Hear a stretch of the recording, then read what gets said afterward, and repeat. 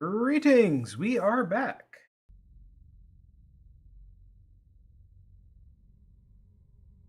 To continue on for another night of control.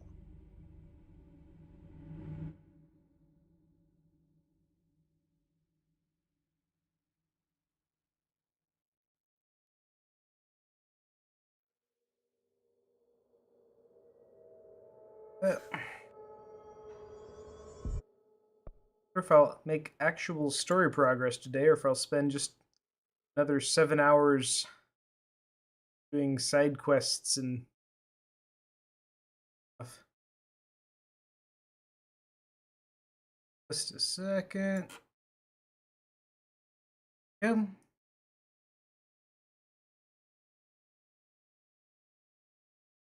There we go. Why my preview wasn't live. Okay. Where we at? What are we doing? What are we doing? I played last week. Let's see. Oh yeah, we are. My primary goal right now, all things considered, is finding. What am I looking for? Constructs, weapon forms. Yeah, finding one more remote thought.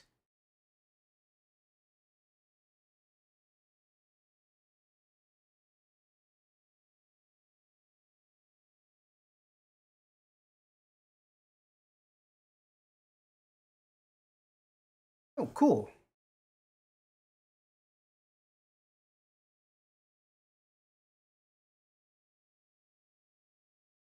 You add an audio capture.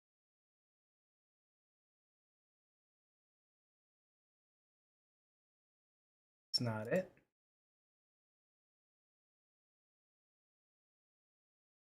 Station audio capture.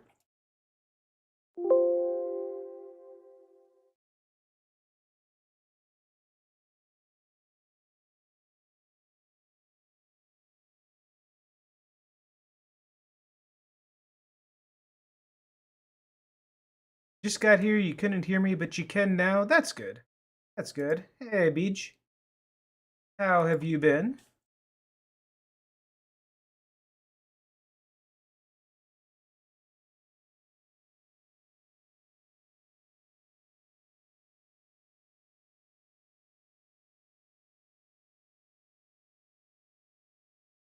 Sounds like a myth. I'm setting up a Discord audio real quick.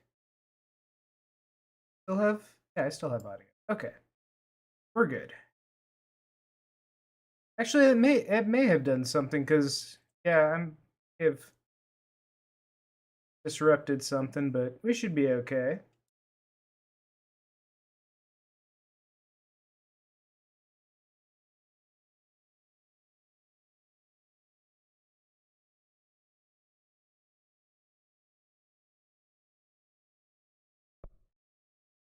All right.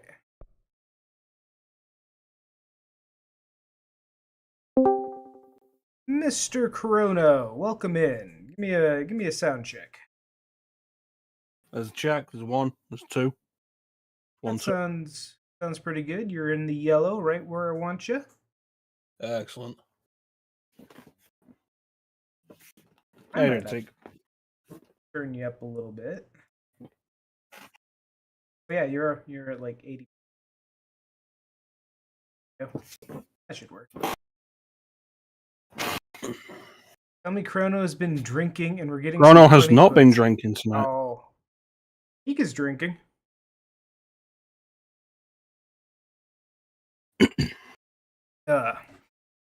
Teak was about this close to buying a little package of green food dye and seeing how that mixed with this. But then I looked at the calendar and St. Patrick's Day is actually tomorrow, So tomorrow would be the best time for it. tomorrow would be the best time for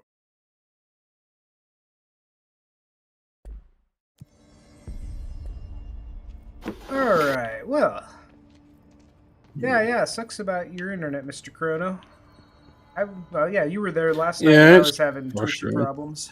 Fuck if they're in there and we go around that way. It wasn't a Twitch issue for me. It was definitely my internet. Oh, your internet? Yeah. Hmm. So how's Control? Control's good. Control's good. I I didn't. Okay, Chrono is okay. Well, I'll turn him back down. It's how it should be, Beach. Yeah, he probably is because I had him. All of the audio I hear is going to be quieter than it is on stream. Chrono included. I'll just have to pay attention harder. But yeah, I didn't realize until I started playing it that it's basically a Metroidvania, or it is. I mean, it is, and it is a Metroidvania for all intents and purposes. Mm-hmm. It's weird that we still have so few decent 3D Metroidvanias, but I And feel it like the extra is. travel time, involved in just the third dimension, makes it less appealing. Yeah, and I mean, you played Curse of Darkness. You remember when you did Curse of Darkness on stream? which one was Curse of Darkness? Castlevania, the one where you were running around back and forth between areas in 3D. With the Innocent Devil system, you'd make You're your gonna own have to little narrow familiars. that down. Uh, yeah, which one is Curse of Darkness? Well, you only played two 3D ones, didn't you? Oh, I Lament of played Innocence fourth. and Curse of I, Darkness. I played four. I played the Oh, two on the. you did Castlevania 64s. Yeah. I played the two on the Mm. N64 and the two on the PS2. It's the one on PS2 without the whip. Oh, okay. Yeah, I liked that one. That had the Yeah, but monster there's a lot of travel time. collection thing. Yeah, the Innocent Devil system, Yeah. familiar kind of thing. Mm. What are my missions? I feel like Metroid Prime is one of the few that These- gets it right because I don't know, the rooms aren't particularly big in Metroid Prime, and you move at a pretty brisk pace.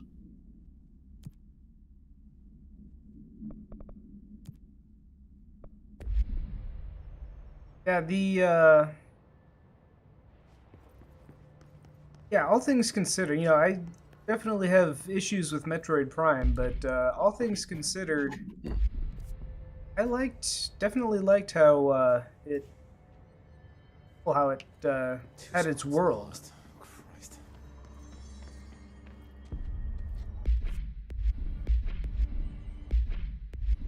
At some point, I need to get around to streaming Prime 2.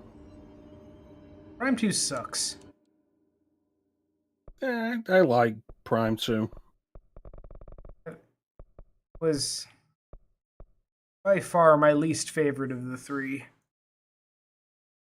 You know, I've still not finished Prime 3.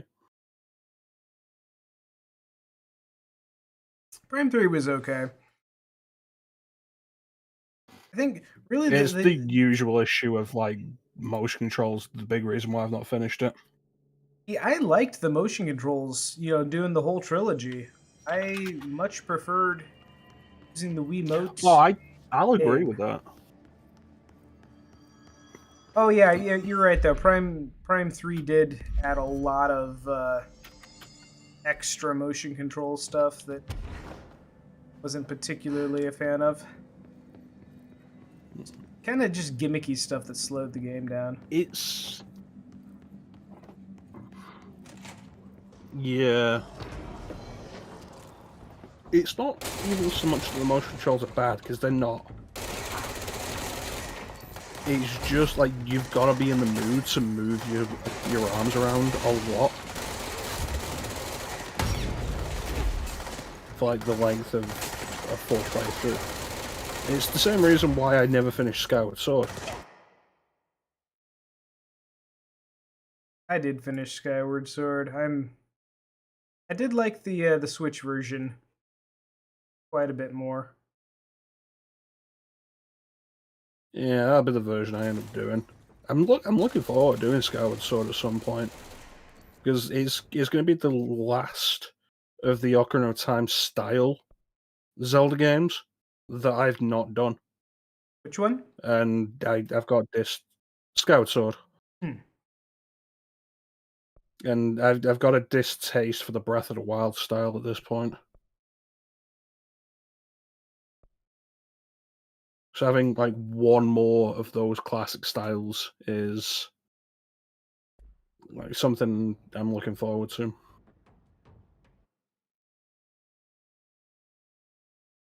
Yeah, Skyward Any Sword hidden gems in HD. the Steam sale?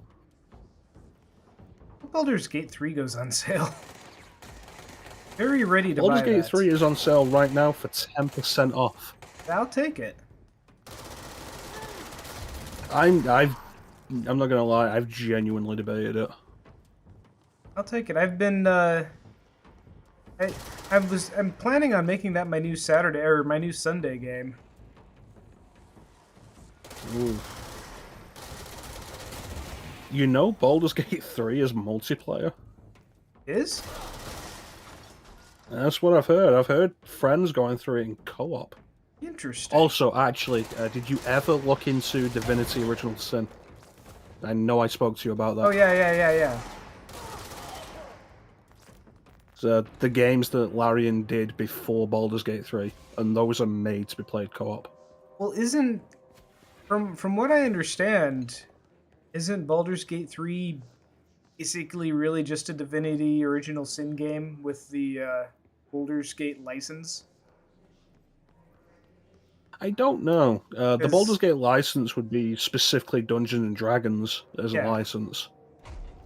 Because like But if that I is don't the think case, 3 plays at all like the first 2 games. no. I think it But if that is the case, I think it would be worth going through Divinity Original Sin 1 and 2 first, maybe. just so you get the evolution of gameplay. Yeah.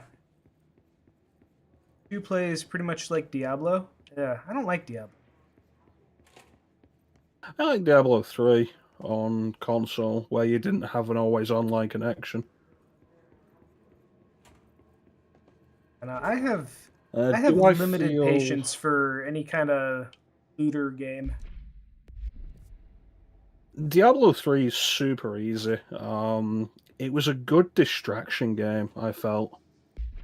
Like something to do that you don't really have to focus on. Hmm. You know what I mean? Yeah. And like it was easy enough that I ended up raising the difficulty to like Master 15. There's a lot of difficulty modes in that. And the higher difficulties, the more bonus experience and gold you get for each kill and everything. So I just kept putting the difficulty up until it felt like I was actually having a challenge.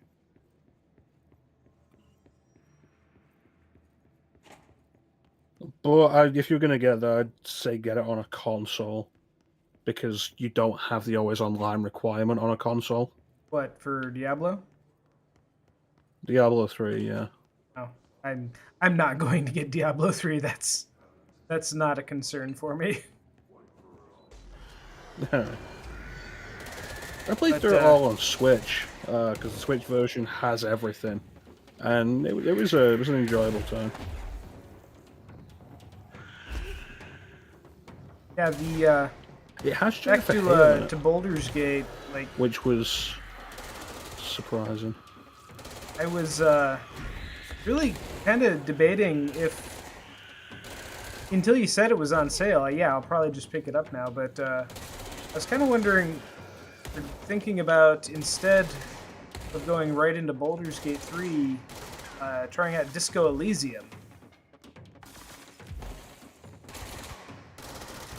Well, that's a game that's just on my list that I regularly install and then uninstall and then reinstall.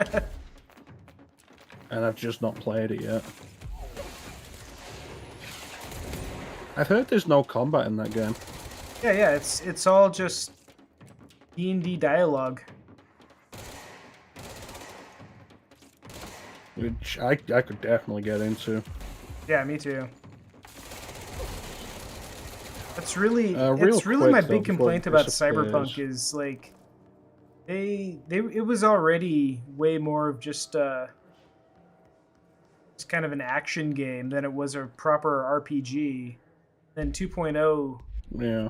patch just pushed things even further that direction. I feel like that was always going to be inevitable, though. I mean, that's not what they It sold the was game as, always though. going to That's what try pisses to me appeal to off. the masses. Hmm. They were selling the I game don't know, as, because I think we're in the same sense as Elder Scrolls. Like, look at how the Elder Scrolls began, and then look at how we've ended up with Skyrim. I've never played an Elder Scrolls game.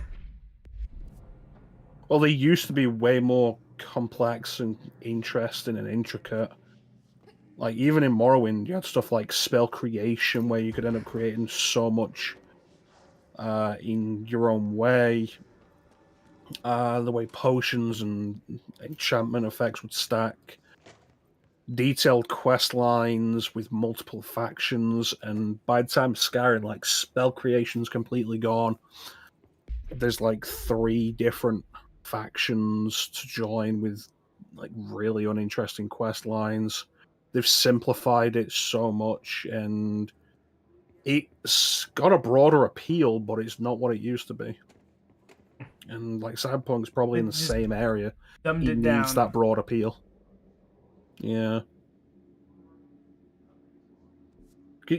Sticking with CD Projekt Red, it's absolutely true of The Witcher. Like, The Witcher 1 is not user friendly. Oh, no. And by The Witcher 3, like, they made it a lot simpler. Yeah, The Witcher 1 is that game that I've started up like 2 or 3 times and I'll get a little ways in and then stop playing. Mm. But real quick, I want to answer this question that B just asked me. Do I feel like Tears of the Kingdom was a $70 Breath of the Wild DLC? Yes. I feel like Tears of the Kingdom is probably the game that Breath of the Wild should have been. Breath of the Wild was a tech demo more than anything else. I still haven't finished Tears of the Kingdom. I'm like I'm probably not probably gonna at this point. 3/4 of the way through. I mean, yeah, one day I'll just get bored and sit down and finish it. But yeah, like I said, I'm about 3/4 of the way through, and then I just kind of stopped playing.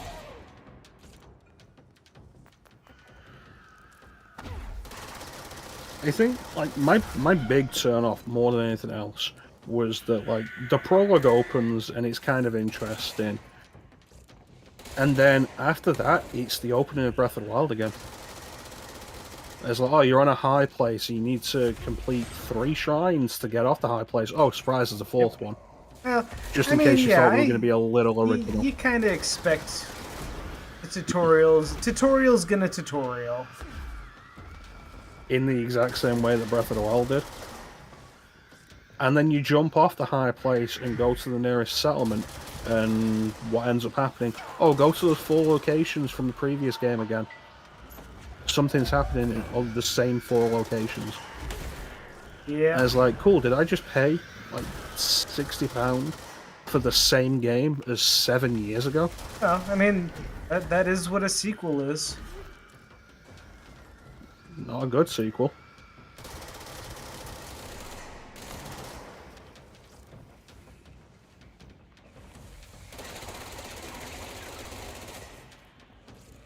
Yeah, I don't know.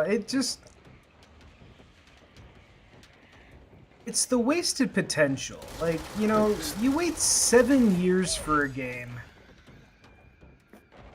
And yeah, okay, it's more of what you liked 7 years ago.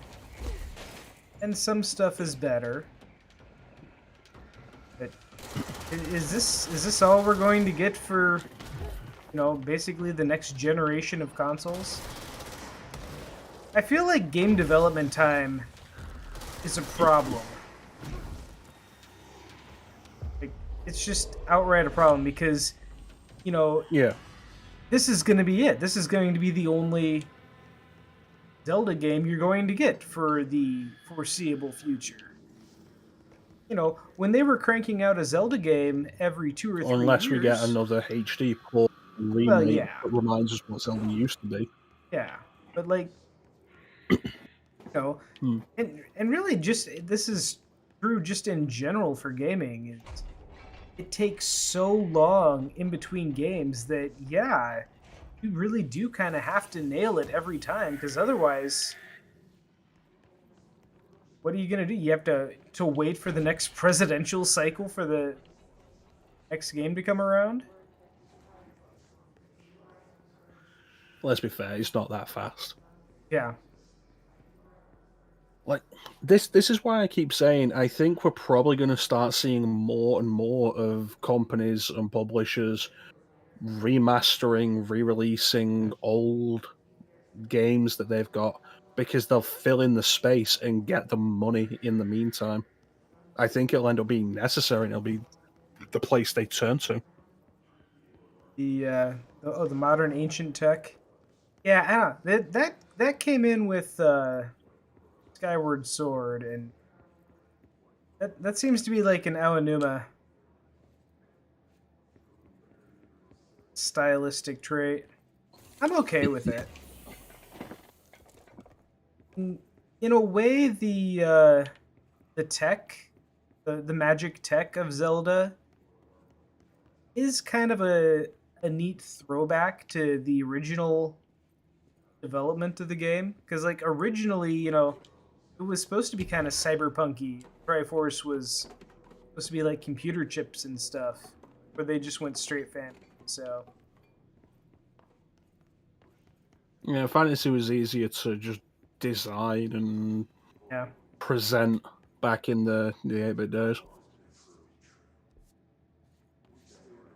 Like, I think you look at Tears of the Kingdom and the 7-year turnaround time between Breath of the Wild and Tears of the Kingdom, and how much of Tears of the Kingdom is reused assets from Breath of the Wild. And you talk about, oh yeah, sequel's going to be mostly the same, and I want to take you back to the Nintendo 64 and another game that was a lot of reused assets, Majora's Mask, yeah, and just how different Majora's Mask was yeah, with a utterly different. 1-year development time. Hmm. And some people hate that Majora's Mask is absolutely not Ocarina of Time again.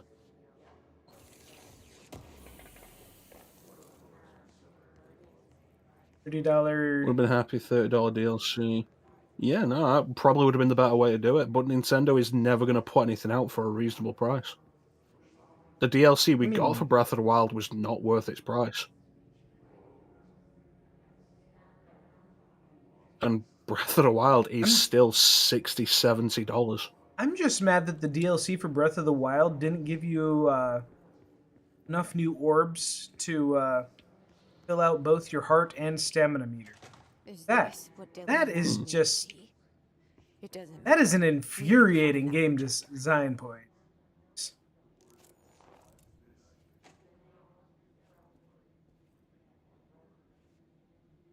There's also the thing of like you couldn't buy the DLC you were actually interested in. I was You had to right. buy the The Baron could pass. have given me the answers, but they just stood by and watched me.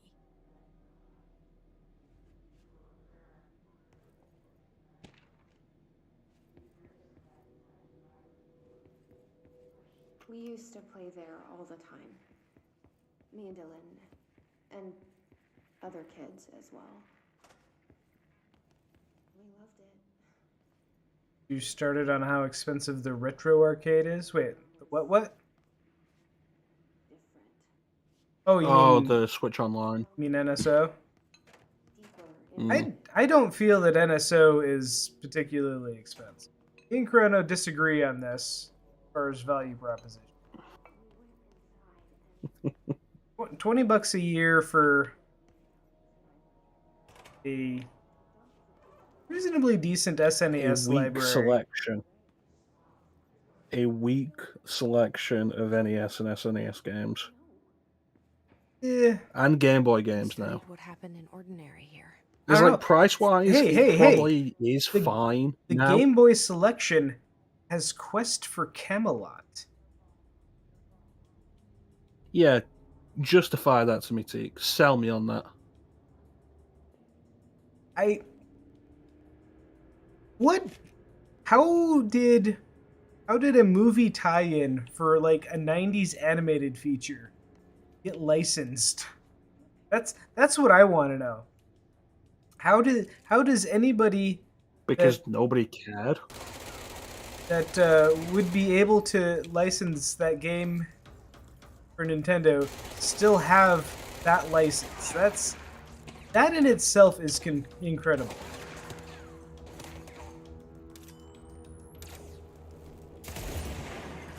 But like, I'll definitely agree with Beach that the the premium tier that gets you Nintendo 64 and Mega Drive and Game Oh Boy yeah, Advance games, that is it's too stupidly expensive. expensive. Yeah, Too yeah. expensive. Oh, The emulation for the N64 games isn't good.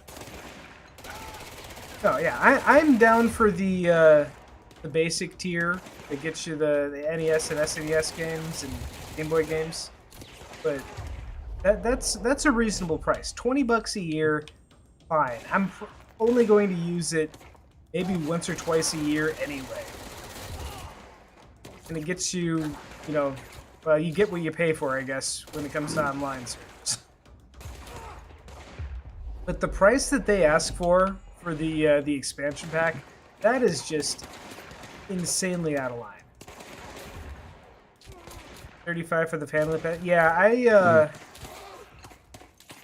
really should. My former roommate has a Switch now, and really should just go in on a family pass between the two of us and defer that cost a little bit. I only have it because I'm on a family pass. Like my sisters are in it and my brother is in it. Yeah, I could probably justify the expense if it was split between few people. The expansion pack just for one person alone, no, that's out of No. line. Oh, that's actually a thing. My sister upgraded the family to the expansion pack, so I have access to all of it. Oh, so you didn't even need to do anything. No. But there's also no good reason for me to, because like I've got the Mega Drive collection on PC. Oh yeah. Like I've got I've got the Sonic's Ultimate Genesis collection on PS3. I have the Sega Mega Drive classics on Xbox as well. Like Yeah, Mega Drive games aren't hard to have access to. it's kind of it's almost kind of stupid how many Genesis games I have. Like, cuz yeah, I have the collection on Steam, like pretty much all the games on there. I have the Genesis Mini 2, which still hasn't been cracked, by the way, which pisses me off. You know, somebody needs to get on that already and get Hackchi on it. Why? Half the reason I bought the damn thing was because I was expecting within a week I could, hack it and just put the entire library of games on there. And then I have my actual, still, well, presumably still working Sega Genesis. I need to figure out a solution to actually getting it onto a modern television. But it does. I bought a new power adapter, and it does turn on, or at the very least, the red light turns on. So I could play Sonic 3 and Knuckles or Mortal Kombat 2 on an actual Sega Genesis. I feel at this point, if you're willing to go the extra mile to play on original hardware, you may as well just get a flash card. A flash cart. Oh, and just upload. I mean, I have the cartridges, so Yeah, but there's also stuff like playing Sonic 3 and Knuckles on original hardware with the finicky lock-on cartridge, or play Sonic 3 Complete. Yeah, but I can play Sonic 3 Complete on my PC. You're going to go through the effort of playing on actual hardware Genesis, you may as well play the actual cartridge. Yeah. I can play ROMs on anything. I feel like the flash cards are fine. Like you can still own the cartridges. Having a flash card doesn't stop you from owning the stuff, but the flash card is also a quality of life improvement.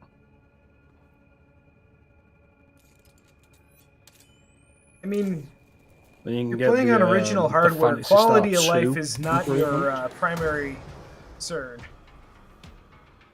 Quality You of life say was a that as concern. I you're wouldn't be talking playing on about original trying hardware to to hook it up begin to a with. modern TV.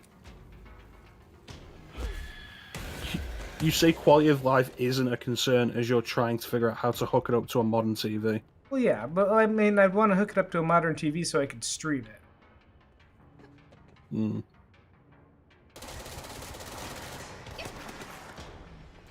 And I don't have a No, CRT. I have 3.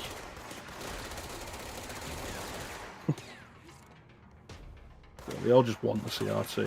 If I had a CRT, like, I would bring my PS2 back out and just hook it up to that. Like, I'd stop emulating for my own usage, and I'd just play again off the original hardware on the CRT.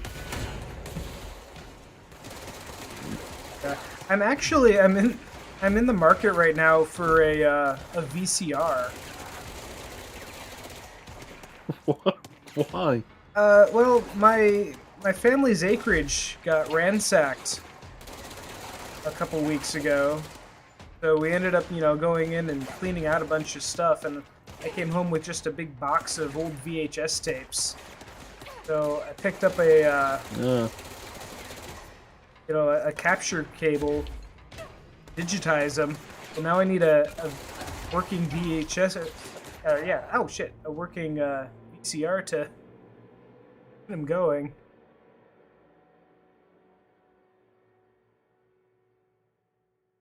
They've got a little area in the supermarket near my house where people can just donate books and movies and such. And I was walking past it yesterday, and I did a double take because someone's put a bunch of videotapes there, and like one of them was the original Blade. Jeez. And I was like, these look like they're in actually surprisingly good condition. For like the original Blade VHS tape's got to be like 25, 26 years old now. That movie came out in 98. I've got my my original. I've got my my VHS copy of Batman '89. Ooh, I don't have that anymore. So, and really, that's the second reason I need to find a VCR, because the odds of that cassette, working for much longer. That's a Not fair point. particularly The great. it's what, magnetic tapes, Yeah, I don't know. and they go out. I really don't know if any of these I things work at can't see all. them having a lifespan that long. So that's going to be 35 years. Yeah. So, yeah. So whatever VHS tapes I can digitize, I kind of need to do it now. Got a copy of the Sandlot floating around. Oh man, I love the Sandlot. You ever watch the Sandlot, Chrono? I have no idea what the Sandlot is. You say Sandlot to me, and I'm thinking of the publisher, developer. The Sandlot They're involved with Earth Defense Force. was a '90s kind of a kids buddy movie. Just a group of kids having wacky adventures over the summer. That does not sound familiar to me. Let me check it. Yeah, The Sandlot, 1993. yeah. The basic premise is that this new kid was trying to impress, the other kids in the neighborhood, so he saved their ball game by getting a replacement baseball so that they could, play baseball, and didn't tell them or know the significance that the ball that he took from his dad was signed by Babe Ruth. So then they spend the entire summer trying to hit the ball that had been knocked over the fence on a home run from a just a super scary, just big ass dog. And there's other various misadventures along the way, but yeah, it's a good movie. Oh, it's got God, Tara it's Dyer from in it. '93.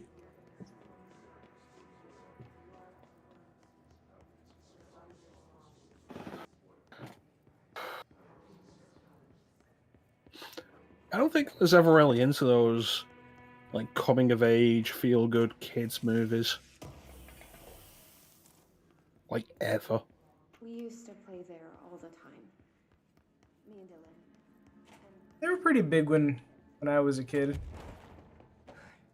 especially the sports themed ones. Well, you say when you were a kid, but like that kind of thing was still happening like into the mid 2000s, I feel.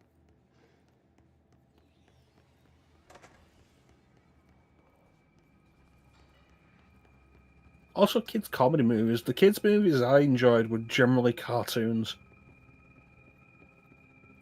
There was definitely a point in my life when I was younger when it was like, okay, watching the kids' channel. Is it a cartoon? No, then I'm turning it off. Watched a lot of Scooby Doo. Scooby-Doo's good. We had a weird thing over here though of like a lot of the live action kids TV series were Australian for some reason. Huh.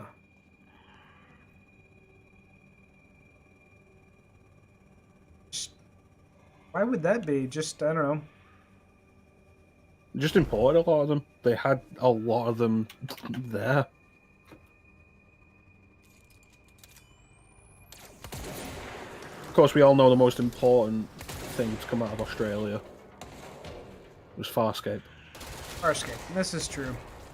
God, Farscape was good. I actually watched the end of the Peacekeeper Wars the other day. I was thinking about Oppenheimer, and I was like, you know what's better than Oppenheimer? John Crichton making the wormhole weapon. Farscape. Yeah. God, Farscape was good.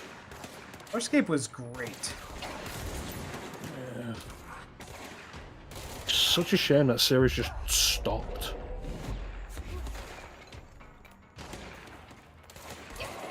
I remember like seeing the finale of season 4 at the time. And I was like, okay, cool. When are we going to find out what happens? And then we never You have did. to wait a little bit. And I didn't get to see Peacekeeper Wars for like another 15 years. Jeez. God, I think I bought that series like 3 times. I think I had the original DVD releases, and then I replaced those with what they call the Starburst collection, Yeah.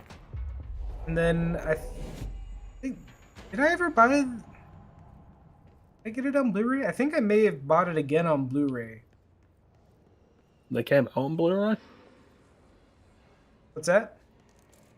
They came out on Blu-ray? I think so. Do I remember Indian? I do remember Indian in the Cupboard. Now, are you talking the movie or the book series? That's I not mean, my either way, expertise. I don't know what that is. Indian in the Cupboard. No, I don't know what that is. Indian in the Cupboard Sounds is vaguely a racist. it's a children's book series about kind of a kid. He finds a magic cupboard, and when he puts a toy in the cupboard and then opens it up, it becomes like an actual person. Like it like pulls an actual person out of history, which really kind of fucked up when you think about it. Yeah, it's So, it feels like Bill and Ted, but less comedic.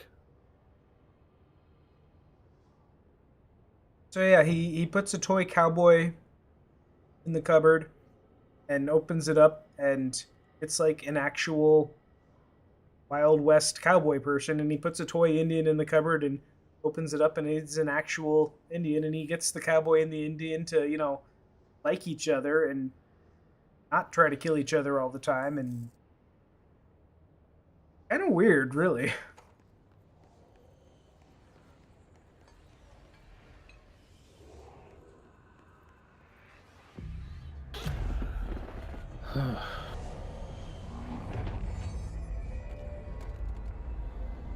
And probably super see Bill and Ted un-PC 3? today.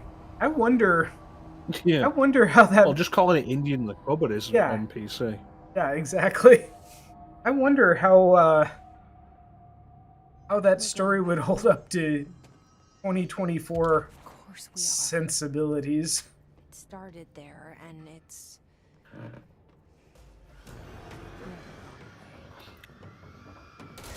Did you ever see the third Bill and Ted movie? I never did. I heard it was great. I wonder if it was ever good.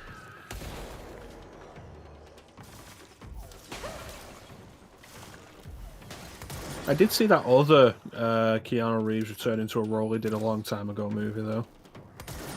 Which one's that? The Matrix. Oh. Maybe they made another one wasn't Speed movie great. again. Another Speed. Why make another Speed movie? I don't know. They did it once.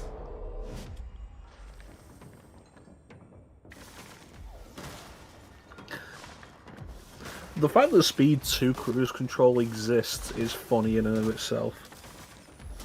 Like, Willem Dafoe in there as the villain with just, like, a glorious mane of hair. Wait, William Dafoe is the villain in Speed 2?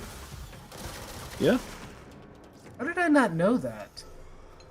I don't know.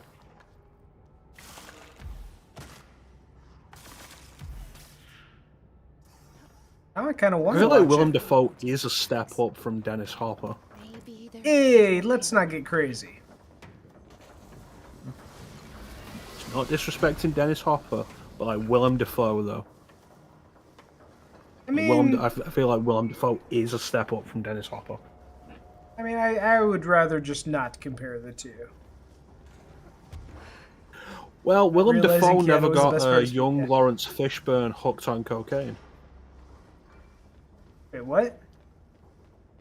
Yeah, part of the development of Apocalypse Now. During the entire nightmare that was, Dennis Hopper got Lawrence Fishburne hooked on cocaine. Huh. Lawrence Fishburne was like 14 at the There's time gotta be a way to rotate the Jeez. tracks. Andrew was why and Speed lied 2 about his sucked. age to get on the movie. Oh, Sandra Bullock can't be why Speed 2 sucked. Sandra Bullock is a treasure. I think what Beej is saying is like Keanu Reeves was the best part of Speed, but the producers or the developers or whatever thinking that Okay, Sandra Bullock yeah, I see. was the better connector. I think the thing you're missing, Beach, though, is that Jeff Daniels was the best part of Speed. There you go. Yeah, because really, Speed 2 without Keanu Reeves doesn't make sense, but at the same time, Keanu Reeves isn't really what makes Speed Speed. No, like Keanu Reeves is one of the least interesting parts of Speed. Yeah.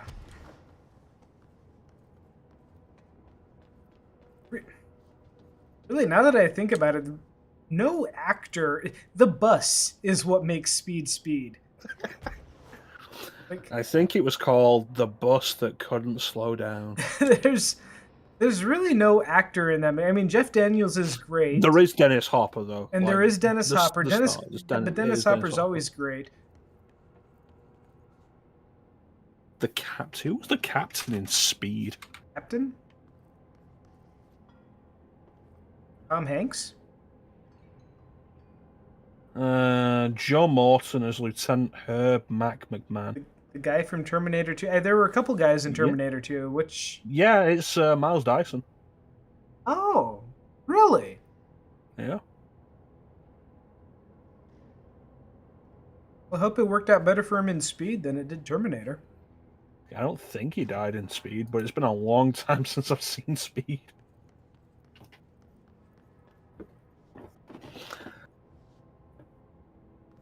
He lived in Speed. Okay, good. Poor Jeff Daniels, though. Yeah. You know, I saw a meme the other day where it's like, you know, one of the best you're fucked moments, and it was Jeff Daniels. It's like, oh, so it wasn't just me, because like that scene, you know, his last scene in the movie where he realizes he's about to blow. That scene ruined me when I was a kid. I was like, oh, it's so sad. The look on his face is just too sad.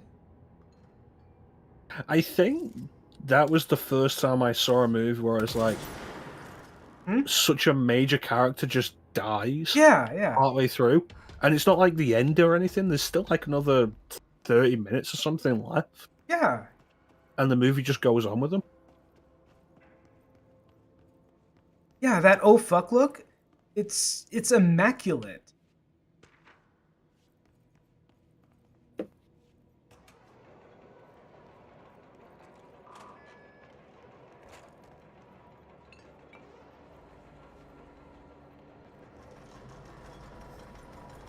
Terminator 2 is a really good movie, though.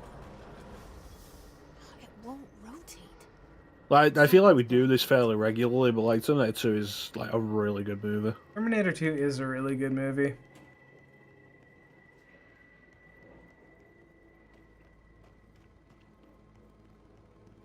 Shame it never got a sequel. They really should have made a third one. It's funny that you keep saying that, especially when they kept doing the whole thing of like, we're making the real sequel to Terminator 2 now. They just keep making it. And it's funny because every time they make the true Terminator 3, it's worse than the last time. 3 goddamn sequels to Terminator 2, and the best one isn't even a movie, it's a TV show. You keep saying that, but like Terminator 3 is fine. Terminator 3 is okay. And it has a ballsy ending. Yeah. Really, the biggest problem with Terminator 3 is that it is just too self-referential. It's too self-referential. It's too light. Yeah. It's Terminator 2 light. Yeah, it's Like, almost there's not as much a blood. parody There's not much violence. of Terminator 2. Kristanna Loken isn't as hot as Robert Patrick was, or as good at playing as a robot as Robert Patrick was. That's true. God, Robert Patrick is terrifying as a T-1000. He is. He is. Like, okay, Arnold played a good robot. Robert Patrick played a robot. Well, that's the thing. Like, people say Arnold playing a robot is his best role, because of course it is, he's a terrible actor. But, like, you watch Terminator 3, or you watch, like, any of the other Terminator movies, and with the exception of Robert Patrick, who goes so deep into it, it makes you appreciate just how good Arnold is at playing the robot. Oh, yeah. Well, he's good at playing the robot in the first movie. In the basically every Terminator since, he's on kind of a charm offensive. I still think he's got it in Terminator 2. They do a different thing with T2, and it works, especially if you watch like the director's cut with the extended scenes. especially when they explain why he's doing one-liners by the end. Oh yeah, because of the chip reset. Yeah, they turn off the restrictions on the chip, and it works. And he's still doing the robot, but the robot's learning to be more human, which is good. And like the development of that is great, and Arnold does a great job with it. I think after that, he's playing kind of a caricature. In 3 and Genesis and Dark Fate.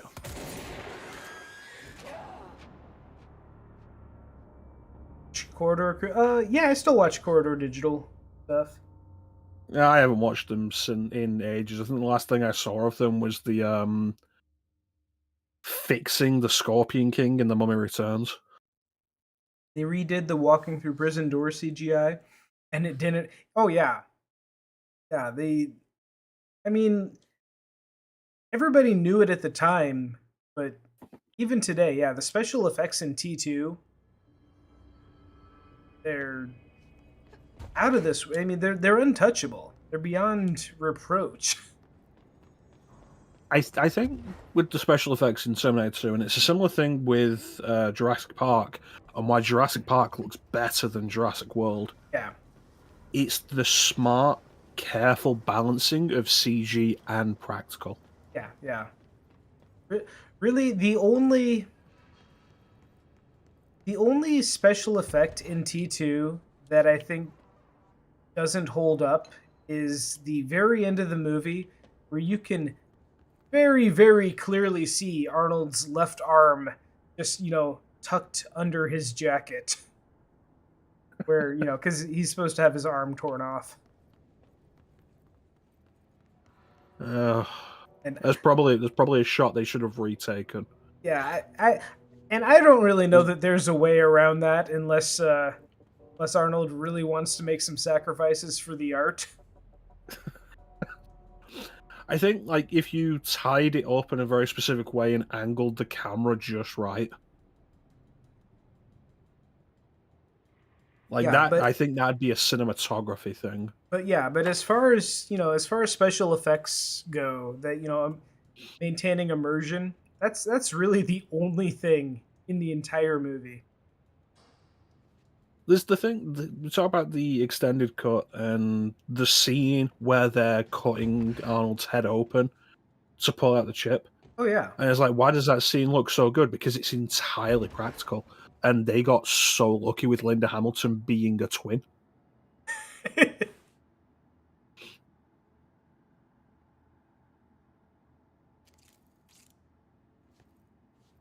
All right, I may have to actually. Like, how are they doing that? This. Well, it's simple. The Sarah Connor closer to the camera is Linda Hamilton's twin, and the one in the mirror is Linda Hamilton.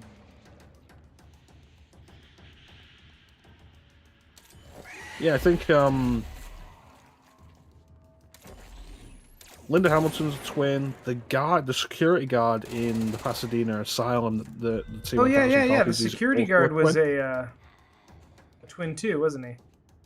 Yeah, I think that was it. I think they were the only twins because they're the only ones that appear with each other.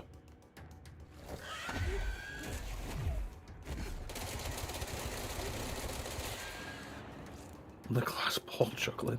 Okay, I can focus now.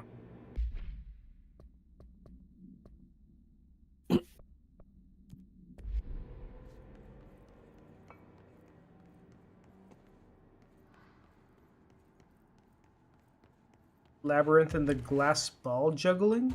Wait, what? They managed to hide a whole dude behind David Bowie? Wait, what? The only thing I remember with David Bowie and Labyrinth is that they should have probably given him baggier pants. No, like that, absolutely not. I can't believe that it's like, oh yeah, we're gonna make a kids movie. And wasn't like, David Bowie here is just a very clear outline of a penis. Bro with his arms stuck through. That's crazy. I've seen Labyrinth once. That was in college. Or no, that was shortly after college.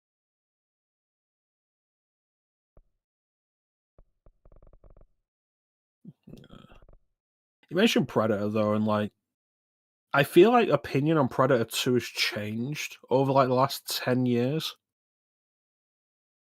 Probably because like Maybe. there's only been like Predator 1 is fantastic on multiple levels. Predator 2 is very different, and I do appreciate that. I always liked Alien Predator versus 2. Predator isn't good. I Granted, always like Predator 2. It's different. Predator 2 was the first Predator movie that I saw. So there is a bit of That probably helps. nostalgia, you know, imprinting Mm. on it. But yeah, no, I like Predator 2. I always have. Stupid ass size of the handgun. The handguns in Predator 2 are ridiculous. Well, Predator, Like I mean, it is such after a product of its time as far as near future and what people were thinking that the near future of LA in the early 90s was going to be like. it's that the near future of LA in Predator 2 is the exact same near future of LA in Demolition Man. Yeah, it was not a an optimistic time for the urban area in the early 90s. But yeah, like after Predator 2, you've got Aliens versus Predator and Alien vs Predator Requiem, and then Okay. Predators came out, and Predators is pretty good. Other than AVP Requiem being shot too dark to actually see anything, I think that is a reasonably serviceable movie. It is definitely an improvement over AVP, which is just a fucking video game. Yeah, like Game of Thrones. Shit, I failed. Bullshit. But like Predators was pretty good, and again, I think Predators. What helps with Predators is that Predators was it's just a different unremarkable. kind of movie. Yeah, but Unremarkable was better than bad, and like The Predator came out. See, the I was Predator. like, oh, what's the Now, is the Predator the one where the kid gets the helmet? Yeah. And it's, oh, the Predators are actually trying to harvest autism. And it's like, what?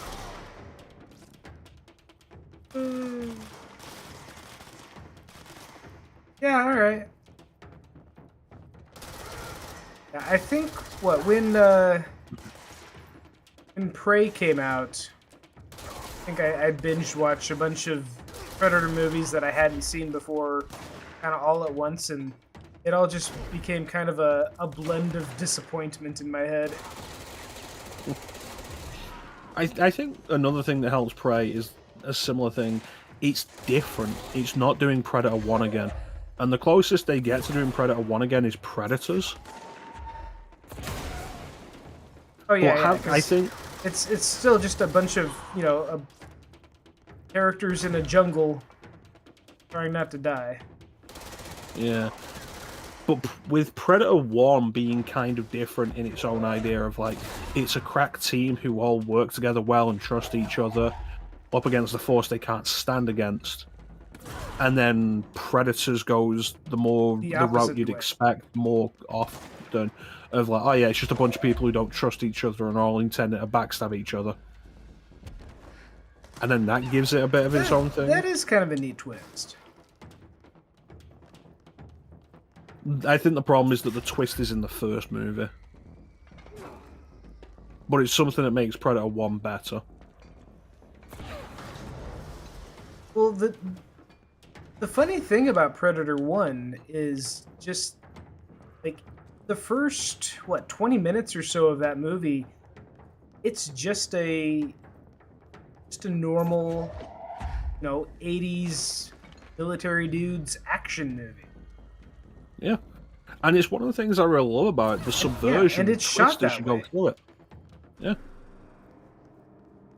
And like it's a similar thing of like From Dusk Till Dawn. It starts off as one movie and becomes something Becomes else another while one. never really losing what it was. Track team of Arnie, Carl Winters, and Jesse the Body Ventura. Don't forget Bill Duke, Who? the black guy. I forgot about him.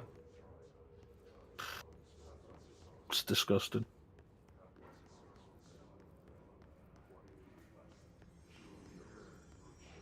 Like that guy, you know that guy from like a bunch of different stuff. How could I? He's one of I those guys forgot him like because you he know didn't him. become the governor of Minnesota. It's weird that you remember Jesse the Body Ventura for becoming the governor of Minnesota.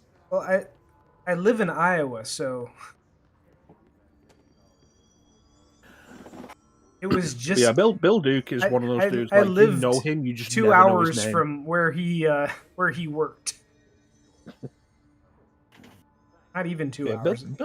Bill Duke is absolutely one of those guys. Like you know him, you just don't know his name. Yeah. Like Eric Roberts or Pete Postlethwaite. Like you know them, but you probably don't know their names.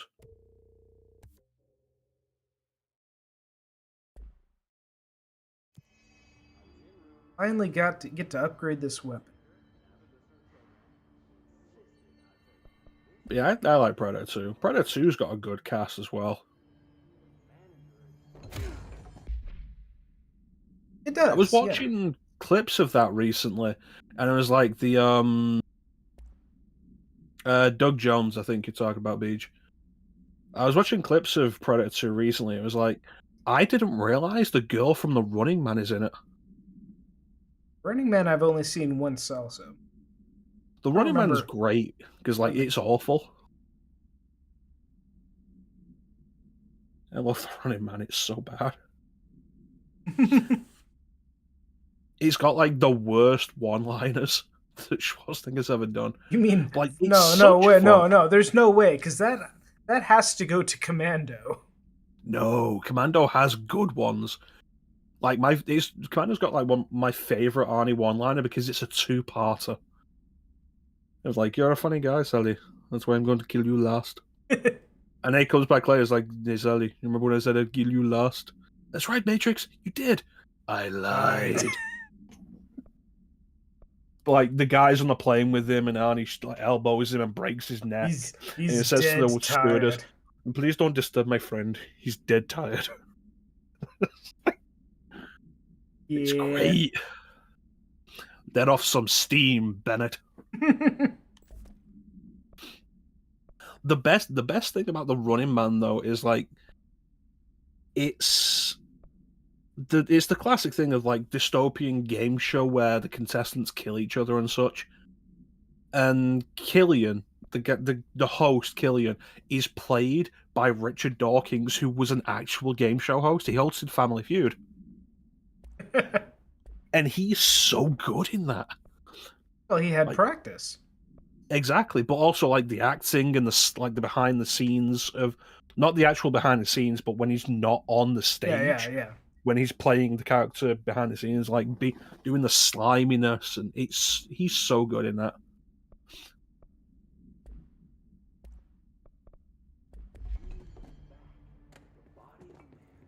Yaphet Kotto is also in it for some reason. Who? Parker from Alien. That doesn't The narrow it black down from guy in the Alien. Black guy from Alien. Okay. Another Jesse the Body Ventura appearance as Captain Freedom.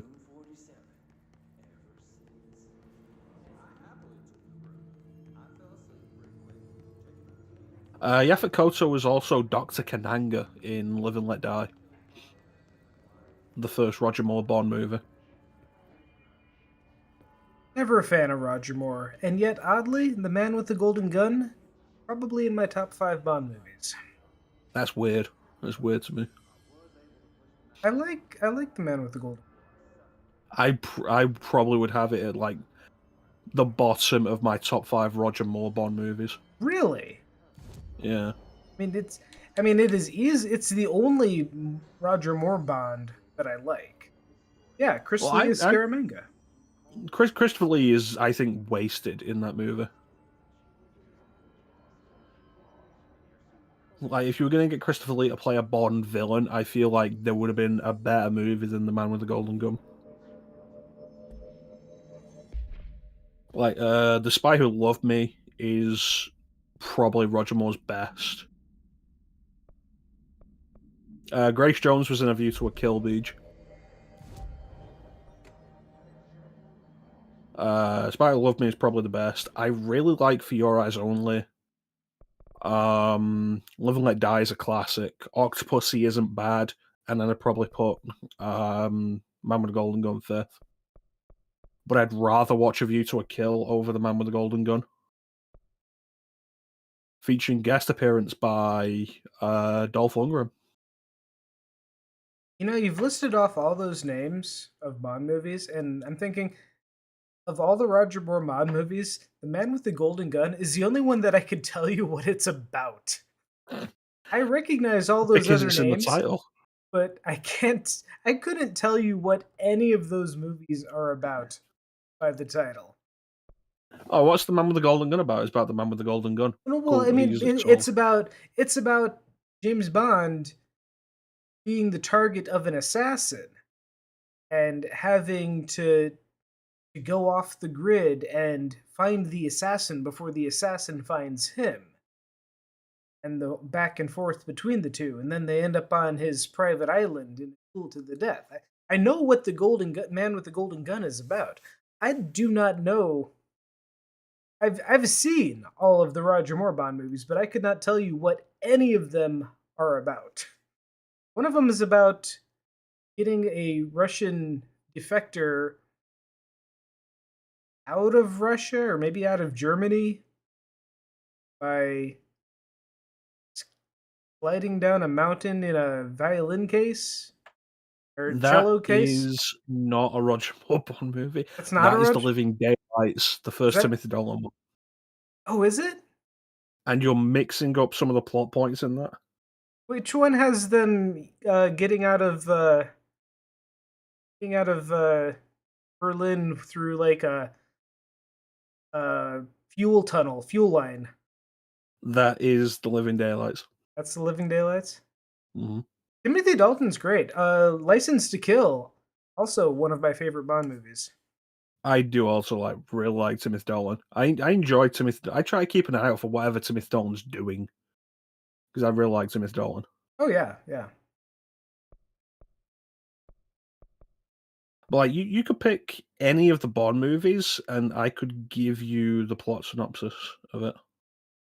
I mean, I could pick out any of the Bond movies, and I'd have to believe you. 'Cause I know what Doctor No is about. I know what The Man with the Golden Gun is about. I know what License to Kill is about. I know anything Brosnan up. I know, but a lot of the rest of them, I could not tell you the plots. Oh, I know Moonraker is about Roger Moore. Yeah, that's Roger Moore going to the moon. It's Roger Moore's fourth. Or yeah, going. They're not. He doesn't even go to the moon. He's just on a space station. Half-ass. Moonraker is the name of the space shuttle. Moon. He's not raking on the moon. It's false advertising. Pierce Brosnan, I think Pierce Brosnan was probably the best Bond generally because he was able to do all of it. He could do the charm, the wit, the quips. He could do the absolute cold-blooded murder. And I feel like nobody else got all of that. Yeah, and it's hard to be objective because Brosnan was, the Bond when we were growing up. But I agree. I think Brosnan is the total package. I think Timothy Dalton is fine. There's just something about him. I think Timothy Dalton probably could have proven that he could do all of it if he'd gotten more movies. It's like The Living Daylights is a little weird in its tone as they're graduating away from Roger Moore. and then License to Kill is all about the revenge. Roger Moore just always came off like a middle-aged, vacuum salesman playing a spy. Roger Moore was older than Sean Connery. Yeah. He was old. He wasn't, particular. I don't know. I'm not a fan of Roger Moore's Bond. I enjoy Roger Moore's Bond. He was my favorite Bond growing up. I just really liked Roger Moore's stuff. And honestly, I'm kind of neutral on Sean Connery. With Sean Connery, I think Doc Snow's great. He's a really tight espionage thriller. I love From Russia with Love. It's a very solid 60s era espionage thriller. Goldfinger gets a little bigger and beyond that, and it starts where the gadgets start getting introduced, but it doesn't become ridiculous. And it's still really good. It's a tight plot. Thunderball, it feels like it starts to slip a little, but it's still pretty solid. You Won't Live Twice is a movie I enjoy, and there's a lot that we get out of that, like Donald Pleasance as Blofeld, the defining performance as Blofeld. But it feels really obvious that Sean Connery wanted nothing to do with Bond anymore. And then when he came back after On Her Majesty's Secret Service to do Diamonds Are Forever, it's very clear he doesn't care. Going with 20-something Bond girls, C4. Is that more?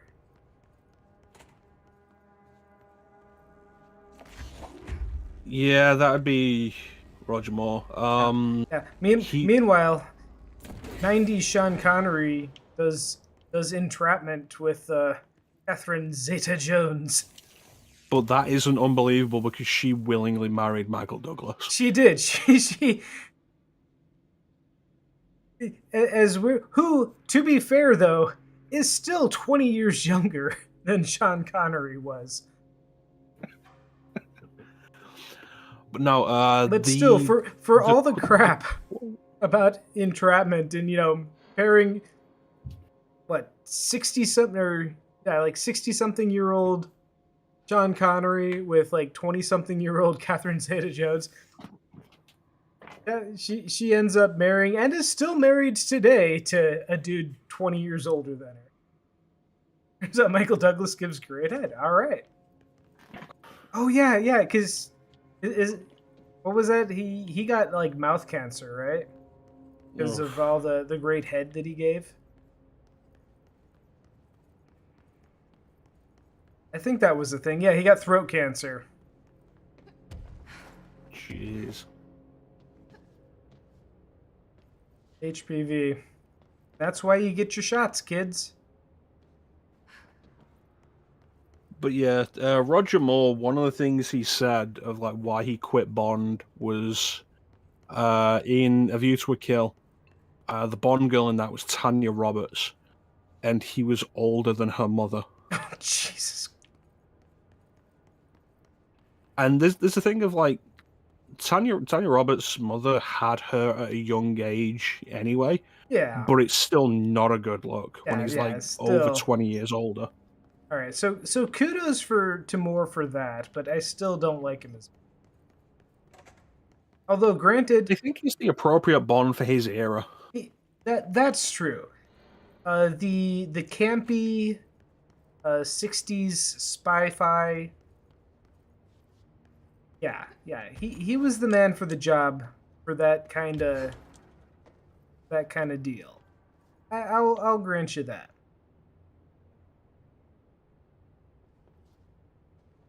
And to be fair, still better than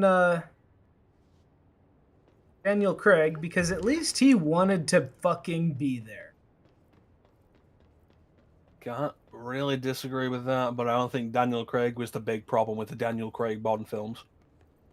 I mean, I think it was because he kept agreeing to do them, even though he clearly did not want to do them. And it showed. It showed so hard. I don't know, because, I don't think he wanted to do them past the second one, but Skyfall's still a good movie. I do like Skyfall, but I like it because of Judi Dench. Judi Dench is good. Judi Dench is amazing.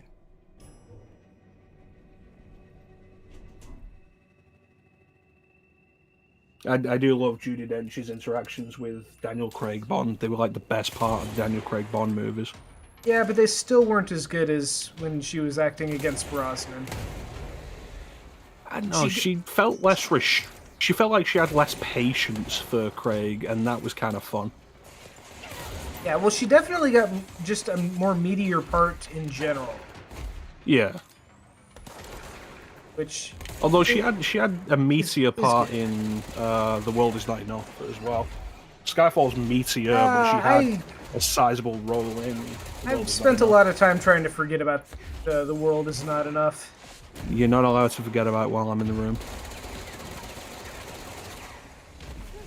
That is the only Brosnan Bond movie I think I've seen once.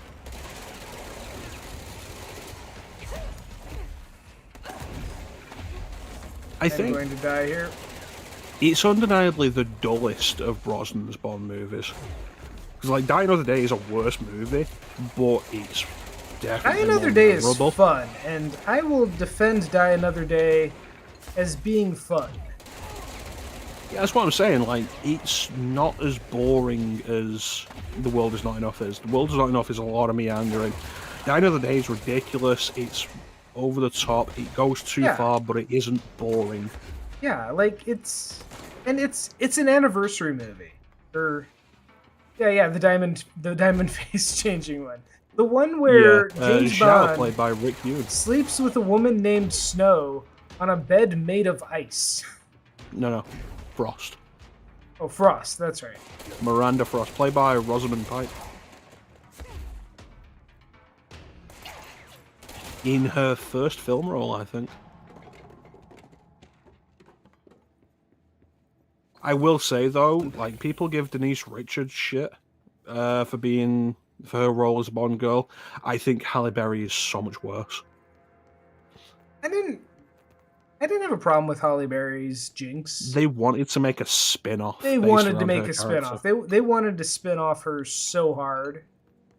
Which, you know, I would have watched it. I would have gone. I would have bought a ticket. I don't know that it would have done any better than Catwoman, but I would have given it a shot. There's an interesting thing that we'll probably end up having to talk about when this idea we've got goes into fruition. But, like, the female-led comic book movies of the time, Catwoman and Elektra specifically.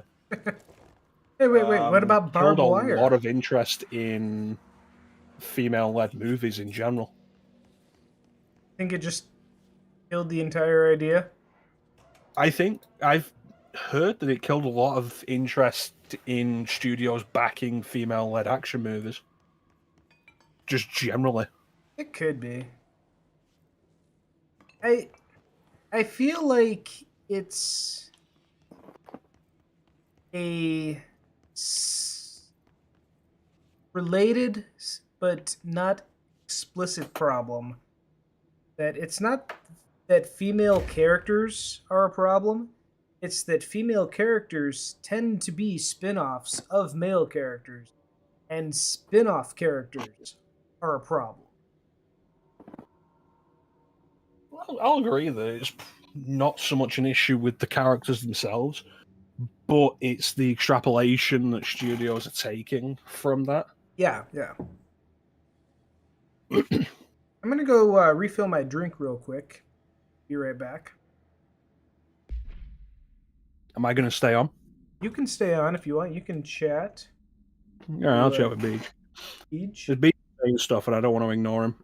Beach just saying stuff. Yeah, I don't want to ignore. I'm trying to pay attention to you and the game and chat at the same time, and I'm trying. Okay, I'm trying.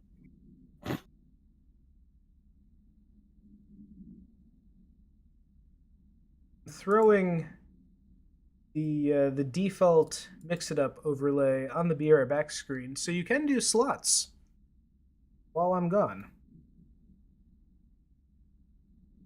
All right. Zeke told me, like, off stream that he has rigged the slots so only certain people can win.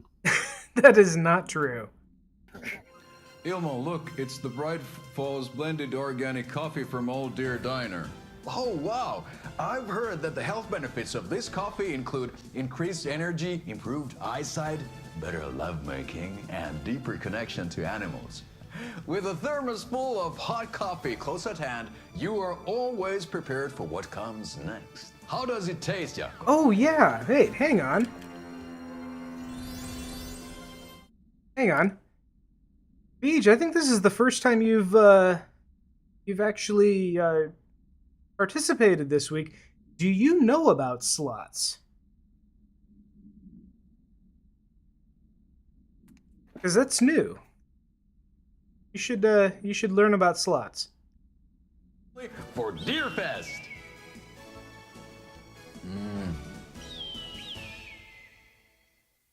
Stepping to the FBC, there's lots to do, there's lots to be, but you don't dash and don't scream much. Let's join the Threshold Kids. Let's join the Threshold Kids.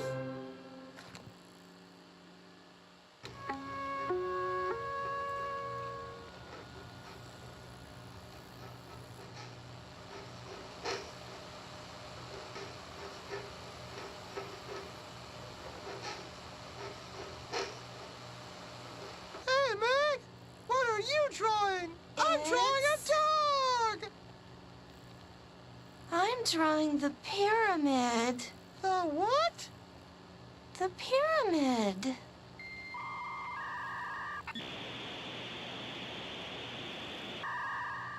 What's a pyramid?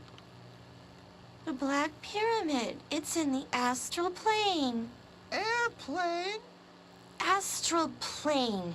It's big, white, and empty. Or is it? It's a weird, crazy alien dimension. The white goes on forever. You can get lost in all that white and never find your way back home.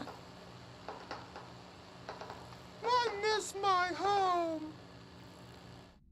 Okay, I'm back. Well, aside from that, I think Quantum of Solace is the third best Daniel Craig Bond movie. Let's see. But that's the water one, right? Yeah, the second one. I mean, it's trash, but But it's better than Spectre and No Time to Die. yeah, probably. Like, I would absolutely say Spectre is the worst Bond movie. I might actually go with No Time to Die for that. I don't think No Time to Die was as boring as Spectre.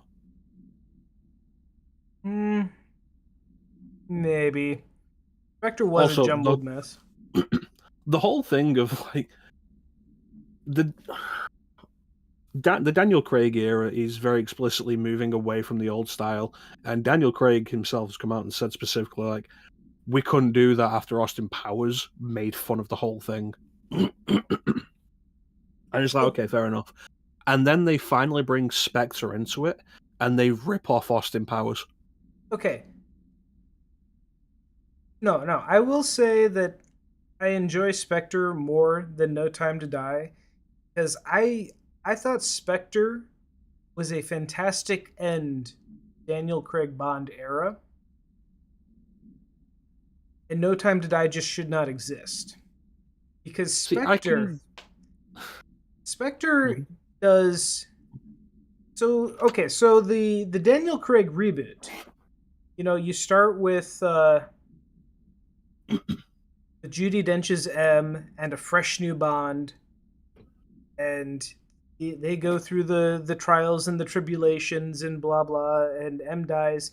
Then you've got the new M, and Spectre ends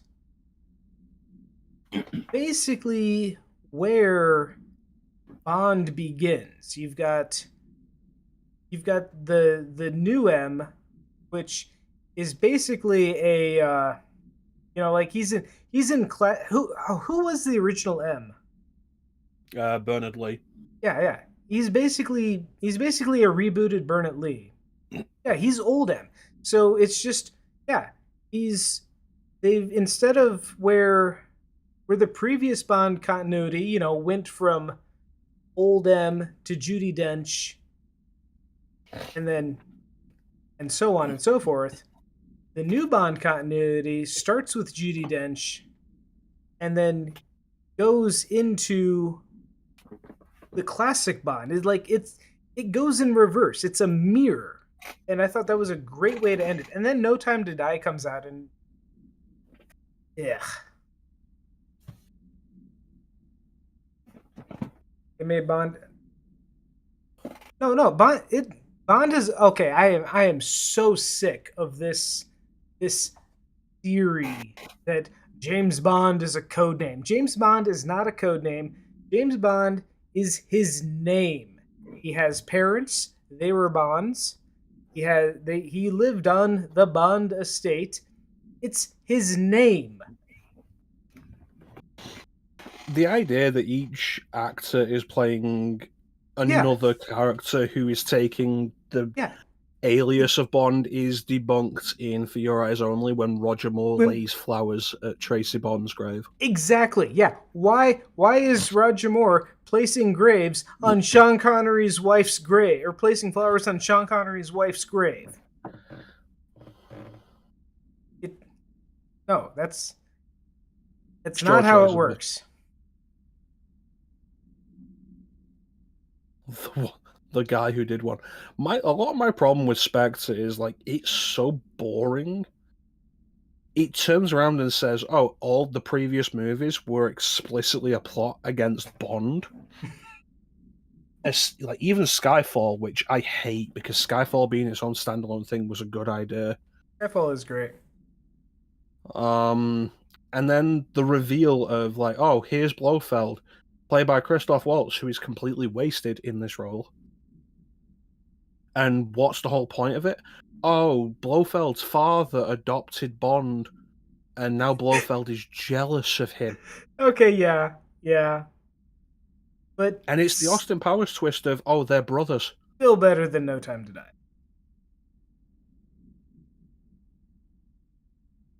Oh wait, but so did anybody explain which shit stinks less? Did anybody explain to slots to Beej? By anybody, I mean anybody.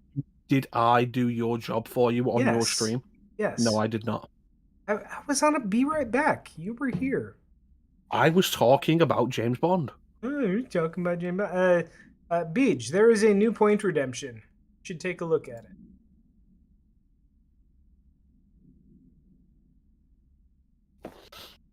Can't believe you expect me to do your job in your stream.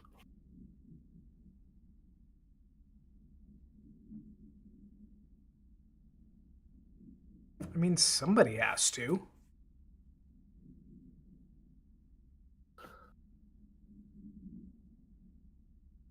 Why didn't it work? Well, now I'm worried. Why didn't it work? Have you got it set up on this scene? Yeah, I mean it's it's broken. That's the catch. Broken. Refresh. Oh yes. It's still funny to me that you've got the talk with Teak point redemption for 10,000 points. Yeah, nobody's ever redeemed it. But you've also just got like an open invitation for me to just walk in whenever I feel like it. Alright, it works for me. What is a man? Beej, you broke it. You can try again. I'll refund your points.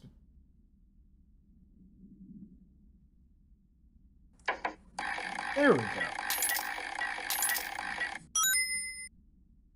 Boy, that one's been popular. You got that one twice.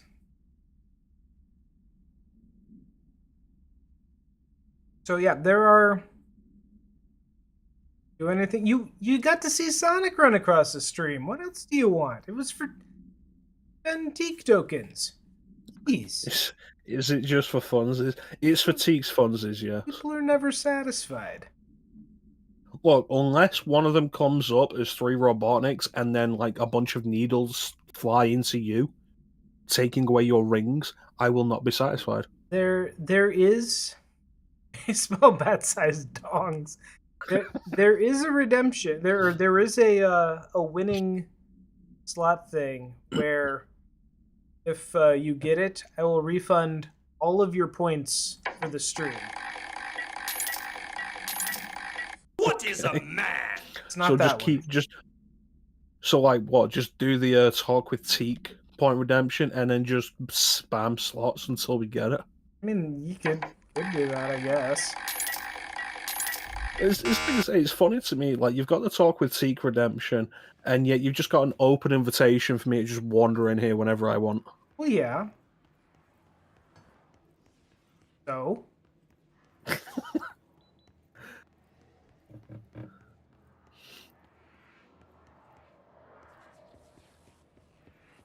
Yeah, there are 40 40 or so possible combinations. There's no cooldown on it. Teak just asks that you don't do it during cutscenes, which is why you're going to do it during cutscenes. This is true. Just don't abuse it, because otherwise the cooldown is a minimum of 1 minute, and I feel like that's too long. Archetypal objects, a gun, a television, a supposedly haunted house. So where is Ninja? Where is Ninja? He hasn't been here all week either. He hasn't done slots either. We don't know how to use it. Ninja was here yesterday. We create these archetypes through everyday life. Wasn't Ninja in the Alone in the Dark with us? Was he? I'm pretty sure he was. Maybe he was. Still didn't do slots. It actually is. But we haven't found a method to control the outcome. Yeah, I can't set individual cooldowns, and I can't set a global cooldown for less than a minute. So you're just gonna have to gamble responsibly. If it starts to get out of hand, I will have to just put a cooldown on it. We'll struggle to find the answers to these I can't see it getting out of hand, especially if there's only like 40 possible results with a 10-point cost. No, I just mean like people spamming it, especially like during cutscenes and stuff.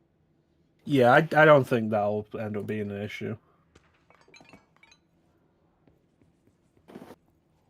But they do queue, so if like 2 people do it at the same time, it'll just do one, wait a few seconds, and then do the next.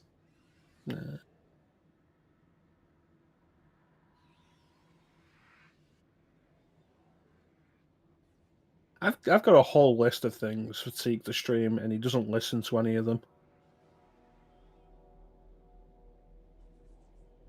I mean, I have a whole list of games that you can put points towards.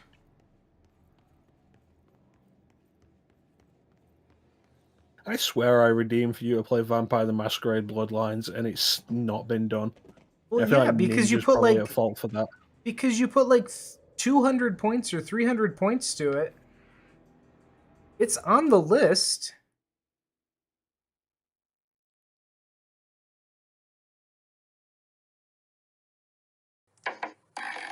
Yeah, it's number 5. Yeah, there's 500 points to it. Holy shit! You actually got it. Yeah, no, it's fifth place on the list. We'll play it after, or no, it's technically 4th place on the list. We'll play it after Blue Stinger, Horus, and Samurai Showdown, unless the voting changes. Wait, what was the second game? Horus. What's that for? It's a PC game. It's a puzzle platformer. Really hard. Amy was playing it. Got really frustrated by it. All right. Well, now I have to refund all of Beej's points.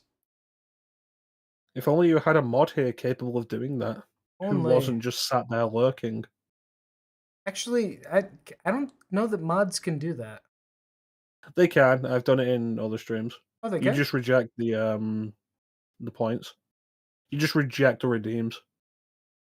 Yeah, you know, if getting to the where is it? If just getting to the channel points thing wasn't a 5-click process. Each does have a point. Save my refund for the end of the stream. Nope. That's not fair, T. Come on.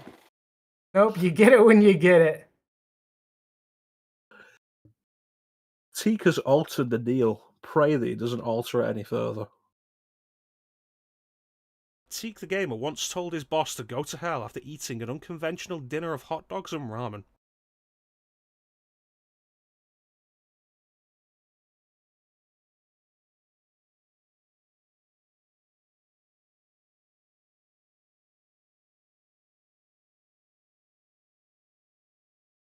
Alright, here we go.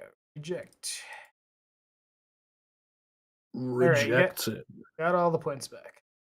God, I can't believe, like, that came up already. Oh, hey, Quicken.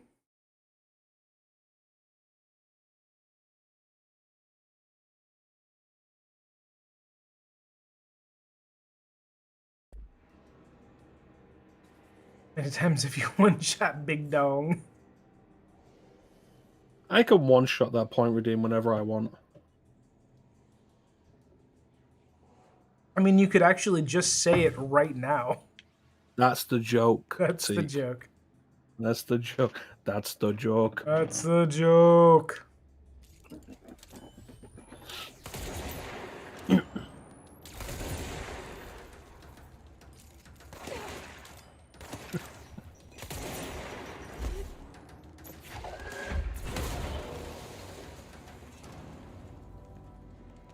How's it going? It's good. Things are going good.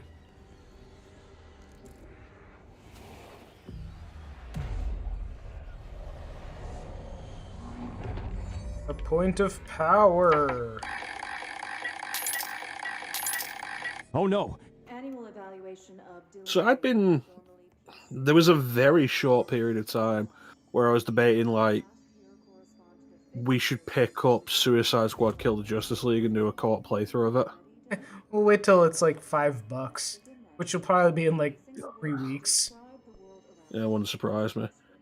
But honestly, after seeing more of the gameplay and the story and everything, I'm like, I don't have any interest in any of this. Don't even want, yeah. Like, I'd be more interested in going over to your place and just playing Lego DC Supervillains instead. Well, you should do that. It's a good game. I just started it up again today. I beat it before. It's a fun. The Titus laugh. Oh, I could do the Titus laugh. The Titus laugh. Yeah. The titties laugh. Titties laugh. Yeah, I could do that. Yeah. If you have suggestions for you know, more things to put in, I can.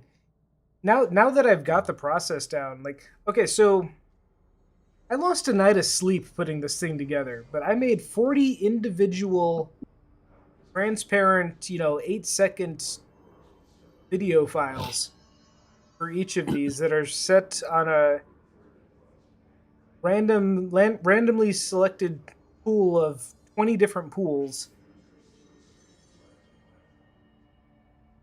And then the winning rolls it.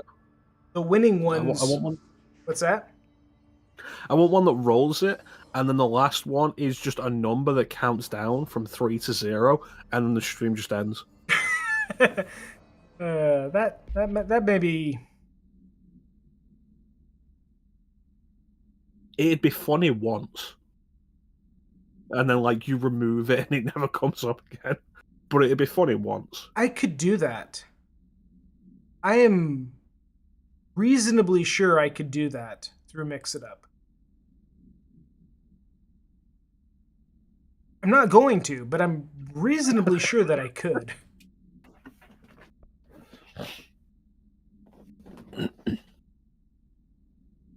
But yeah, there are right now there are 40 different results. You know, most of them are failures. Some of them have various degrees of elaborateness for the jackpot.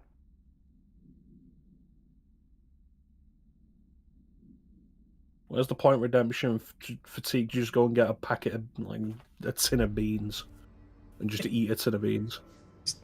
Just open up a can of refried beans and eat them straight because I could actually do it. You do it like Rorschach does in Watchmen. You just open a tin of beans and start eating baked beans. Baked beans? I mean, I could do that. I generally don't keep baked beans in the house. I do always keep a healthy supply of refried beans. I love a nice set of baked beans. Like the best part of the fry up, just the baked beans.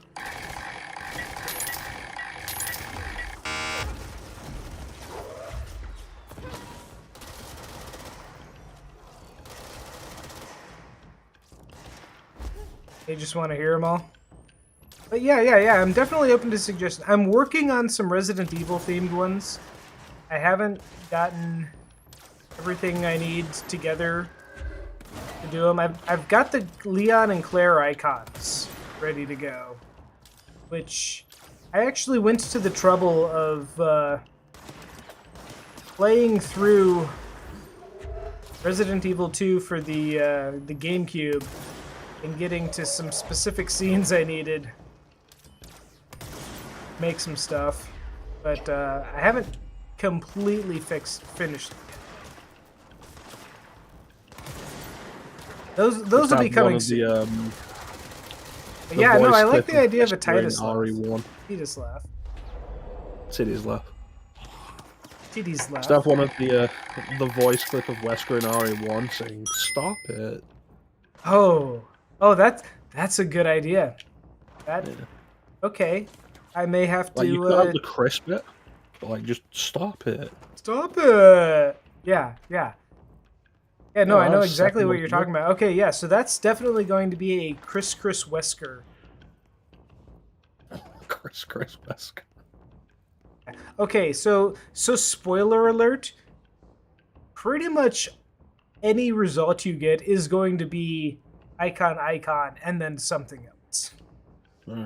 It is kind of fixed that way. Chris Wesker, and it just starts Chris gonna make you stop it. You know, like Chris Cross gonna make you jump. You're old enough to know what I'm talking about. Jump around. That's where I'm going. I don't think this is where I'm going.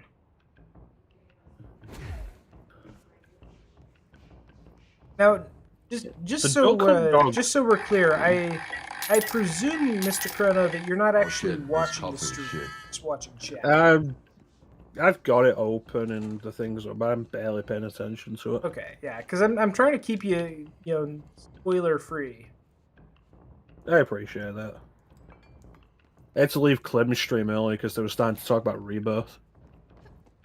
Yeah, what's your stance on Rebirth? I've already watched a YouTube compilation of all the cutscenes and stuff. Yeah, I'm gonna stream it blind next year. So you're trying to stay spoiler free for a whole year? Yeah, pretty much. Good luck. Because I want to stream it blind, but I'm doing the year of PlayStation. And if I just stop doing that to do Final Fantasy VII Rebirth, like 3 months in, I cancel too much on stream as it is. Yeah. Wait, you have a PS5? Yeah, I got one last year in the Black Friday sales. Nice. The only thing I've played on it is Spider-Man 2. I posted it in the Discord, like the PS5 for the games that I got. I feel like you saw it. You didn't stream Spider-Man 2 though, right? No, I played it off stream. Okay. It was good. It didn't give me the same wow factor as Spider-Man on PS4, but I feel like that could be because like we had Spider-Man on PS4. Yeah, We're just moving on from there. I'm really, like, I don't know if it's weird, but I'm not really super interested in Spider-Man 2 at this point. And I don't know why. Well, I I mean, like, imagine you're probably just like, until it comes to PC, you don't care. yeah. Because you don't want to buy a PS5 just for that. Yeah. Yeah, but I'm not feeling the same, you know, feeling that I'm missing out as I am of Rebirth Rating. Yeah. Like, because, Possibly like, because we had Spider-Man on PS4 and then it came to PC. But Rebirth, like, we have the connection to Final Fantasy VII, and we know from Remake that Rebirth is a continuing story that's true. from Remake, and it's doing something different. Yeah. And, Spider-Man, the first one, it is pretty much a complete story, so there's not that anticipation of what comes. Well, I mean, well, there is the whole Venom thing.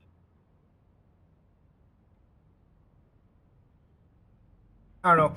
It could be that I'm just burned out on watching the same Venom adaptation over and over again.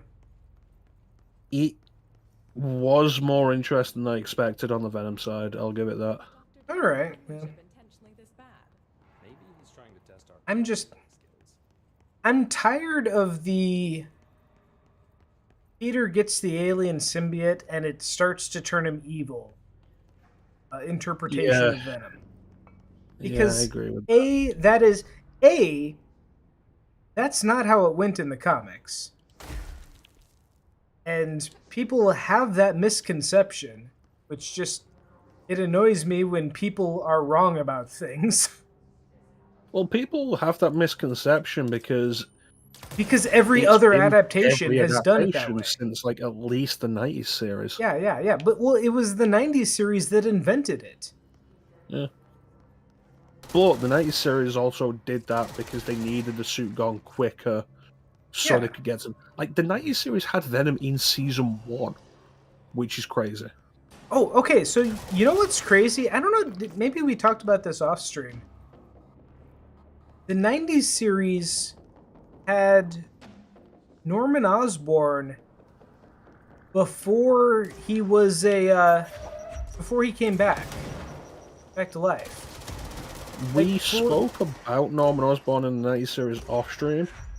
I think it was mostly about how much of the time Norman Osborn was just a good guy in the 90s series, though. Yeah. Because they were using Hobgoblin, not Green Goblin. Yeah, but, like, they did the Green Goblin in the 90s series, but it was way later.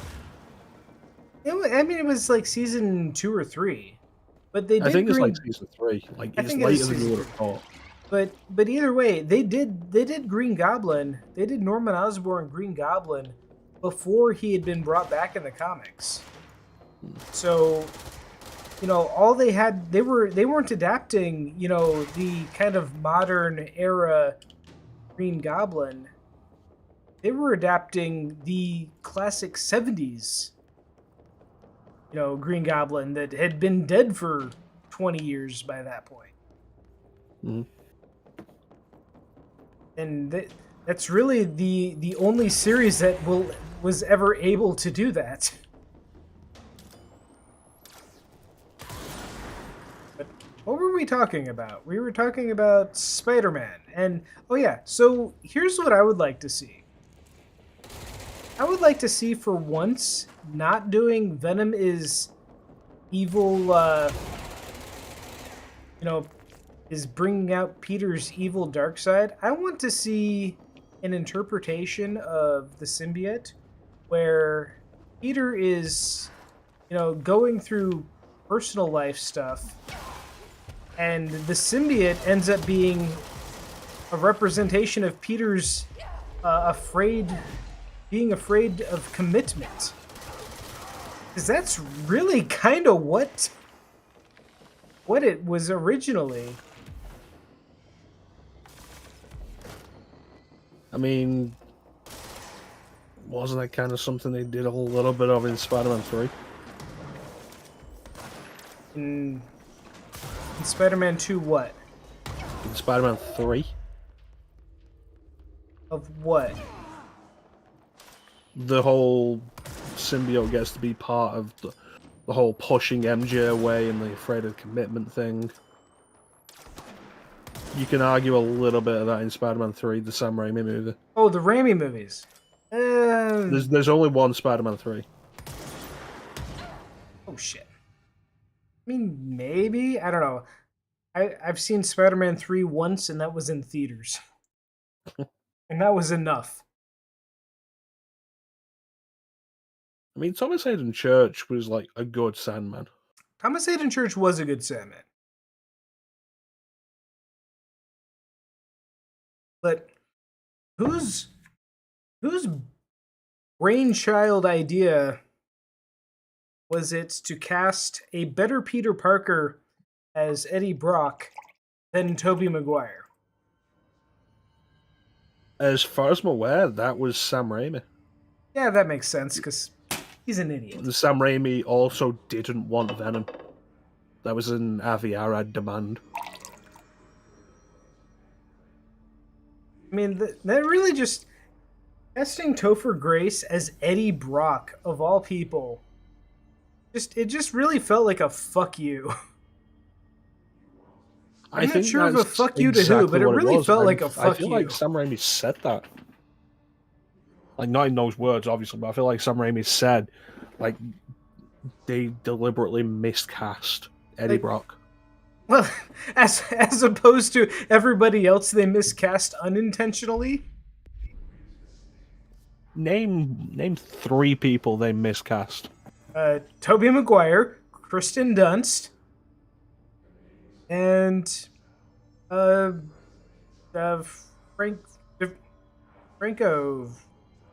James Franco. James Franco. Look, I'll give you James Franco. I don't think I'm gonna give you Kirsten Dunst. Oh no, you have to give me, dude. No. Why? She's an awful MJ. Is she, or is she just poorly written and she's doing the best she can with what she's given? I mean, okay, yeah, but you could say that about anybody. Could you say that about Tobey Maguire? I mean, maybe, because I actually liked Tobey Maguire in No Way Home. I didn't think I would. I was as surprised as anybody. It turns I feel out like that Tobey Maguire works as the older Spider-Man. Is the ironic thing? Yeah. It turns out. I mean, okay. It's always going to be hard to determine whether or not it's the actor or the movie that's the problem. Mm-hmm. But I still feel like they just did not get it. So, somebody made poor life choices, and I'm going to blame Sam Raimi. I'm going to blame Ted Raimi. No, Ted Raimi never did a thing wrong in his life.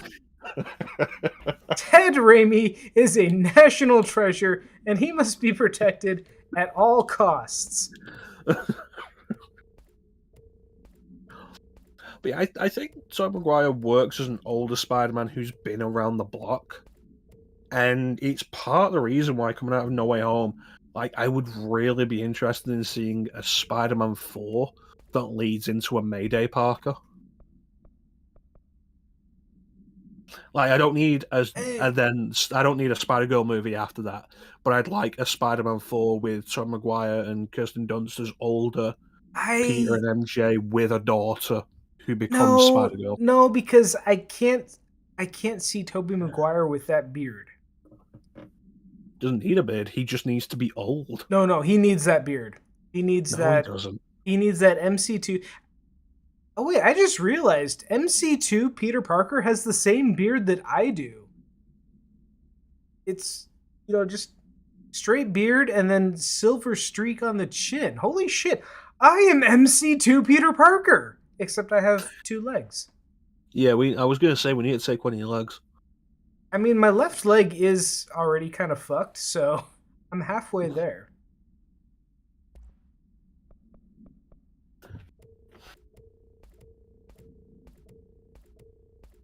I take specific issue with One More Day eventually rounding out to Mephisto just wanted to prevent the creation of Mayday Parker. You know, they just need to fucking do something with that, or not. Okay, so you know what my grand vision would be if one day Marvel came to my door and said, "Hey, we want you to write the Amazing Spider-Man." You know what the first 6 issues of that would be? Undoing One More Day.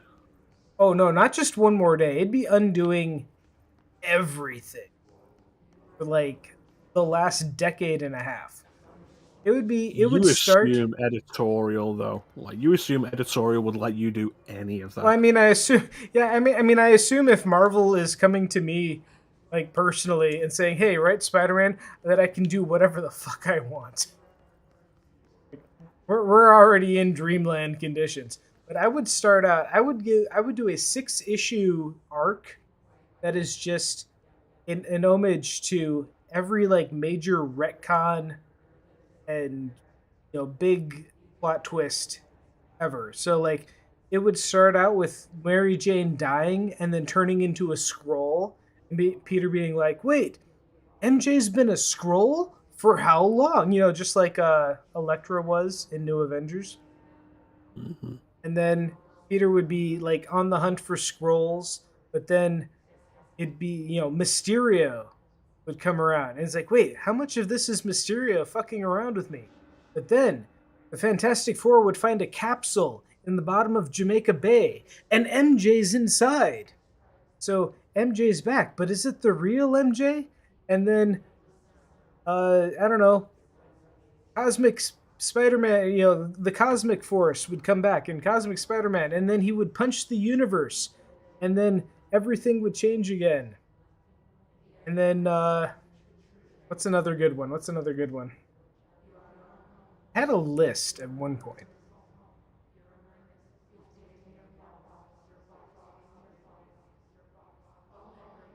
Did I ever play the NES Spider-Man? Which one and probably? I assume the Sinister Six one. Let's see. So where are we at? We've got the Superboy Punch revival. We've got Scroll. We've got Jamaica Bay. Oh, yeah. There would definitely have to be a dead MJ in the smokestack.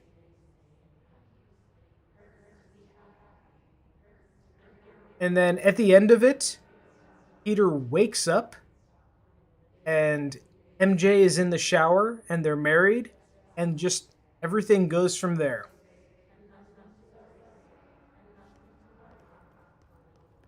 And it's a brand new day. Just all sounds awful. It sounds amazing, and you know it.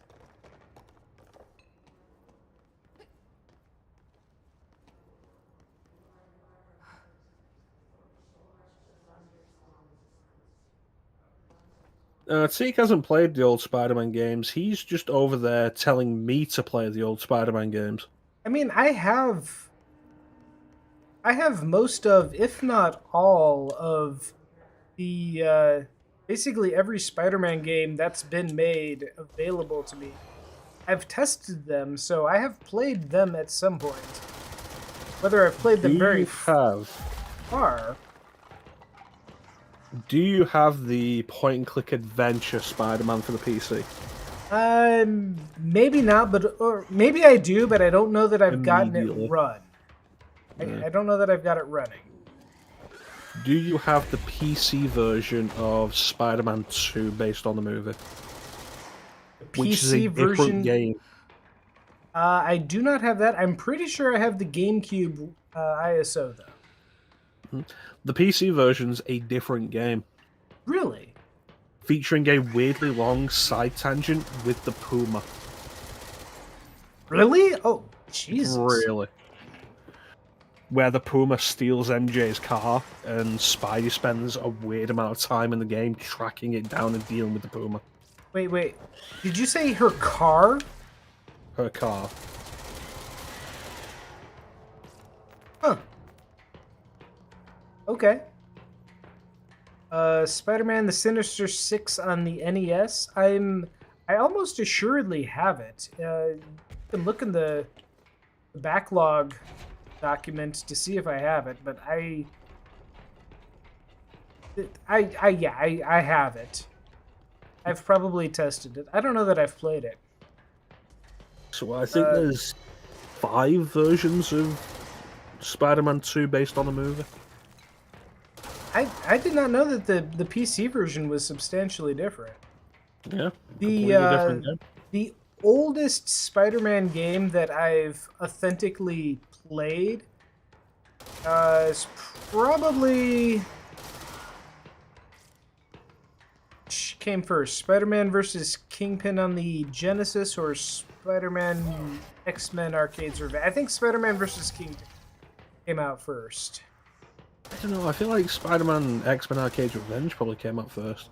Spider-Man versus Kingpin had a Sega CD version. Oh, that's true. That's true. It may have been arcade. Hey, either way, I've played both of them. I don't think I've ever beat either of them, but I've played both of them.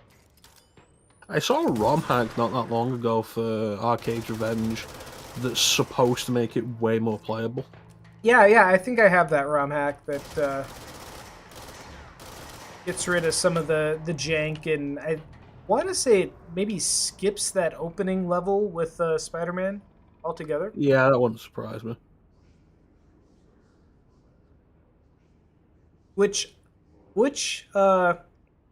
is actually one of the slot redemptions.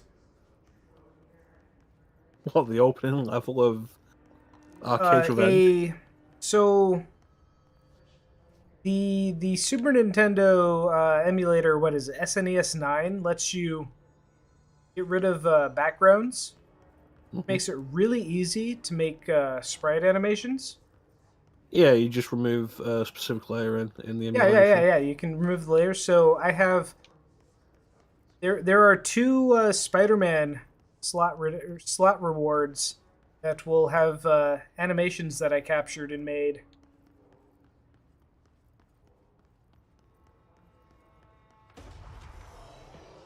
And one of them's from one of them's from Arcade's Revenge, and the other one is from... Oh, what is the other one? No, not from the 90s, from the animated series game. Maximum Carnage. Separation Anxiety? No. Web of Fire? No, God, what is it?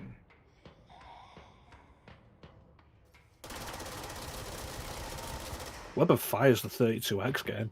Yeah, which I also have available. Wouldn't recommend it. Really?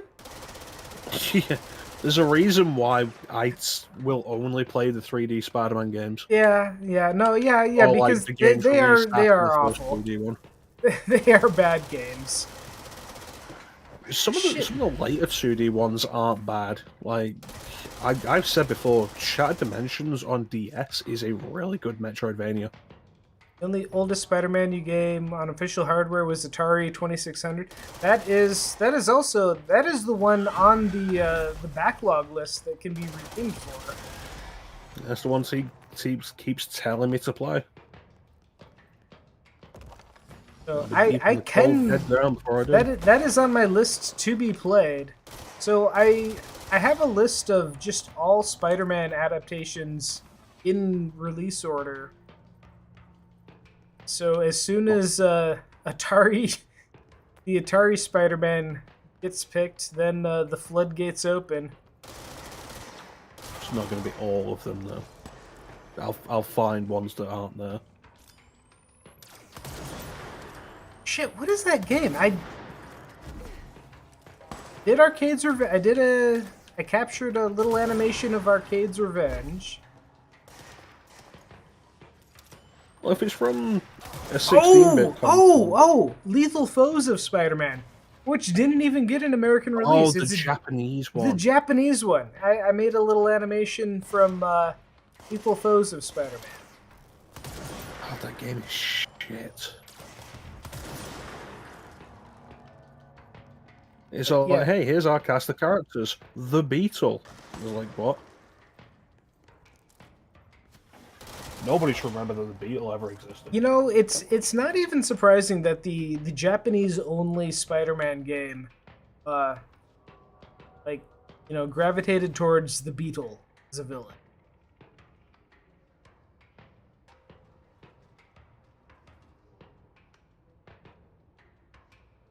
Why is that? Because they like their Beetles over there. The Beetle actually appears prominently in Spider-Man 2 Enter Electro, and then disappears from the plot halfway through. He's the only villain in the plot that you never fight. That's weird. It really I never is. played the second one. I only ever had the first one on the Dreamcast. I enjoyed it when I was a kid, but like it's not as good. I went back to it back when I was doing the Let's Plays, and at the Hammerhead boss fight, I just said fuck it and put on the invincibility cheat. I got tired of it.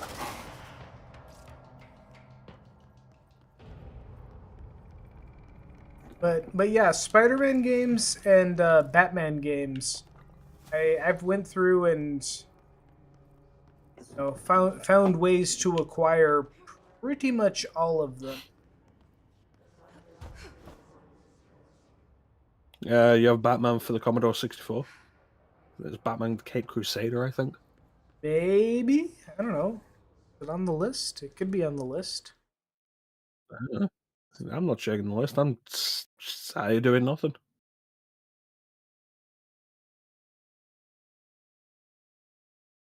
Let's see. Batman. You know, Okay, so I have you know, available. Okay, so I can't do the very first Batman game. I can do Batman the Caped Crusader on DOS, 1989. yeah, it's probably the one that's on Commodore 64 again. What's the very first Batman game that you have listed? The very first Batman game is Batman the Caped Crusader. It's a DOS game from 1989. No, the one that you can't do. Oh, the one that I can do? Yeah, it's just Batman from 1986. What platform is it on?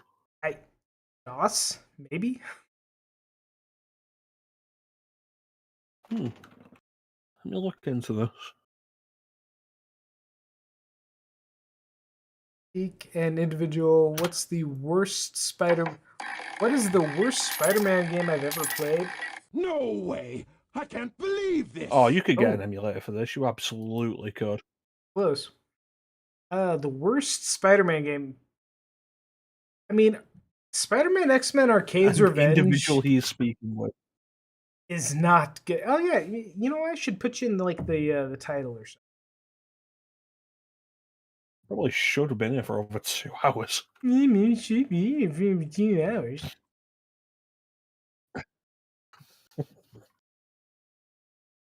Yeah, just keeping your stream alive. Oh, Ninja's actually showing up. But no, you could absolutely emulate this. The ZX Spectrum version, or possibly the MSX version, you could probably emulate. Did that work? With @mecha_. There's no underscore. It's just one. Oh, that's Mecha Chrono.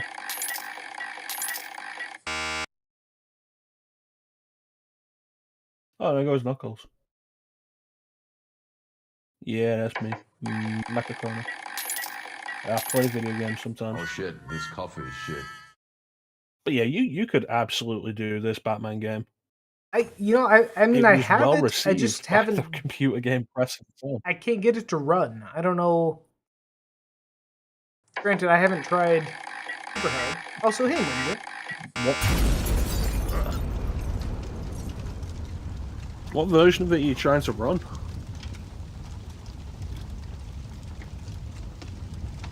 I would have to look.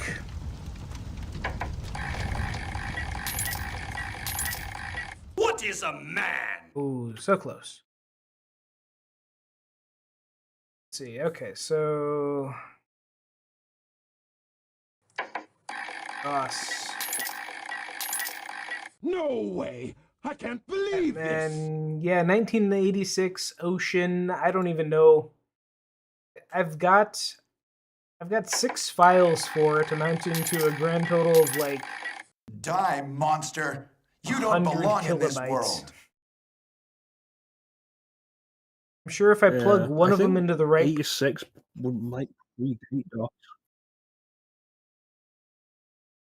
Oh, you got the Castlevania one. That one was cool. I liked it.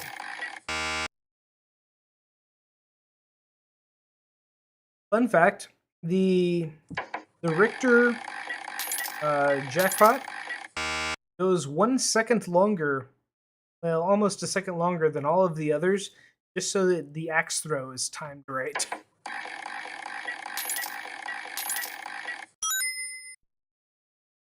I do appreciate my Castlevania authenticity.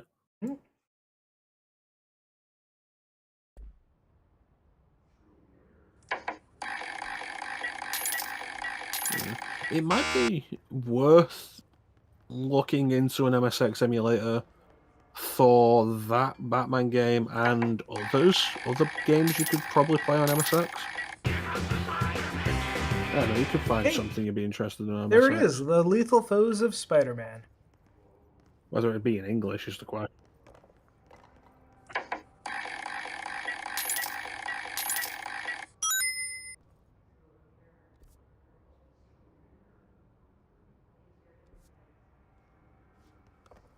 Yeah, no, I think I've just tried to get stuff running through DOSBox, and Oh shit, this coffee is shit. if I can't get it going through DOSBox, I haven't really tried much else beyond that. No way! I can't believe Yeah, it doesn't look like it was on Windows PCs.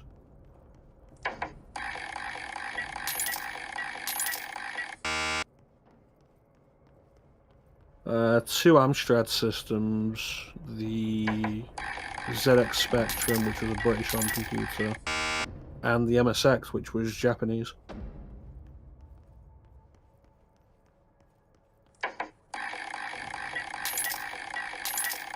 What is a man?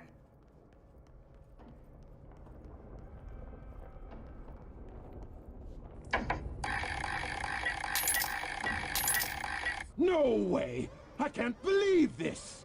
I feel like my internet's dying again. No! Am I coming through okay? Oh yeah, you still sound fine on this end. No way! I can't believe this! Alright.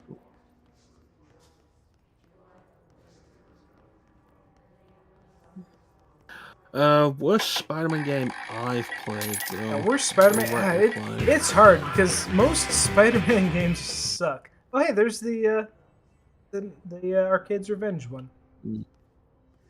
Yeah, Arcade's Revenge really kind of sucks. Absolutely true. Most of them do suck. Arcade's Revenge is awful. Yeah. The game based on the animated series, that's not a good game. Spider-Man I don't vs. think any Kingpin. of the 16-bit games are good. No, yeah, really, the only good Spider-Man game on the 16-bit systems is Maximum Carnage, and I guess maybe Separation Anxiety.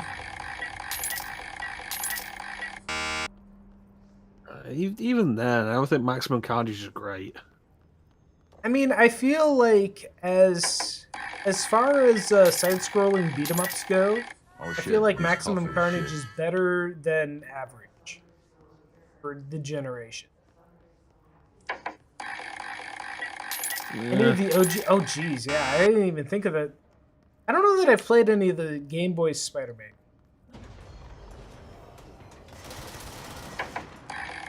No, I've not played the Game Boy ones. Not played any of the handheld ones before the movie game on Game Boy Advance.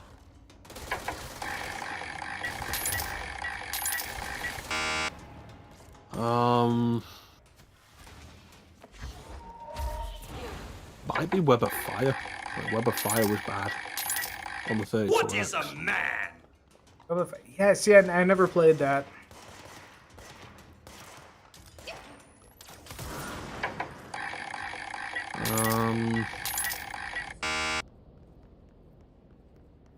The 90s game, the 90s series game was bad.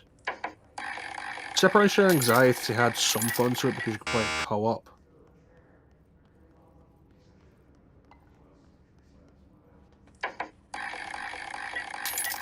I never hated the Spider-Man 3 game. That got a lot of negative reception, but I enjoyed it well enough on PS2. I finished it. I feel like, you know, once you get into the 3D era, the Spider-Man games are generally pretty good. Like, you know what? Ultimate Spider-Man was really good. The Spider-Man 2 movie game was really good. Yeah. I never played games like Shattered Dimensions or what else was there? Monster! You don't belong in this world. Edge of Time. Edge of Time, but you know, I haven't heard like much bad about them. Shattered Dimensions is fun enough. I managed to grab the PC version of that a little while back, and it runs and it's nice. Oh no! Web of Shadows is pretty solid, but the PS2 version of Web of Shadows separation is anxiety was that you felt it so boring. I mean, no way. 3D side-scrolling beat 'em ups Not in wrong. general. I really feel like that whole genre has been just vastly underdeveloped for a long time. Oh no! Those could always be much more engaging than they are. It's never been my favorite genre. When we moved to 3D, when we moved to 3D, we had some attempts at it, like Die Hard Arcade and Dynamite Cop and Fighting Force. But I feel like the genre itself moved away from beat 'em up into hack and slash, and that became the spiritual successor.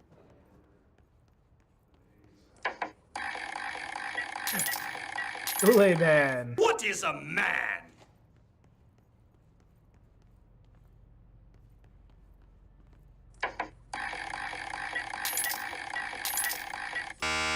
I'm always down for the Knuckles. Oh no. Oh no. 2 Sonics and a Tails. I wonder what happened to Sonic.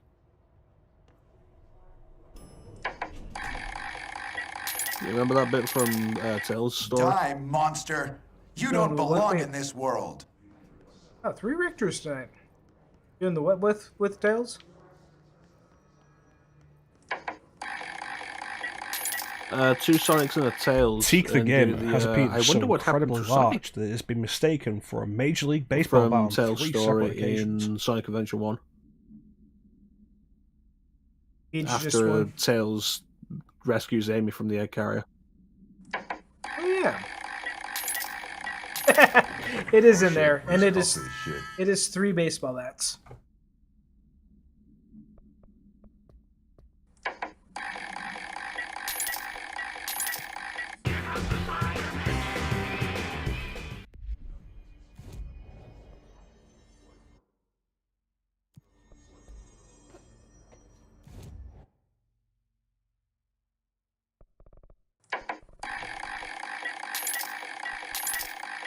Die, monster!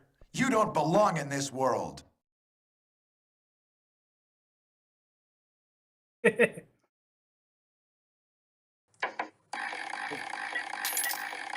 I don't know. I feel like, you know, Spider-Man games since the original PlayStation game, they've definitely got on an uphill trend.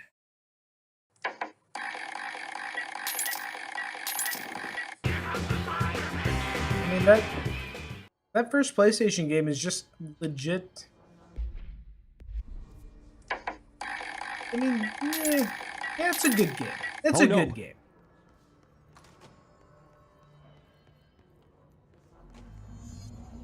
There's a reason it was the first game I did this year.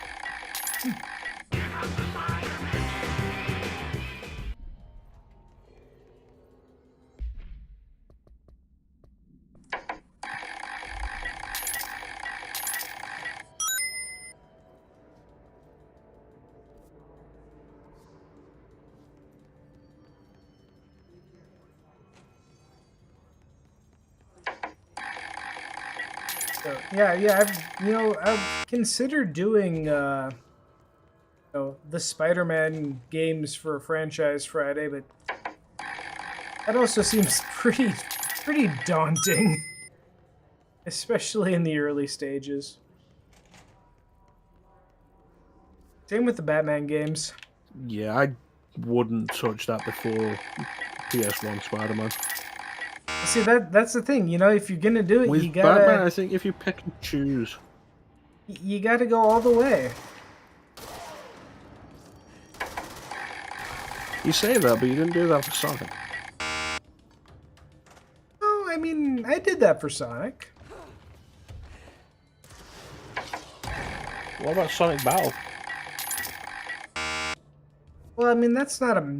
Okay, see, the difference is that there are mainline Sonic games and there are not mainline Sonic games. Whereas, Oh shit, this coffee is shit. every Spider-Man and or Batman game is just a Spider-Man or Batman game. So that is the disconnect. Spider-Man 2000 is your favorite? See, that'd be... No, I feel like you could categorize them in a similar way.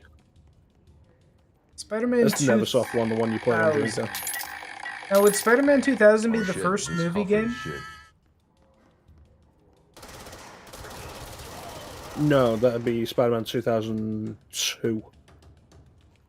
Yes. What's Spider-Man 2000? The one you played on Dreamcast. Oh, okay. The PSX game. Yeah, the active... No, Neversoft. Mm-hmm. Yeah. Yeah, that is a great game. A great game that I directly influenced. Just saying.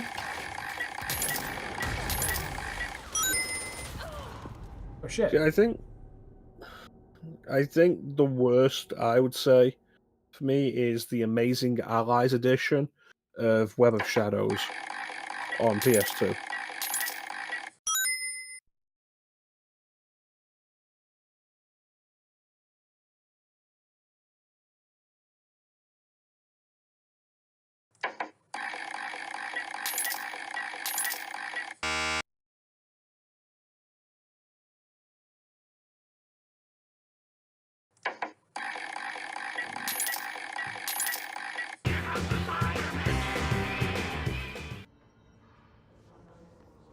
Oh yeah, if you guys have ideas for little sprite animations, especially N64 or Genesis, those are kind of fun to make. No N64 way. sprites? I can't Or believe this. SNES. I mean, you've got Richter throwing an axe. You could have Alucard backdashing across the stream. I don't know that I could do that. I don't know. Does DuckStation let you disable Oh shit, layers? this coffee is shit. You could probably find something through one of the retro Oh shit, cores. this coffee is shit. I can disable layers for SNES and Genesis. Oh shit, this coffee is shit.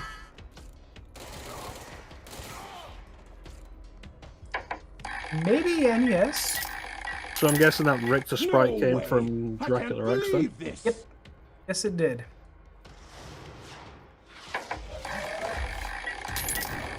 I mean, there's the same sprite. They reused it a bunch of times.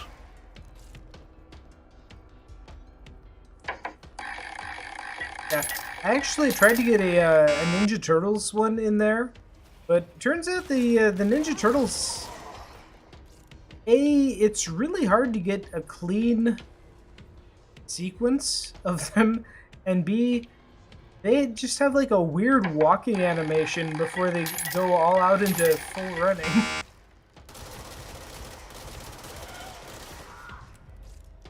Oh, maybe I'll find something that works for them. Oh yeah, Mega Man X could be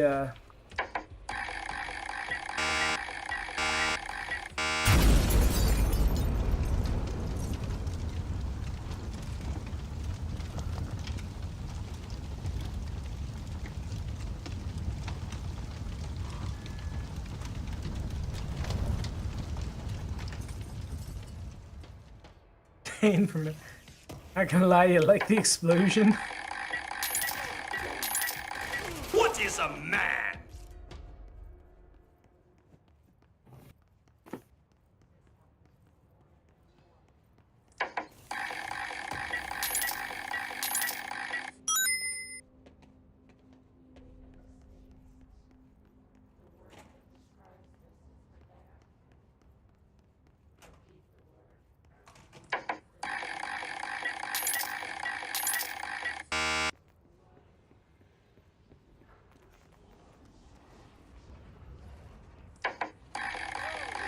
That looks ominous. Oh, we shouldn't go this way. It's hurting us.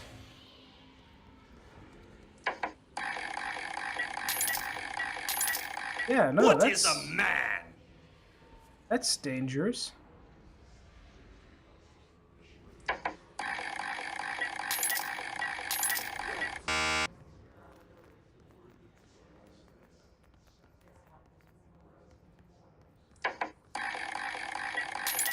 Reset the max just Teak for the Gamer once challenged a dinosaur to a game of tennis.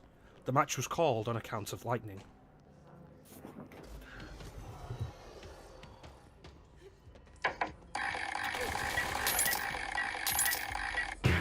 Are you already at Cap Beach?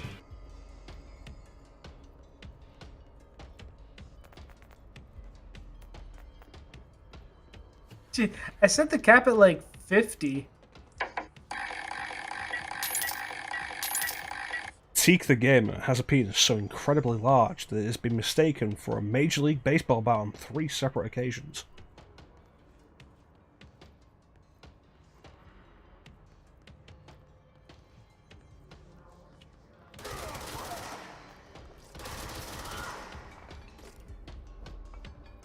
So Chrono, X-Men 97 comes out, I think, what, next week? You quivering in anticipation?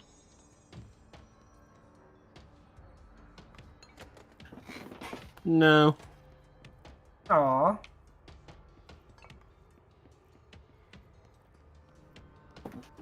Heard the, I don't watch series anymore. Oh yeah, that's true. I figured you'd I make an don't have exception Disney for this, Plus. though.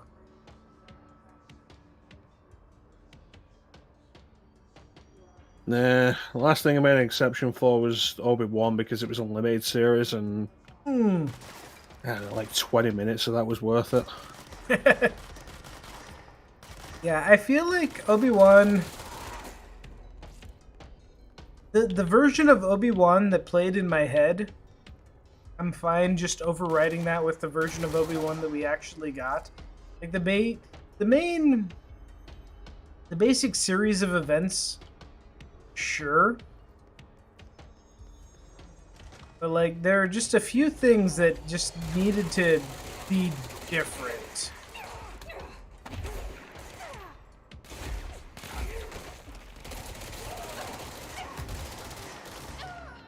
Shit. Well, those guys weren't fucking around. Oh, Rice Star. You know, I've never... Well, I mean, I've played a little Rice Star.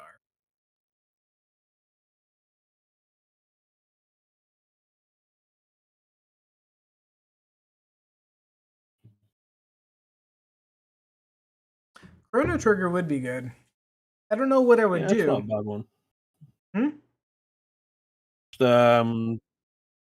Random victory animations. Yeah, that could be cool. Or the dances from Or the dances. Like, have the... 10 billion BC. I don't know that... Like, see... Is they kind of need to go... You know, go across the screen in some form.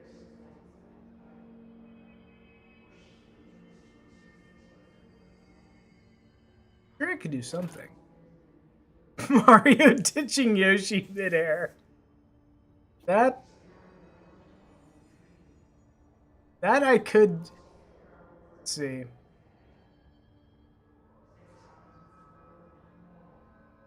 Teak Yeah. the game and nearly figured out how to wear 11 rings at once. I But could was stopped animate by that. Saro the Manslayer.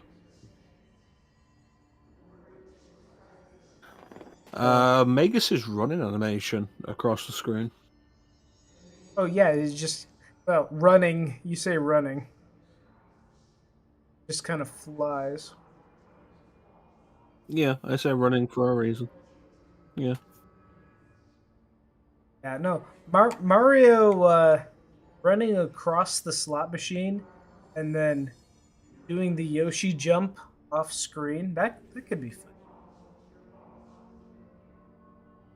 Oh wow, Ninja hit the cap. Okay, so I think the cap is set at like 50. Do we think that's too much? I figured 50 would be enough. It's not enough. Yeah, I don't want you to become gambling addicts though.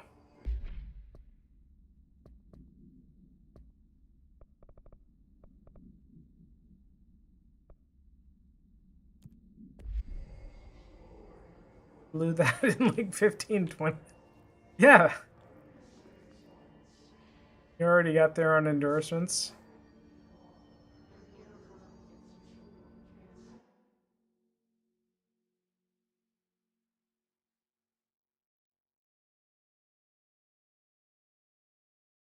I mean, I don't want you to get too bored with it too quickly, though, either.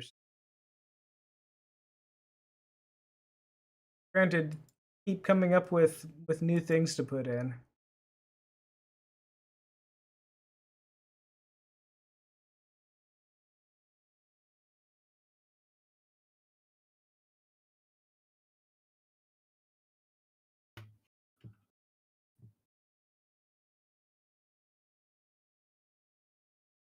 Just made it a gotcha game. All right. Oh, you lose your chrono? Back.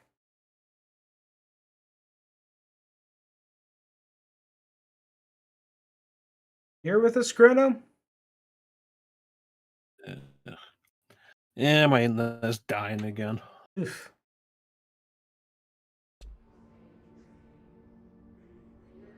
I'm on like 1,000 milliseconds of delay. Stream's constantly buffering for me.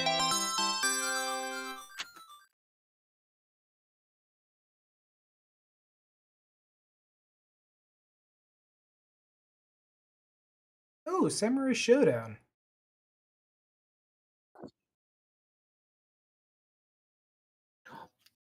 You know, I've never really I played a feel like lot of if you're going to Samurai take Showdown. anything from Samurai Showdown...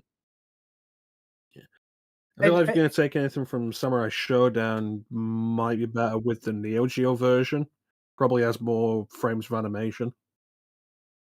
Yeah, but it is also a matter of whether or not I can capture it in a way that I can make it a transparency. That's the bigger factor than anything else. Mess around with the Neo Geo emulator. See what you can do. I feel like MAME should have something like that.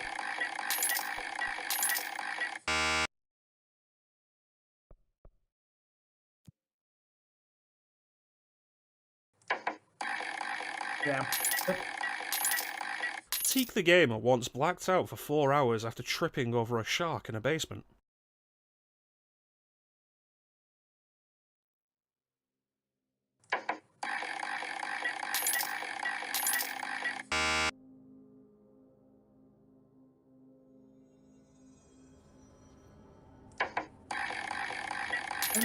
Oh wait, can't No do that way! here. I can't believe this! Oh, there we go. We're back. We're back. 16 milliseconds. Oh shit, this coffee is shit. And a clean Teak face on stream. Much better.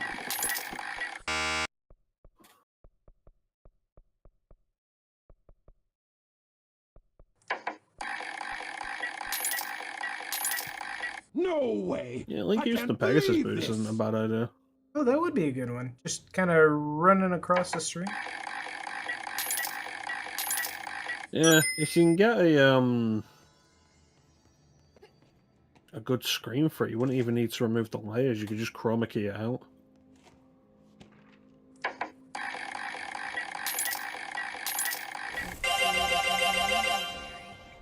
Oh, wow.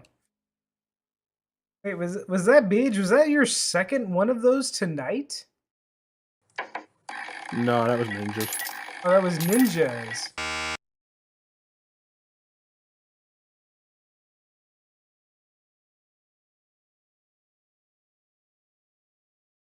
I'll have to make that one rarer.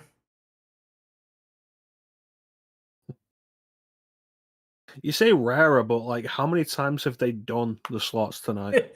I mean, true. I mean, there are like 40 possibilities, and that one is a 1 in 20 shots to even get in the pool.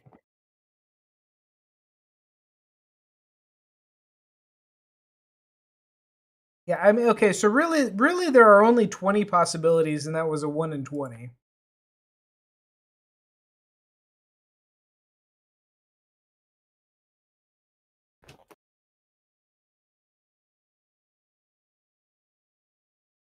Then 1 in 20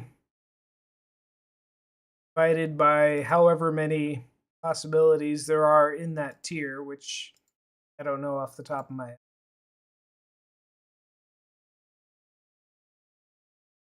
I don't know. Mix It Up's RNG has always been a little weird. RNG, like true RNG on a software side is always not great.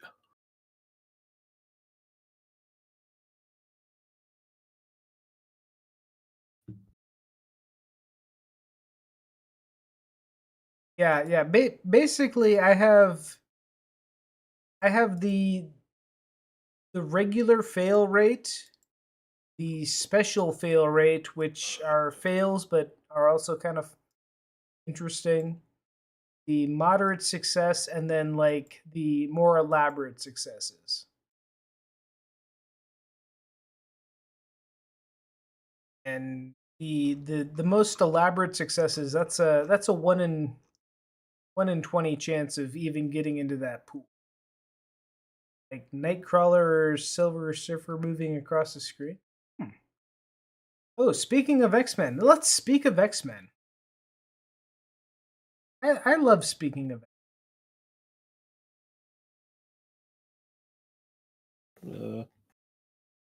Chrono's just like, yeah. X-Men X's to make. Oh, that is a great So, what's idea. your favorite adaptation of the Dark Phoenix saga, Pete?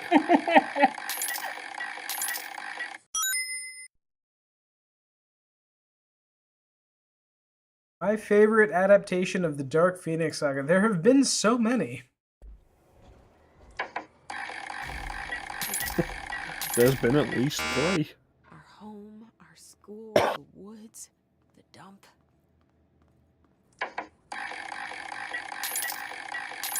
Was it? Let's see. Was it season 1 or season 2 of Wolverine and the X-Men that was supposed to be a Dark Phoenix thing? I feel like it was supposed to be season 2. Well, I mean, the show only got 1 season, didn't it? So. Yeah, but like they changed the future, and Professor X's like, oh yeah, great, cool. And then there's some other crisis that's going on in the future now because it's all changed. And I feel like it was Dark Phoenix. Sister's interpretation of the Dark Phoenix saga is that Jean Grey's a bitch. I don't know. Okay, so here's my hot take on the Dark Phoenix saga. The Dark Phoenix saga ain't that great, really. Like, not in the original Claremont run and not in any adaptation since.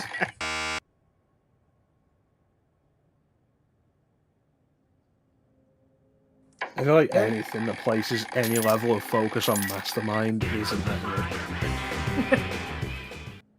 No, no, no. It's not Master. It's not Mastermind. Mastermind's a different dude, right? Oh shit, this coffee is shit. Jason Wingard, it was Mastermind. Is it? I thought Master. Okay, who's the like That the was the gold? reveal of his real This name. coffee is shit. Okay, who's the gold guy? Like shit coming out of his neck. Old guy with shit going Yeah, yeah. I feel like you should know this. I feel like you're gonna have to narrow that down in a better way. I feel like you're gonna have to give me a better description. An X-Men villain who is mentally based, but he's like a gold guy, and he's got like bars coming out of his.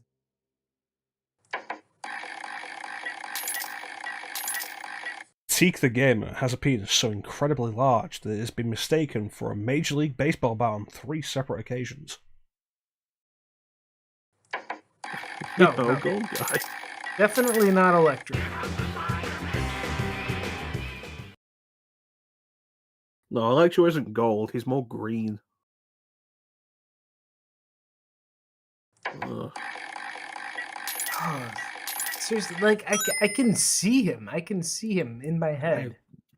I have no idea who you're talking about. If you can see him in your head, can you give me a better description? I don't know.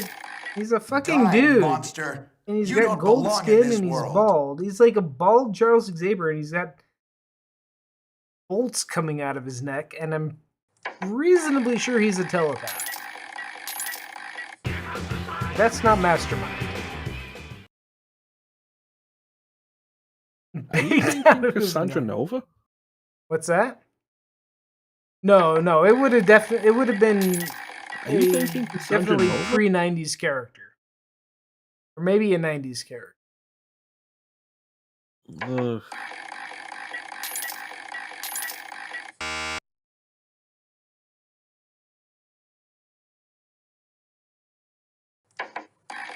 I have no idea who you're talking about.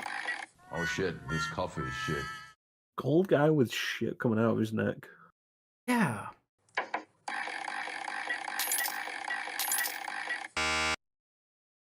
I'm looking up like X-Men trading cards because I know that's where I know him from.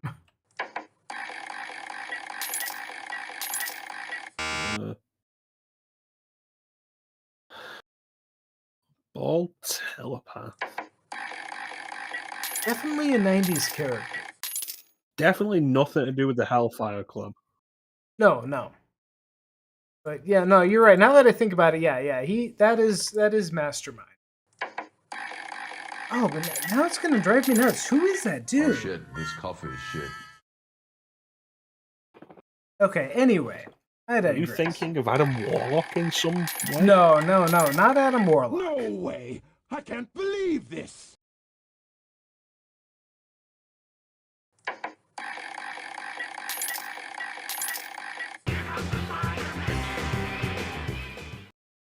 You got Taco Net, but it.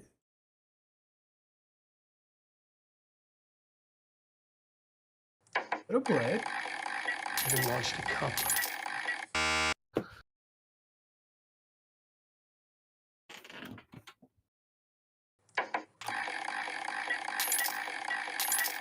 No way! I can't believe this!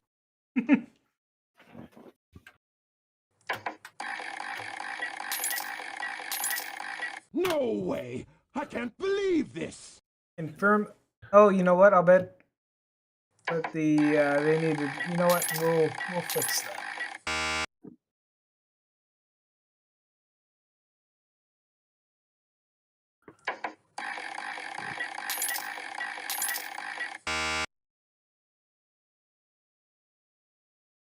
White people taco night.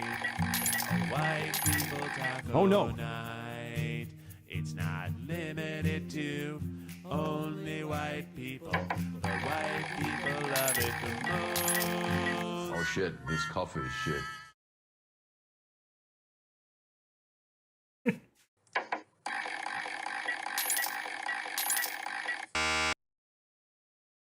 And we still haven't gotten the Yakko one yet.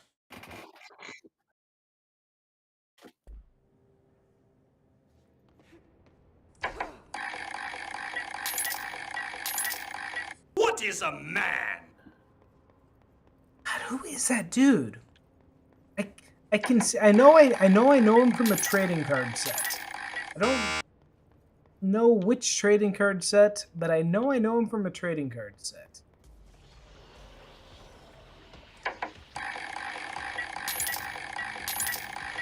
But anyway, Seek the Gamer once killed a man Dark with a burrito Phoenix, fart so yeah. heinous that the CDC quarantined It's the area really for kind of 17 days. an all over the place storyline to begin with. Shit! Let me take you over!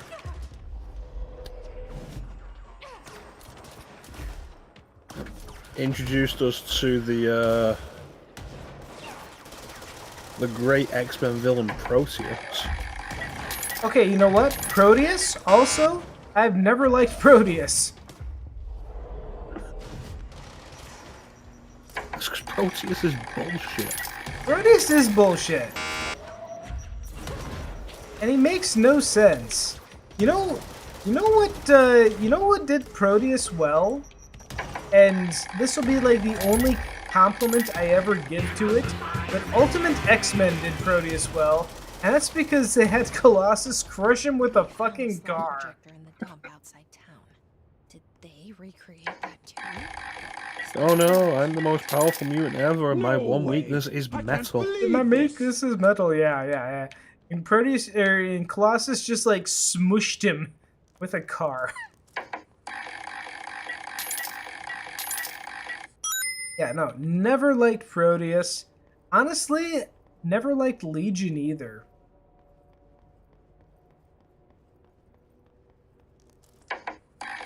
Like also just, oh, this is another super powerful mutant, but just with crippling mental issues, and this one has like multiple personalities. Although Legion was pretty good in the Yeah, but Legion must be good. They made a TV series about him. Wait, what? You mentioned a poem last time we talked. Legion must be good. They made a TV series for him. Yes. No, I never watched Beyond that. the shadow you settle for, there's a miracle illuminated. Nah, I've not watched any of the Only I couldn't Fox adaptation stuff that they put on TV. The I Gifted. know there was another one. There was Legion. There was something else. The Gifted was actually pretty good. It Yeah. suits you very well. The poem. How you see things. Oh no. No, Taco Night isn't broken anymore. I fixed it. I know what happened there. Can we talk about that?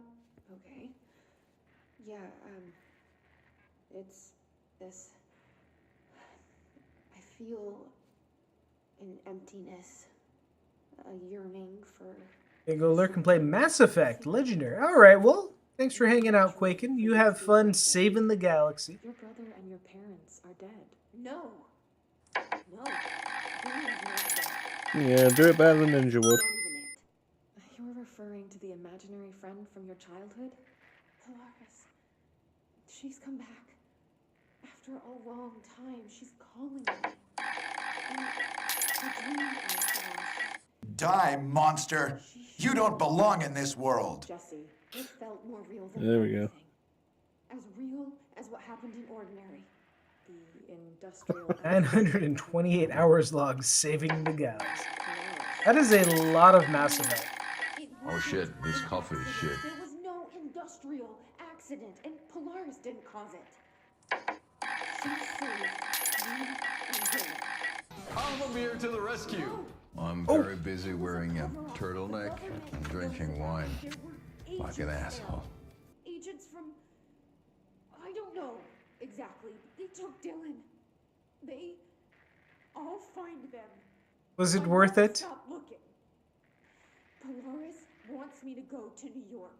There's a building there. I have to leave soon. I have to be there at a very specific time. Something Something hugely important is going to happen. Jesse, you know we can't let you go until you're well. And that begins by understanding what's real and what's imagined. Okay. We have Dong, Asshole, Jackpot, and Torch. Let's see.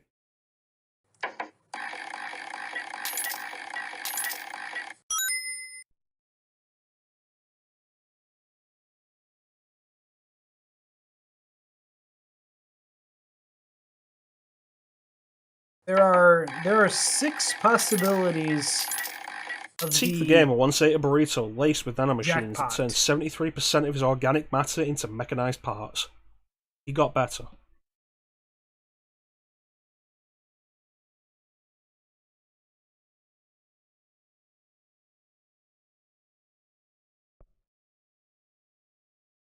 Dong, Asshole, Jackpot, Taco, Torch. You've hit all 6 of them tonight. I'll say that. Like, all 6 jackpots have been hit.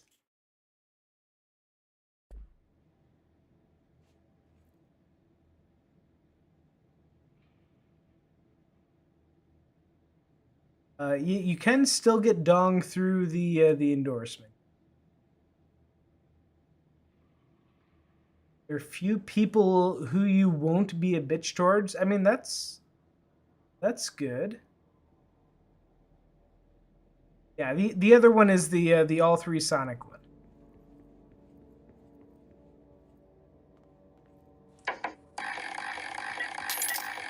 All right, now where was I going? What is a man?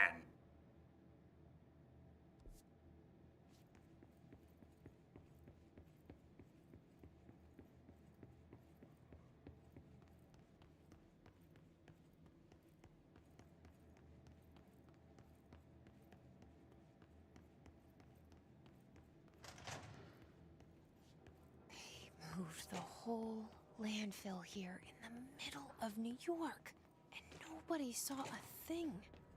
There's a whole landfill here. But yeah, no, I've heard good reviews from they did a preview of the first 3 episodes of X-Men 97.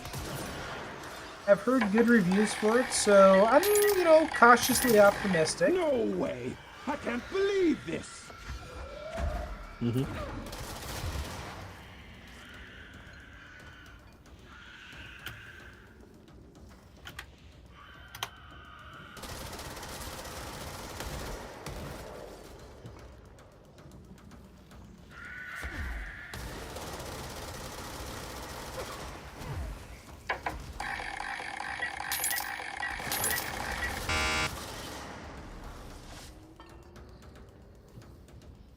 They also fight. Well, I mean, yeah. So industry chatter is that this dude is like super hard to work with. So I'm not sure what's going on there.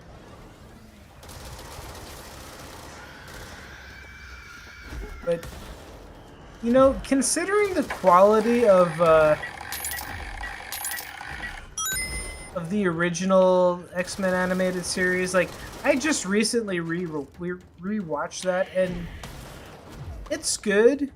It's actually better than I thought it would be, considering the rose-tinted goggles. So I feel like I'm in an appropriate headspace to assess a continuation. So I'm looking forward to it.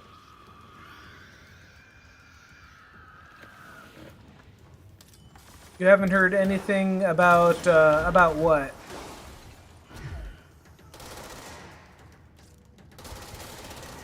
Oh, the showrunner? Yeah.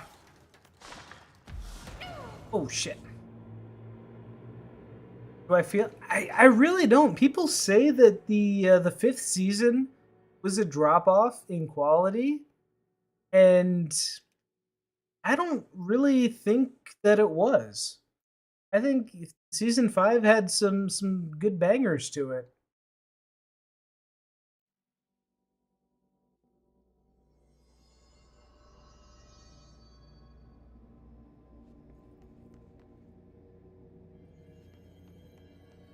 Annual evaluation of Dylan Faden, formerly P6, performed by Dr. Carla Vaughn. The questions asked here correspond to the 5th iteration of the gunner's psychological assessment. Are you ready, Dylan?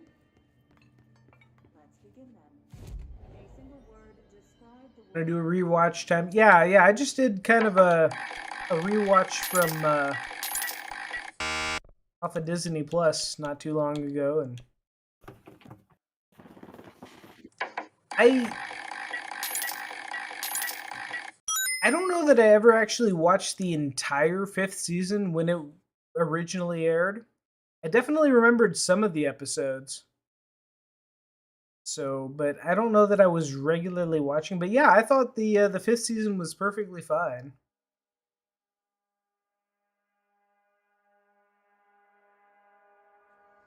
Also, did we lose Chrono? No, he's still here on Discord. Yeah, I'm still here. It's just lagging badly. Oh, okay. I figured maybe it was an internet thing. Also, I don't know what time it is over there. You may have just straight up fallen asleep.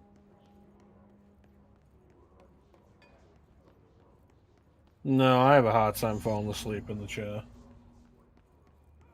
What is it? 2700 millisecond delay on the call. On like Discord chat? Yep. Oh, jeez.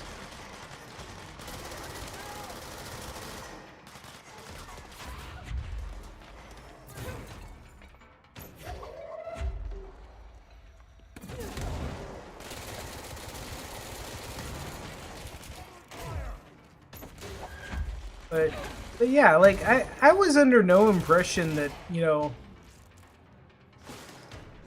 the X-Men actually on the rewatch that I recently did, it actually held up better. The show held up better than I thought it did the last time I kind of revisited it.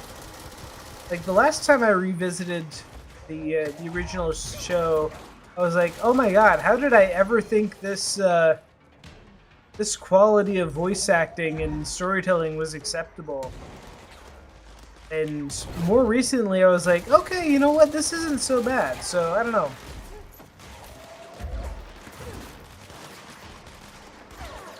Just how do you feel about whatever? Yeah, I mean, look, we work with what we have to.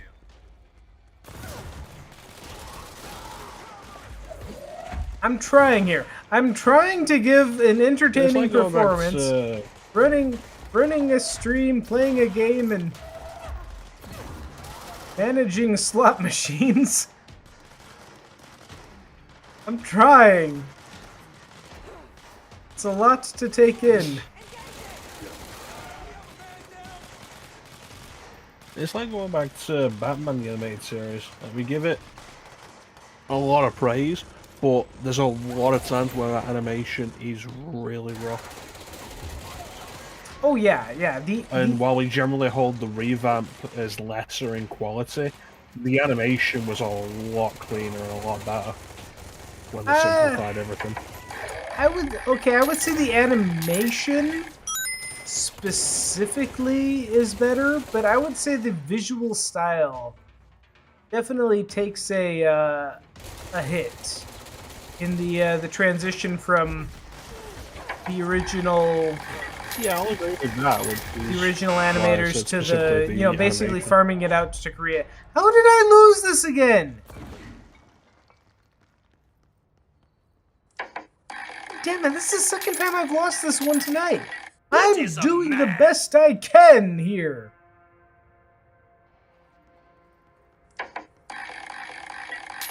Busy gambling and drinking wine. This coffee is shit. Like an asshole.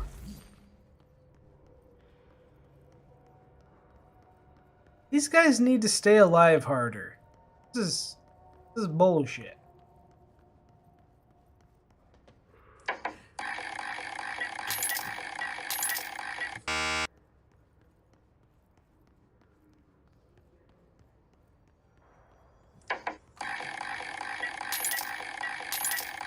Yeah, No Time to Die.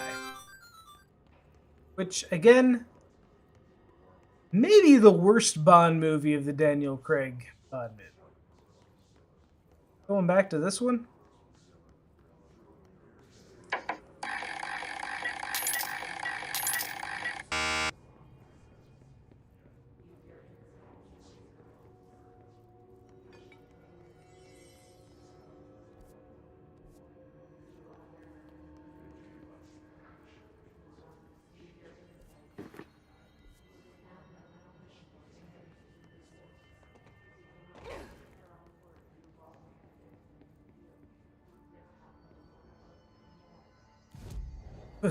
I mean, yeah, but maybe I think this building is like locked in time from like the 1960s or something, so it could be that those regulations didn't exist where this building is currently in this place of time.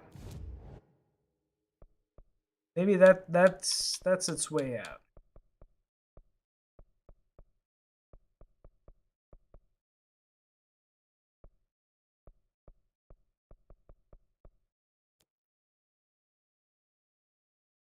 All right.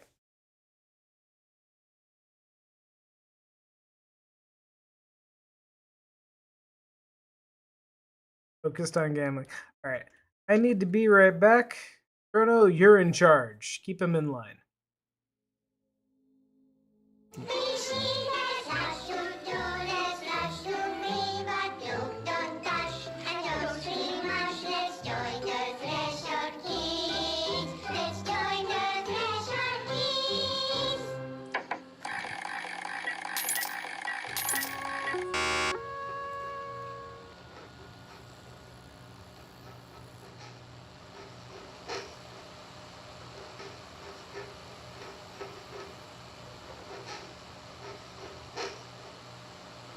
Hey, Meg!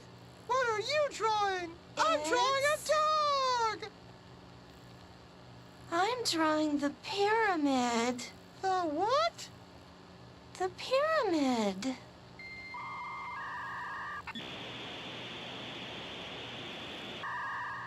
What's a pyramid? The Black Pyramid. It's in the astral plane. Airplane? Astral plane. It's big, white, and empty. Or is it? It's a weird, crazy alien dimension. The white goes on forever. You can get lost in all that white and never find your way back home.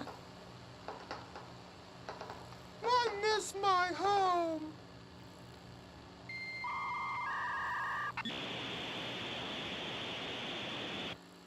Hello, and welcome to Coffee World, voted Washington's best coffee-themed amusement park. All of our attractions are family-friendly and available to children of all ages, just like our coffee. So, take a sip of our Oh Dear Diner organic coffee and let the adventure begin!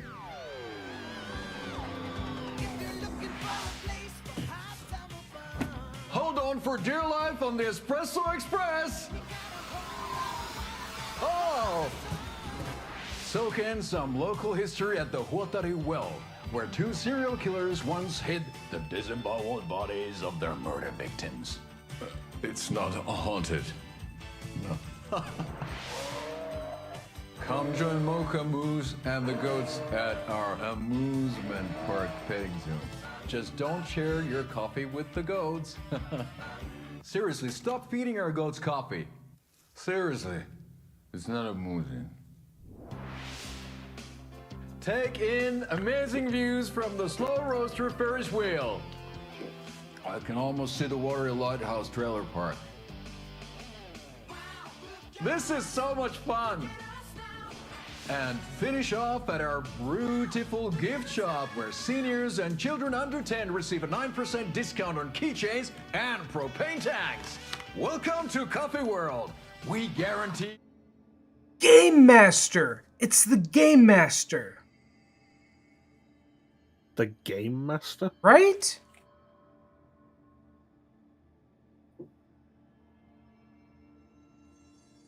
What? He's gold, isn't he? No, he's like purple? No, well, sometimes he's gold. The picture of him on the Marvel Wiki is red with gold on his ears. Yeah. Okay, not his neck. He's got shit coming out of the back of his head. The Game Master. He dealt with X-Force. Omnipathy.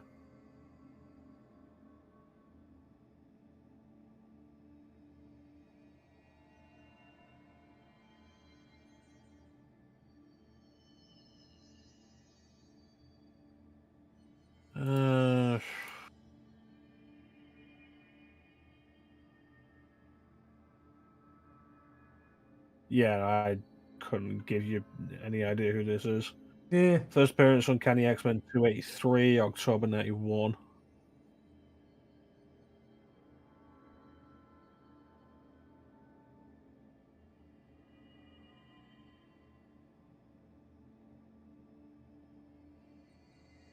Let's see.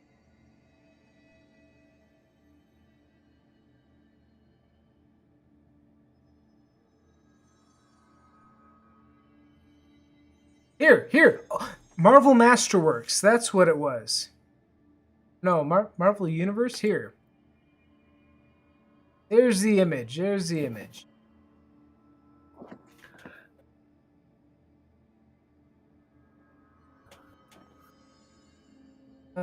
Can I... This one.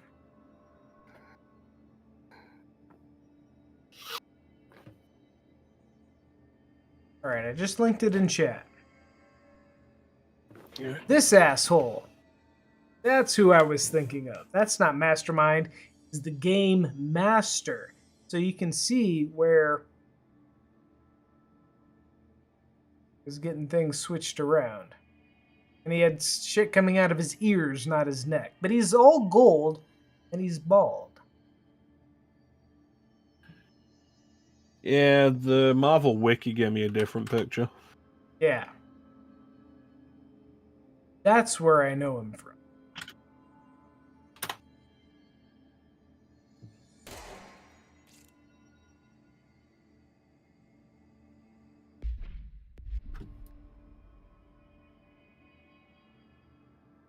Yeah, that picture.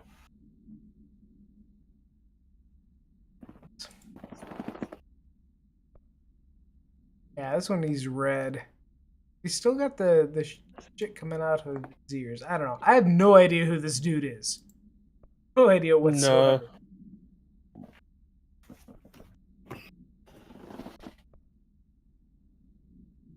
Remember Graydon Creed?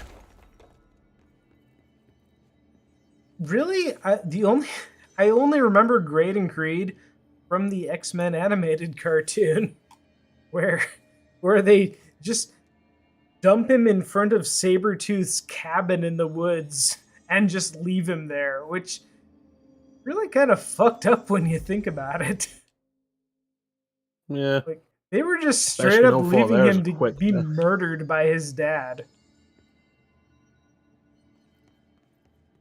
I think the weirdest part about the whole thing is that Mystique had sex with Sabretooth.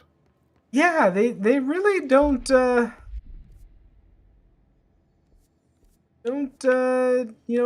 on that, did they? They just Mystique and Sabretooth had a kid. Nightcrawler has a half brother with... Okay. Parents are both mutants, but he's not. Yeah, that's another weird one. You'd think genetics would make that basically impossible.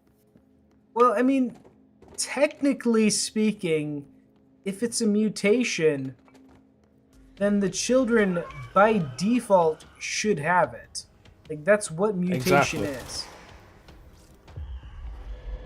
And especially when they talk about it as being evolution. Yeah, yeah. Like, that is literally how that works. And, like, most of the time that's how that works. Like, you know, all of Jean Grey's and or her clones' children are telepaths. Because Jean Grey is a telepath. Jean Grey developed telepathy, so all of her children did. And then you've got Mystique, and none of her children seem to have developed shape-shifting powers, although one of them is blue, so I guess... Sure. Yeah, but did any of them get precognitive powers? Yeah. They finally made that canon. Did you see that? They did. Yeah. Which...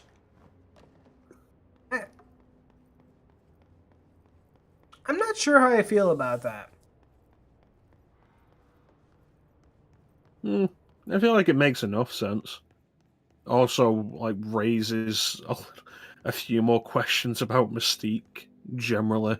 Well, I mean, just, like, okay, so, you know, Mystique being Nightcrawler's mom is one thing. Mystique being, or Destiny also being Nightcrawler's mom, that is something different. That's a different dynamic. Genetically, Mystique is Nightcrawler's dad. Yeah, yeah. So then what? And it's like, okay, so Mystique can just transform into a man with, like, sperm? I mean, why not? Yes. There's just a lot of weird ideas and implications that come from a lot of that idea. Well, I mean, shapeshifter in general. Landfill here in the middle of New York, and nobody saw a thing. Pretty unbelievable. Didn't I already do this part? I already did this part. Oh yeah. So when Mystique shapeshifts into, like, a guy, like Mystique shapeshifts into Wolverine, do you think she instinctively knows how big his dick is? That's an excellent question. And by excellent, I mean horrifying. Because, like, there's two answers. There's yes and there's no. Like, and it's like, yeah, if like, the answer does is she... yes, the idea that Mystique can look at you, shapeshift into a perfect replica of you, and know how big your dick is a little concerning. I feel like... Maybe, okay, so, I don't know, did you ever read Animorphs? No, but I'm vaguely aware of it. Okay, so I feel like maybe there has to be some level of physical connection before you can fully transform into an exact replica of somebody.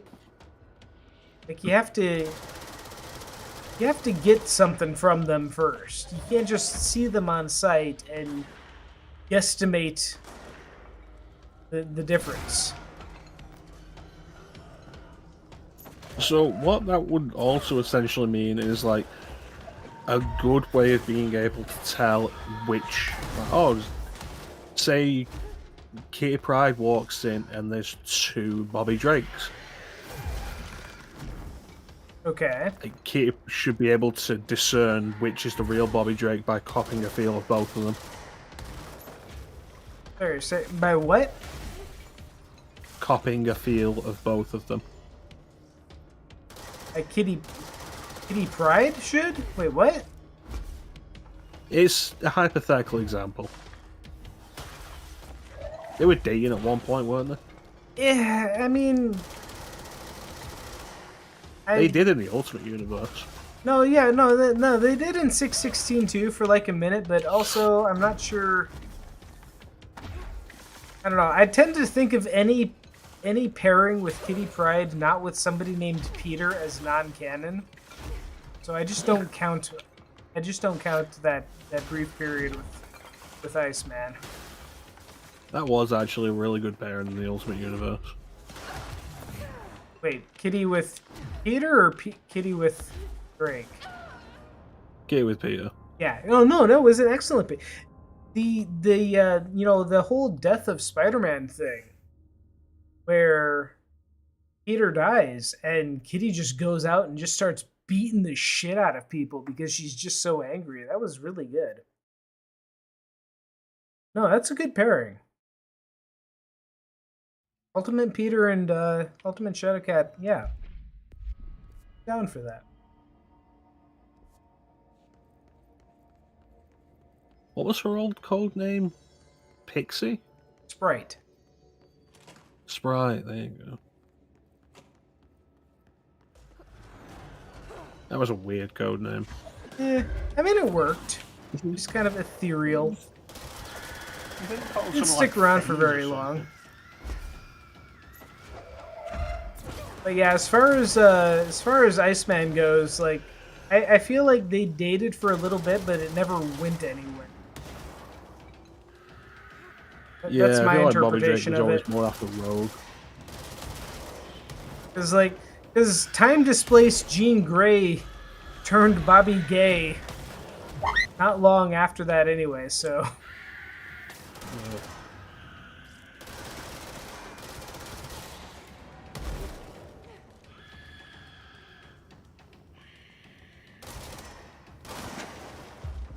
Yeah, I think Bobby Drake always had more of a thing for Rogue once she joined. Did she? I don't think so, because, like, when was Iceman and Rogue on the team at the same time? There was definitely a point during the Legacy Virus nonsense. They went on a road trip together, post Emma Frost mind swapping with him. Yeah, they were both on Blue Team in the 90s at the same time, but, like, that was the 90s. That was like a full decade between Iceman leaving and Rogue joining.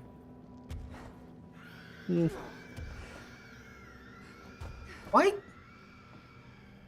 You know, now that you say it, why did Bobby come back to the X-Men? Because he was gone for the entirety of the 80s. He was not an X-Men. He was in X Factor for a long time.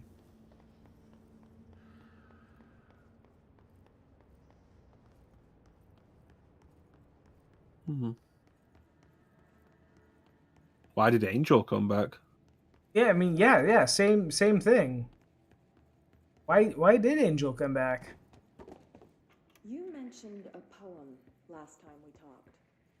By Thomas Zane. I So, don't with actually the know. possibility that the X-Men, the possibility that the X-Men are going to be joining the MCU properly, are you hoping that Rogue gets to just steal Captain Marvel's powers?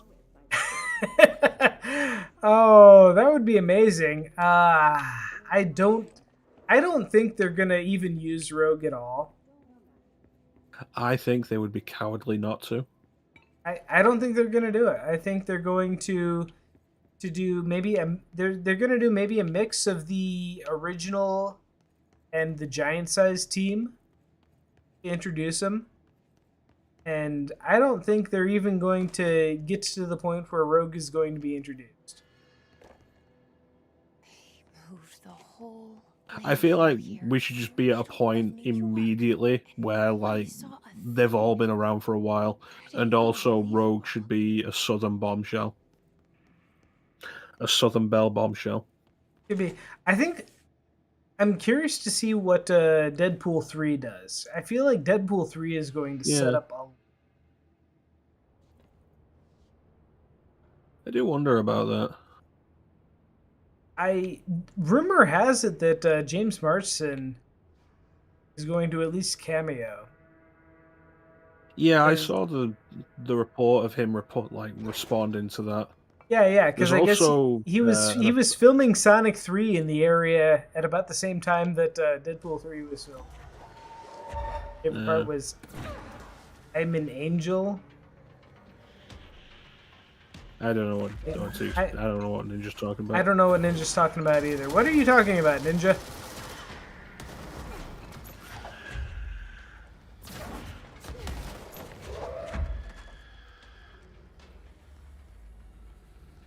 Talking to B.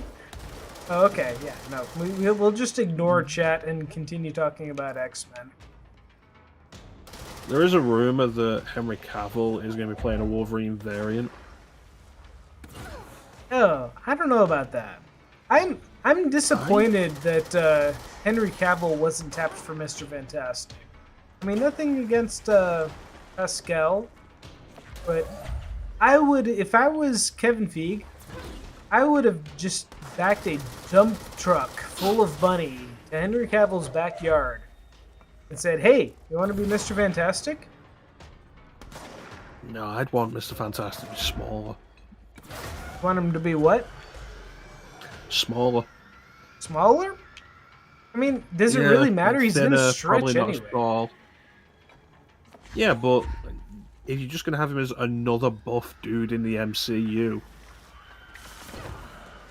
like everybody's already too ripped as it is.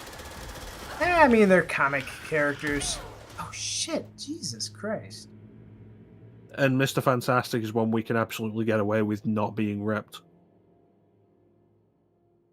Like John Krasinski looked the part in Multiverse of Madness. Okay, but here's the thing: Reed Richards, he's a terrible family man. He is. That's the whole thing. No, look, you give Henry Cavill some gray around his temples, I think he'd be an excellent Reed Richards. I definitely want someone smaller. I mean, he could just stop, eating nothing but baked chicken for 3 months, the way everybody else does. Like They say baked chicken, it's steroids. It can't be anything else. Either way, what they put these actors through to get these physiques is horrific. And there's no need for it.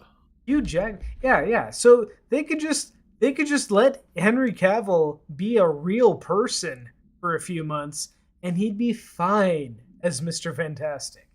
He'd be absolutely fine. No, and G will stay until I go. Gotta bounce. Rebirth time. Oh, you're watching somebody play Rebirth. That's right.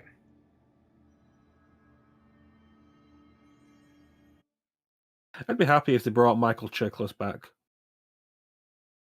He was a good thing. He had the commitment. Like, he was a good thing, but he was also committed to doing it, which bold and impressive the way he pulled it off. Like the prosthetics and everything, and he was actually speaking through all of that. Yeah. Well, I mean, just the idea of doing a thing with prosthetics instead of just straight CGI. Looked better than it did in the Fan Four Stick movie. God. That is an almost aggressively bad movie.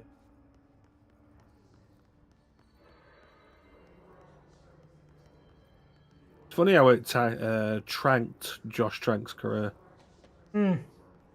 Which sucks, because Chronicle is so good. Apparently, he's just a piece of shit to work with, though. Yeah.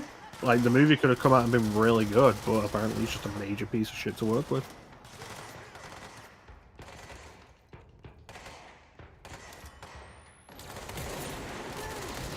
Seems like a lot of the directors that Fox tapped to direct the Marvel movies they owned were not great.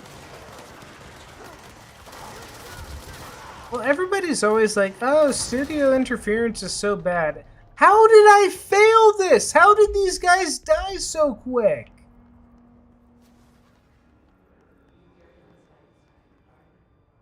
I'm really more talking about his people. Like, Brett Ratner was not a good person, and the whole Bryan Singer thing also came out. Yeah. Director of one of the weaker Superman movies. Which sucks, because Brandon Ruth is just generally a good dude, and I like to see good things happen to him. And not just because he's also an Iowa.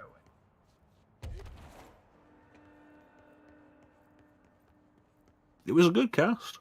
Yeah. Like, I don't think I've seen Kate Bosworth in anything else.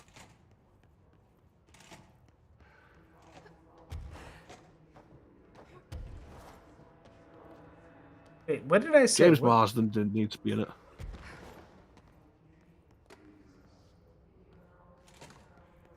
Who played Superman Returns? Brandon Ruth. Yeah, okay, I did say that. Brendan Ruth. Yeah.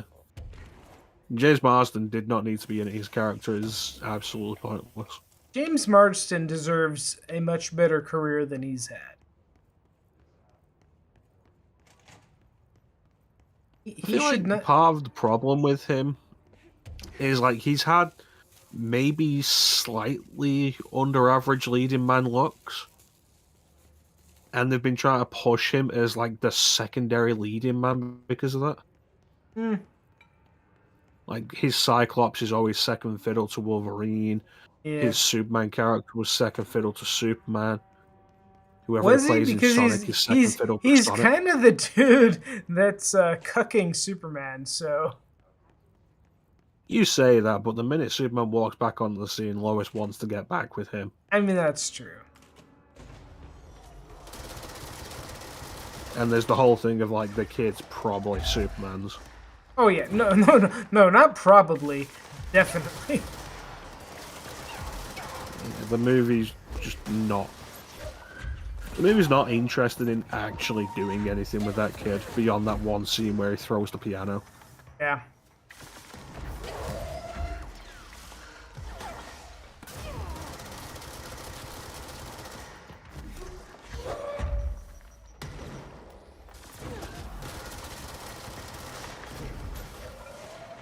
But yeah, Brandon Routh was a good Superman. He is. It's crazy that we've not had an on-screen Superman who can properly compare with Christopher Reeve. I think, and it's not for the lack of good actors. Yeah. I think a lot of it is down to the writing. Oh yeah, absolutely. Like Ruth, or not Ruth. Henry Cavill, absolutely. You know, he's a great Superman. He's just been saddled with the worst scripts imaginable. And a director who really doesn't get comics. Yeah. Oh no. Yeah. Definitely doesn't get Superman. Doesn't get Batman either. Or Watchmen. You see that thing where he came out? Was it this week or the week or like last week? Where he's still defending his take on Batman just killing everybody. Oh yeah. Oh no, Zack Snyder is super frustrating because, like, in theory, I like Zack Snyder movies. I mean, I really like 300. I really liked his Dawn of the Dead. I was even alright with, like, Army of the Dead. I liked Sucker Punch, but he is just the worst take on superheroes ever. Like, he's just the most shallow take on Watchmen, on Batman, on Superman.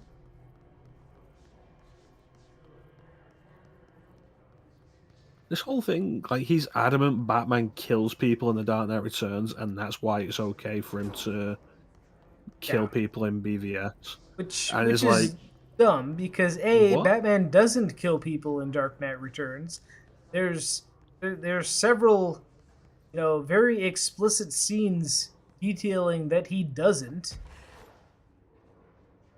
And B, just no.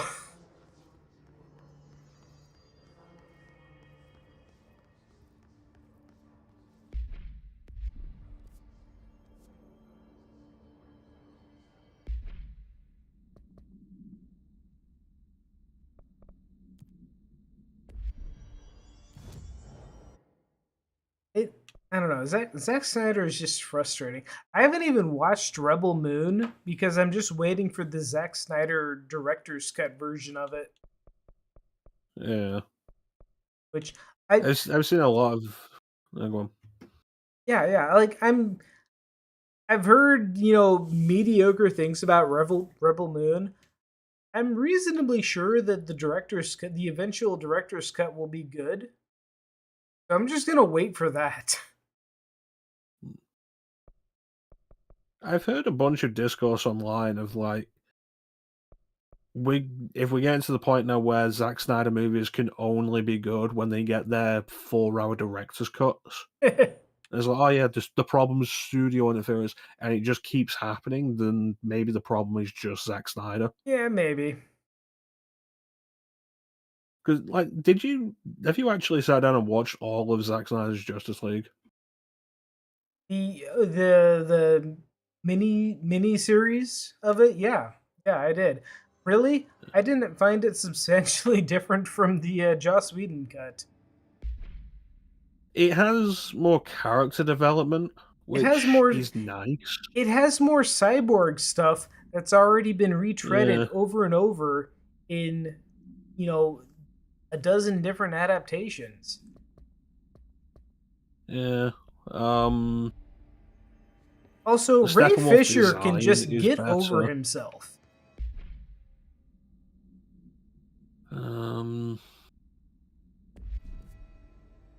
Having Flash able to run backwards through time, just like from the get go, I don't think is a good idea. The Flash TV series had that as well. Yeah, especially because like he does that like after he gets like super injured too, doesn't he? Yeah. Yeah, that was a little much. The building up to Darkseid was a cool idea. Or Oh like yeah. it's the idea. Like just openly admitting it is better. Yeah, I mean, really, that's But just it the same thing Joss Whedon did in Avengers, a decade prior. Yeah. But like it's a 4-hour movie that could really be cut down to 2.5 hours. Possibly less. The Martian Manhunter bit does not mean anything. Does not No. matter. Will never get payoff. Nope. Having a 20-minute epilogue of the future scene again, worthless. Yeah, Waste of completely time. worthless. Especially with that. Although it gave us one thing, like definitive closure, that Jared Leto is just a bad Joker. Like you don't get to turn around and say, "Oh, they cut all my good scenes out of Suicide Squad," and it was like, "No, you shit, absolutely awful." So here's the thing. Really, I'm at best or worst neutral about Jared Leto's The Joker. I could take or leave him. I don't think he's terribly bad. I don't think he's like super great, but I don't think he's terribly bad. Moved the whole landfill here in the middle of New York. And even that epilogue scene, yeah, fine. He's just Jared Leto doing his Jared Leto thing. I didn't think he was bad in Mobius. I've still not seen Morbius, and I don't care to. Yeah, look, Morbius is I hesitate to say fine movie. It's just a movie. Morbius is just a sequence of events and story threads that happen. It's not particularly interesting, but it's not offensively bad. It is like the textbook definition of just mediocre. Nothing So more. it's the worst thing it could be. Nothing less. Yeah. I don't know. Look, there are movies where they are just so bad that I find them offensive. I didn't find Morbius offensive. I just found it fine. Not even boring. Like, it's not like I wasn't engaged with the plot. It was just fine. I could just take it or leave it. Whatever. Neutral. Perfectly neutral. I didn't feel like I'd wasted my time with the movie. I didn't feel like the movie was insulting me by existing. It's just fine. So that's my Morbius review. But yeah, I don't have the hate boner for Jared Leto that like a lot of people seem to have. I don't know how much of it is actually earned, but I feel like it's just popular to hate on Jared Leto, and that kind of because he's a weird sex cult leader. I mean, he is. Look, he's a weird dude. Fine, people can be weird dudes. Let people be weird dudes. Mm-hmm. Weird dudes who own private islands where they run a sex cult. Sorry, there's a lot of gunfire happening. What was that? Weird dudes who own private islands where they run a sex cult. Sex cult, weird sex cults. I mean, okay, yeah, sure. As long as nobody's there's underage. A funny thing, though.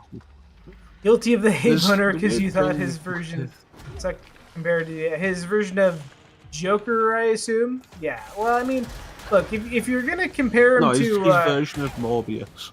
Fuck. He didn't say enough about the plasma. He needs the plasma. No, I'm assuming he's talking about Joker. Of course, he's talking about Joker.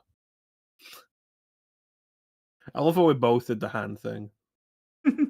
Well, I mean, I don't know if you did the hand thing or you're not on camera. Oh, I did the hand thing, and then it came up on stream that you did the hand thing. Okay, yeah. He needs plasma. Big pairing Jokers. I think with a character like the Joker, same with characters like Batman, characters have been portrayed so many times in media, comparing them doesn't get you anywhere. People need to be allowed to do their own takes on them and to be able to do their own thing. And hating them before you see them is never going to help in any way. Like when people were hating on Ben Affleck as Batman before the movie came out, and then it came out and Ben Affleck as Batman was one of the better parts. No, yeah, It's a shame he never got a good script. People are hating on Ben Affleck for Batman. I feel like Ben Affleck is one of the better Batmans that have ever been on film. Yeah. He's been in some shit movies, but like Ben Affleck, he's been doing fine. He did his part.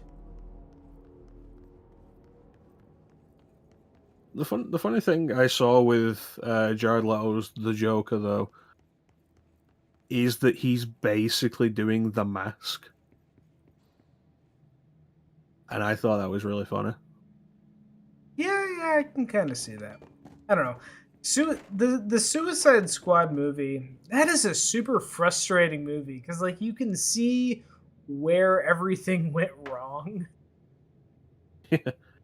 It started with that trailer. Kinda. Like, whether the movie was going to be good or not to begin with is a question we can never really answer. Yeah. That trailer coming out and hitting as big as it did, and then Warner Brothers demanding reshoots and re-edits to match the tone of that trailer, ruined the movie. Yeah. They moved the whole landfill here in the middle of New York. Yeah, but imagine if the reshoots had actually worked and done what they were supposed to do and actually matched the tone of that trailer. Then I think that would be have talking about it in a completely different sense. Yeah. That would have actually been a good movie. Like Warner Brothers' instincts in that instance was correct. They just vastly overestimated their ability to do that. I think they would have had to redo most of the movie for it, though. Yeah. Because even with the reshoots, the tone doesn't go towards what that trailer was. Yeah. Suicide Squad isn't really a fun movie. And that's the problem, is that they made a shit movie to begin with, and then when somebody cut a trailer that made it look like a good movie, and Warner Brothers was like, oh shit, this trailer looks way better than the movie we actually have. Can we fix it? They should have just made a good movie to begin with, and then they wouldn't have had a problem. But they didn't. I still love that trailer for the Suicide Squad that ends with Bloodsport pointing to what we now know is Starro, but they didn't show what he was pointing to in the trailer. And shouting at Polka Dot Man, "You see what that is? That's your mom!" And, like, that was hilarious in the trailer, and then it made total sense in the movie. Like, that was fun. I love that.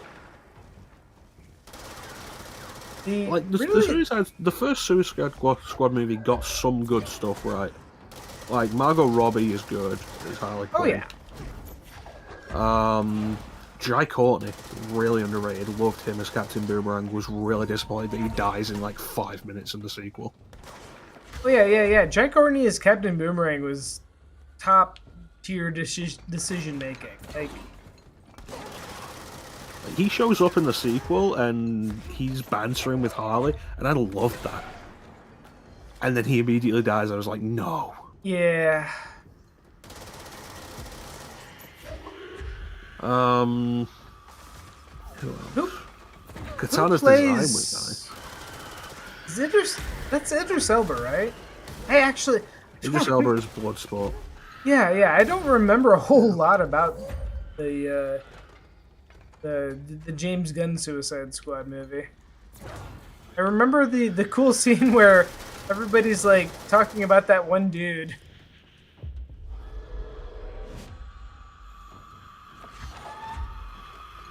Oh, fuck these guys.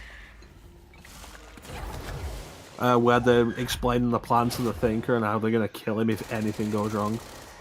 No. And then Harley's just interjecting with random stuff. No. The one dude, the guy that was driving them and then went with them on the thing, and then he dies, and everybody's like, "Oh God, like Randy's dead," and Idris Elba's like, "Wait, who? He was still with us?" Like, yes, he was with us. Yeah, because he dies, and Polka Dot Man's like, "Oh no, he's dead," and Harley's like, "Who?" And Bloodsport is like, "He was still with us." Yeah. That is just a great scene. I love that scene. It does really well balancing comedy with like just the ridiculousness of the DC universe. Okay, why are you here? You need to go suicide bomb those dudes. Sorry, I'm talking to an NPC I have mind control. And like, because the comic books are stupid, and they know, and James Gunn gets that, which helps. They're not this big thing that needs to be treated with reverence. Like, you can love it, and you can recognize that it's dumb. Yeah. And the Suicide Squad is fun, it's got its serious moments for characters. The growth of Harley, of like, yeah, I'm not getting into another abusive relationship.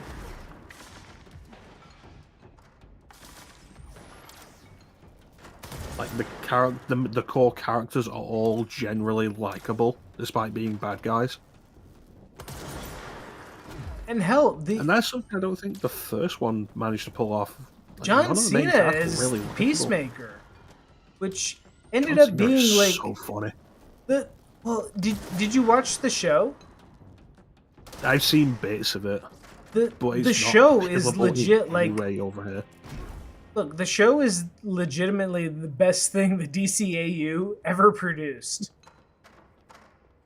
You mean EU? EU, yeah, whatever. Oh yeah. Because AU is we can't confuse it with the good stuff. No, no. You're right. You're right to call me out on that. EU. Yeah. The Peacemaker show. Easily the best thing the DC EU ever produced. Effective immediately. What is this? Yeah, John Cena is just hilarious. Research in the research I love the pissing contest he and Bloodsport end up having, killing the rebel camp. The ordinary site remains as is. We'll be back to... Or just in general throughout the entire movie. Yeah. Well, Vigilante in the show is like a low-key just hit, and I hope good things happen to him in the future. That's where we go next. Which is weird. They are doing a season 2, aren't they? They are doing a season 2. It's unclear if season 2 is going to be in the same continuity as season 1. I think it's weird that James Gunn's come on board and been like, we're going to establish a universe that encompasses the games, the movies, the TV shows, and it's going to be one universe. Yeah. And it's like, that's weird. I don't get where you're aiming to go with that. Well, I think people read a lot more into that than they probably should. Maybe. But I think just in a general sense, what he's saying is that James Gunn is going to be kind of the brand master of DC adaptation material, whether it's movies, television, or video games.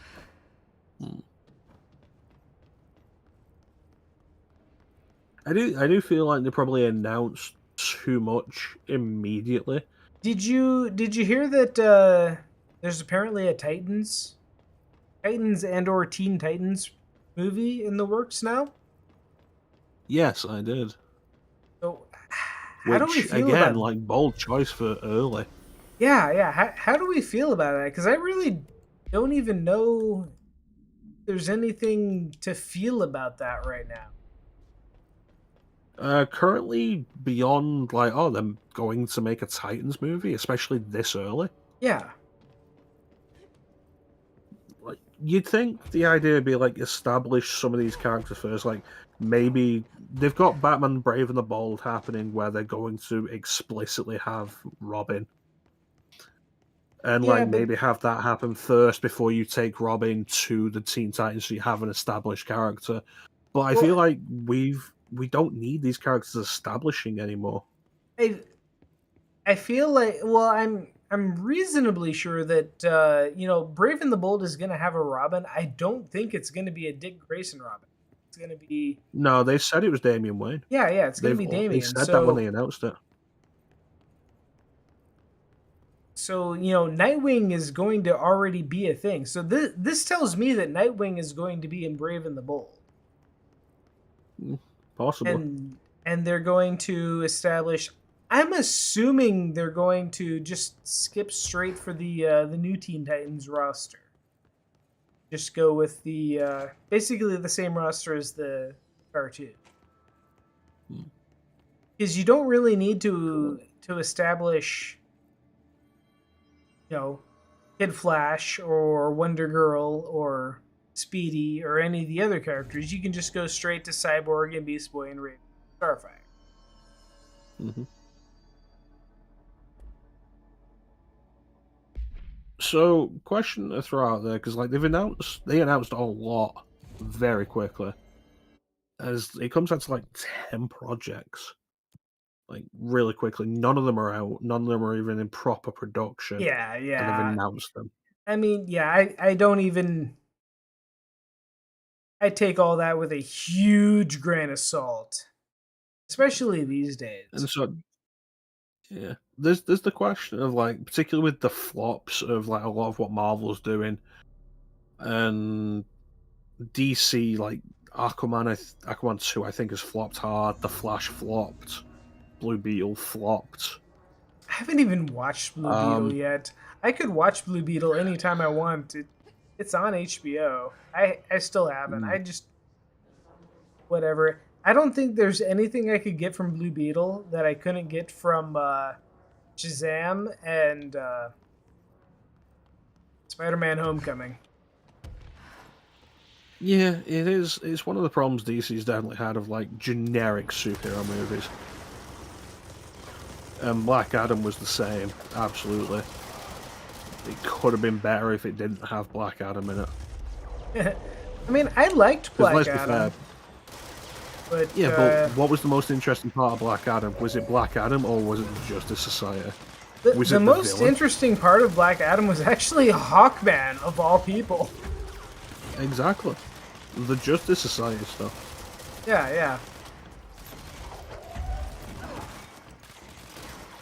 But like, what happens? Like, Superman Legacy is going to be the first of these to come out. What happens if Superman Legacy comes out and it bombs? Oh, I don't even want to think about that. You know what happens if Superman Legacy comes out and it bombs? It means that we have another 15 to 20 years of just failed DC adaptations before Warner Bros. You know, takes corrective action again. That's what happens. But what if Superman Legacy comes out and is good, but bombs? If it's good but bombs? Mm-hmm. You get movies that are good, that are fantastic, that don't do well in the box office.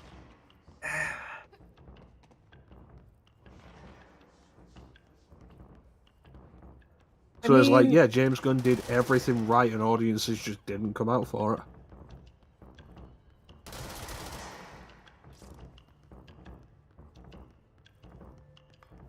I don't know that at this point it's a good possibility. There's a fair possibility it could happen. I mean, it could happen, I guess. I feel like okay, so the measure of whether or not Superman bombs is not going to be with its box office results. It's going to be with the box office results of the next movie that comes after it. You think Warner Brothers would think that far ahead? I mean, they would almost have to, right? Hmm.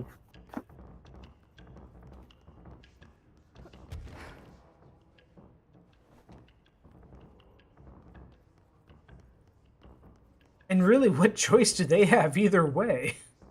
What else are they going to do? Throw out another Harry Potter movie? You know they'll try. Aren't they supposed to be doing The Cursed Child? I have no idea. I've seen exactly 2 Harry Potter movies ever, so... Yeah, I only saw the first 5. I watched the first one, and I watched The Goblet of Fire. That was my favorite of the books, and that was it.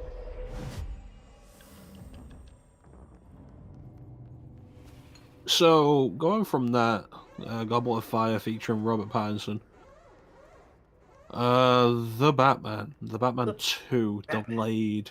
Yeah, another year. Jesus Christ.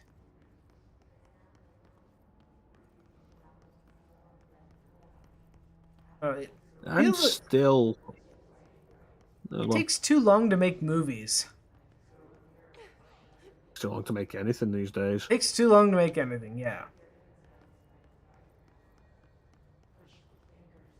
I'm still adamant that based on the way the first movie went and ended, I feel like an introduction of Dick Grayson would be a good idea for the second. Oh, absolutely, and absolutely. DC because needs to get away from being scared of having Robin with Batman. the first movie, which I don't even know if it's intentional or not, but it is something that really isn't addressed enough in kind of the Batman metafiction, is that at some point Batman needs to transition from being the urban legend, scary, stalker of the night into being a publicly known superhero vigilante force for good. And the Batman does that. That's kind of the whole thing, is that at the end of that movie, Batman's not just about being scary and taking down bad guys. He's, helping people in the public, in the daylight, in a not so natural disaster.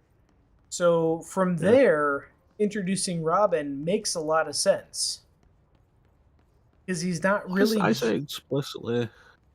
He's not really No, just a crime fighter at that point. He's just an open force of public good.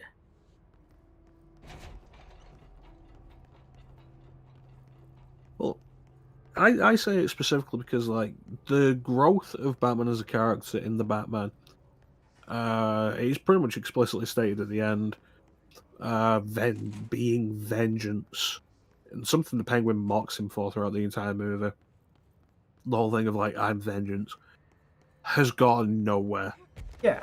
The criminal element is still there. If anything, he's made it worse by inspiring people like the Riddler.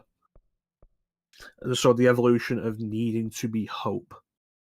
Yeah, exactly. And then you transition that into Robin, of Dick Grayson's parents are murdered, he takes Dick Grayson in. And the most important aspect, I think, of Batman in Dick Grayson's life, there's a quote from Young Justice when Diana calls Bruce out for taking in a child and training him. And Batman is like, well, Robin needed a focus for his anger. In the cartoon. And it's like, why? So he could turn out like you? And it's like, no, so he wouldn't. So he doesn't become, yeah. Yeah. And it ties into the whole what should be the core scene with concept the Guy of Batman. Gardner scene, right? Yeah. They're like, no, we're not having Guy Gardner.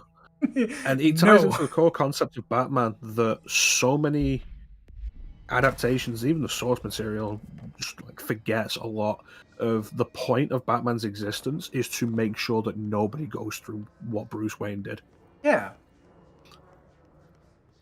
I don't know. I feel like just Batman in general is due for an overall change in public assessment. Like, let's think about Batman. Okay, so people are like, the big criticism of Batman is that he's just like a rich dude that gets off on beating up poor people, right? Mm-hmm. And why isn't Bruce Wayne doing all this with his money? Blah blah blah blah blah. But when you think about that, okay, so Bruce Wayne is not Elon Musk. Bruce Wayne is Elon Musk's grandson.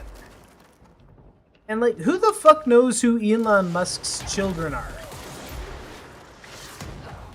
Right? Bruce Wayne is a kid whose ancestors he's old money. But his dad wasn't even, the big business guy. His dad was a surgeon. So Bruce Wayne is Elon Musk's grandson. He's got all the money in the world. But nobody knows who the fuck he is. He's just the guy that happens to have inherited, his family's wealth. And then his parents died. So I can see that there is an evolution in Batman, and people like think of Batman as like being all of one thing all the time. And he would definitely be, in his early years, the vigilante force, the I am vengeance, I am the night, the stalker of crime, because he's just super angry and he's dealing with that shit. But there has to be a point in time where he realizes that he has to be beyond that. He has to get beyond his own anger and just become a general force for good. And at that point is where you start to get into Robin. Right? Like, I'm not like that seems to be a natural evolution of the character.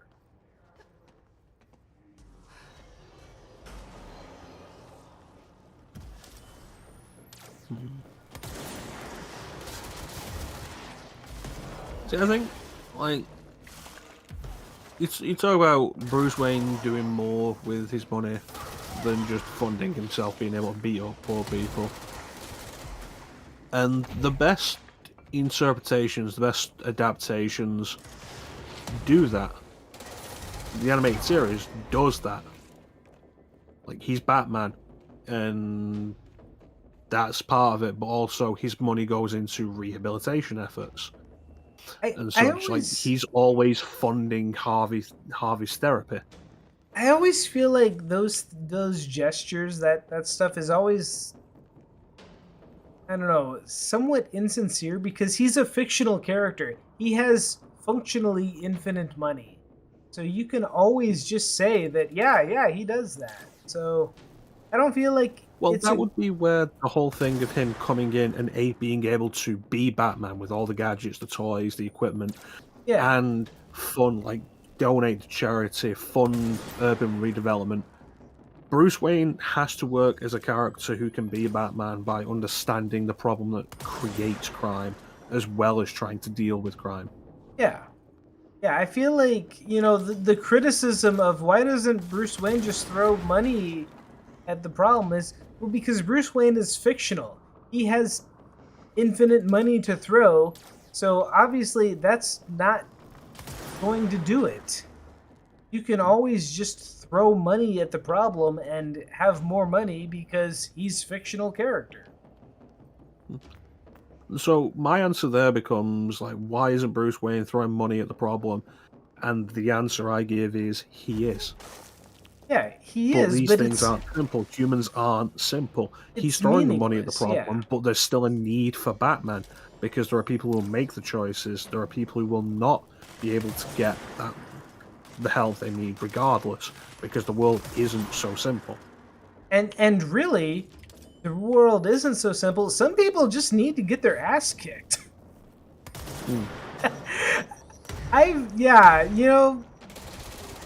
That is always, or that has never really sat well for me, is that like, oh yeah, Barbara gets shot in the spine, gets paralyzed, and has to give up Batgirl and, develop a whole other identity and become, Oracle. Batman, he gets his back broken by Bane. He takes a few months off. Whatever, Nightfall happens, and he just gets back into it.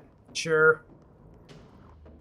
There's something that frustrated me with the Nightfall trade paperbacks because they come in 3 parts. Mm-hmm.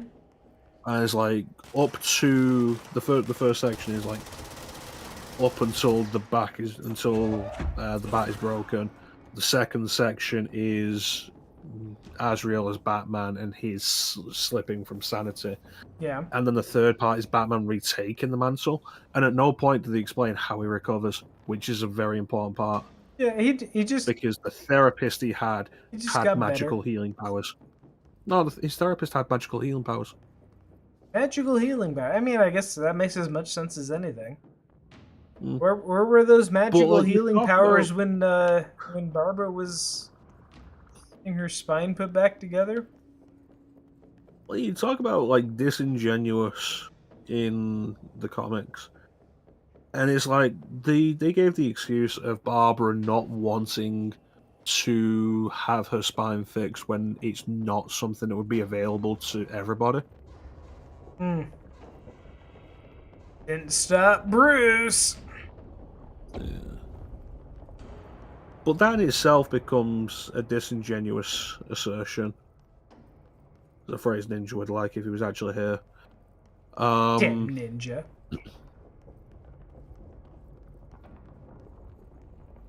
And it's like, why? Oh, so you can keep this character as this character. There's no other good reason for it. There's no reason why Barbara wouldn't decide to just have her spine healed and then still operate as Oracle, or go back to being Batgirl and operate as Oracle. Yeah, I mean, and don't get me wrong, I kind of hate that they've really kind of tried to split the difference now. Like they reversed it completely with New 52. Now they're just kind of splitting the difference where Barbara is, I think, Last I checked, Barbara is basically just Oracle now, but she can also walk because she still has the spine fixing microchip or whatever. It's a frustrating thing they did, like just prior to New 52 and New 52. Of comics have the big issue of reverting back to a status quo. Yeah. Which is something that only really came into effect in like the 90s. Comics used to be able to grow and evolve, and characters could die, and you'd think they'd stay dead. Yeah. And then stuff like Barry Allen came back and became the main Flash, and Hal Jordan came back and became the main Green Lantern. And changes that had been there for decades were suddenly undone for no good reason. Well, Barbara Gordon There was a becoming good reason. Batgirl again. His name is Jeff Johns. Ugh. It's not a good reason. Like that's literally the reason. Just that one dude who has such a fucking hard on for the Silver Age. Like the entire modern age had to get unwritten so that he could write Barry Allen and Hal Jordan again.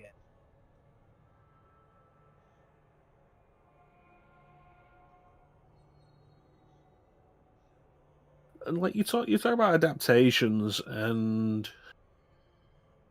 it leads to an interesting period in adaptations of these things, where like the DCAU is a good example of like who's the first Green Lantern in the DCAU. The Green Lantern that was around at the time, it's Kyle Rayner. Hal Jordan gets one cameo throughout the entire run of the DCAU, and it's when weird time shenanigans are going on in Justice League Unlimited. Yeah, because Kyle was introduced in the Superman series. animated series. Yeah. Yeah. He does make a reappearance in Justice League Unlimited. Yeah, but he was the first Green Lantern on Earth. Was Hal Jordan alive again at that point in the comics? No, because that'd be Superman animated series be the late 90s. I think that was post Parallax, and let's see, what do they call him? Sentinel? Was Sentinel Alan Scott? Sentry? Okay, so it was like during the Final Night storyline where Hal Jordan sacrificed himself. Well, yeah, no. Hal Jordan. Hal Jordan was dead through most of the 90s. When did? No, I'm specifically talking the JLU episode with the time travel. Was Hal Jordan alive in the comics at that point? I don't remember specifically when he came back. I don't either. Like, Barry Allen's easy to pin down because it was Final Crisis. He came back for Final Crisis. Did he? I actually don't know when Barry Allen came back either. Like, just all of a sudden Barry Allen was alive again, and then he fucked everything up with Flashpoint. It was one of the big deals of Final Crisis lead into it, that people were starting to see Barry again. And Barry was trying to like warn people of something. And then during Final Crisis, he finally came back. Yeah, I've never read Final Crisis. It's not good. No. Well, it's Grant Morrison. Grant Morrison does good work, but no. Grant Morrison has good ideas that other people turn into good work. Batman R.I.P. isn't awful. Yeah. Like the big event stuff, like when you have to balance. Because what is it? Like Final Crisis would have affected like maybe 20 different books. You gotta balance all that on top of everything. The various subplots, the conclusion of the book, the Bible of Crime storyline, where it turns out Vandal Savage is Kane. But Kane is also a different spirit that possesses Vandal Savage. Like Kane, the biblical Kane? Yeah. Oh, gee. Isn't the biblical Kane already a DC character? Probably.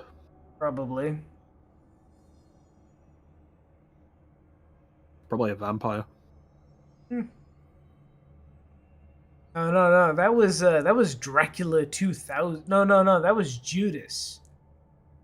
Yeah, there's Judas in Dracula 2000. Dracula 2000. That was an awful. Kane being the first vampire is something Vampire the Masquerade does. Oh, okay. I've not played that. The tabletop game? I mean, any version of it at all. Yeah. There's the lore of the mythos is that Kane was the first, and the return of Kane harkens the end times for vampire kind. Well, that's not good for vampire kind. No, the idea is that he hates every one of his progeny and wants to destroy the entire race, or something like that. You know what's always been weird, but I always love it? Dracula's like on and off again antagonism with the X-Men and Storm in particular. Like, how did Dracula become an X-Men villain?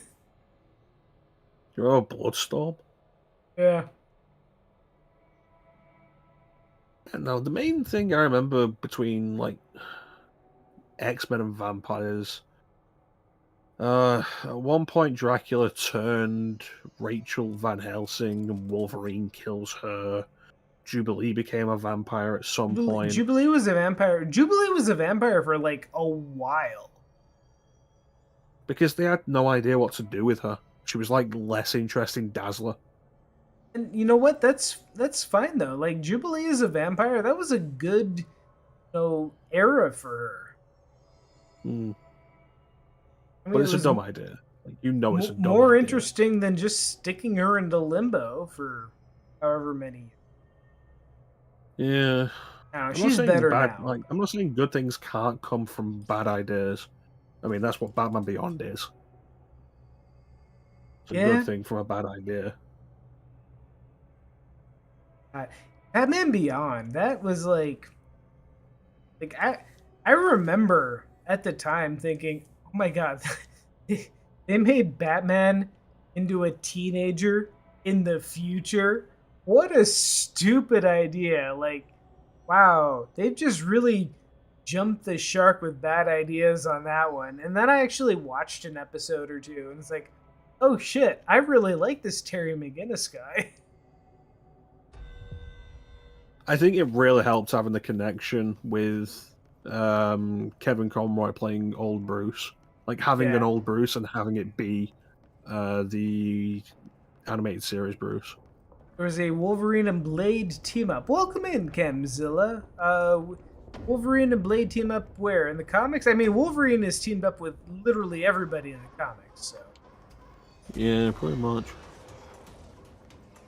That's what happens when you're like the most popular character in the company for 40 years. Remember there was a point where like every issue of every comic Marvel put out for a specific month had to have Wolverine on the cover, even if he wasn't in the storyline. I mean, it wouldn't surprise me if that happened at some point. Wolverine being overexposed has been a running joke for literally decades. But comics, Blade comic that Wolverine was in. What is it? Anita Blake? Like it was actually a thing. Like Wolverine had to be featured on every comic cover released in a specific month, even if he wasn't in the comic. And so you end up with the meme of Wolverine on the cover of an Anita Blake adaptation comic. Yeah, no, I totally, I don't know that that's a thing that happened, but I absolutely believe that that was a thing.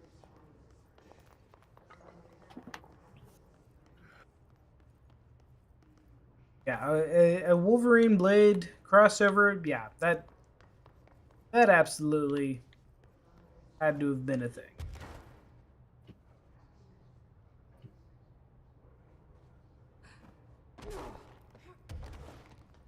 Where am I going?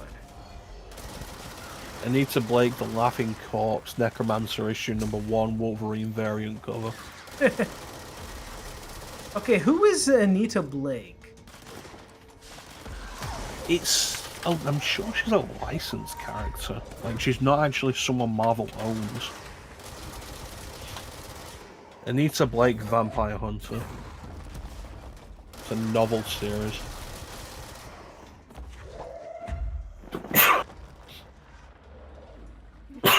That reminds me, wait, have you read Next Wave, or did I tell you you needed to read Next Wave?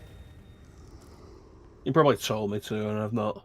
You need to read Next Wave.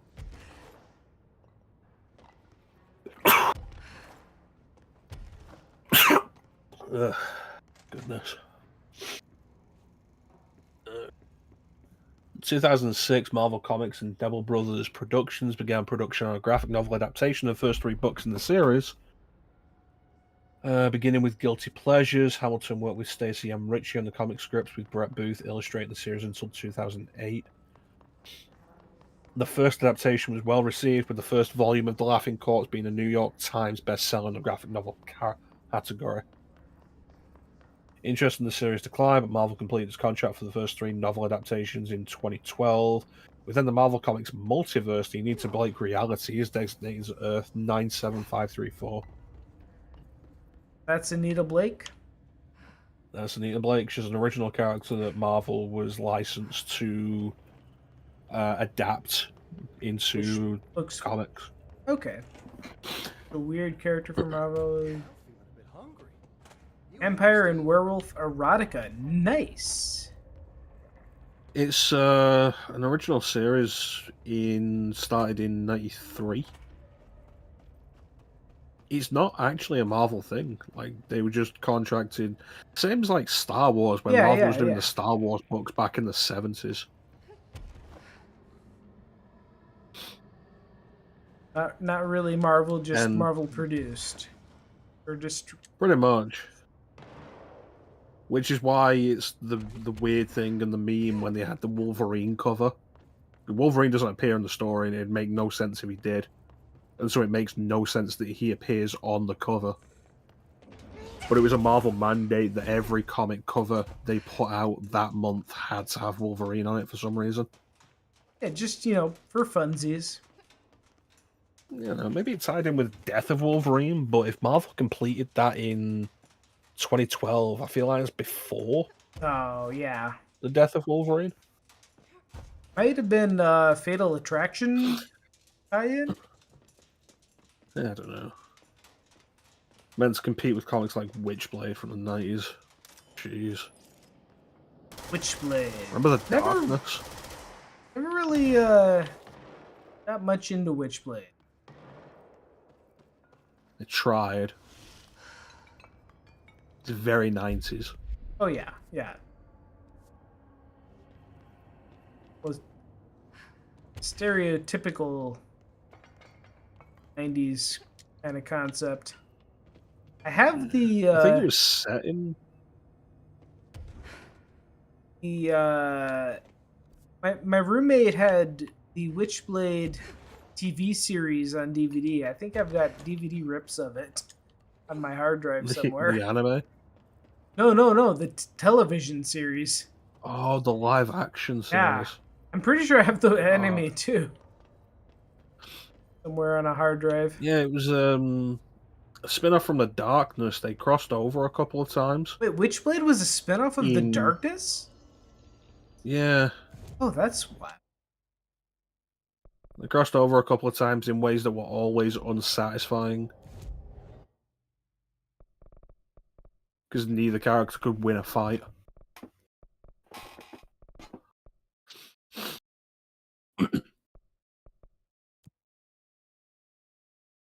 See, the only thing I know about The Darkness is that it's a first-person shooter and that the dude has like 2 little tentacles coming out of his neck or something. The Darkness, because I read like the first maybe 12 issues of A spin-off, but they were in the same universe along with Angelus, who is a Spawn character who is not a Spawn character anymore. Now she is a Thor character. Or no, You're that's thinking Angela.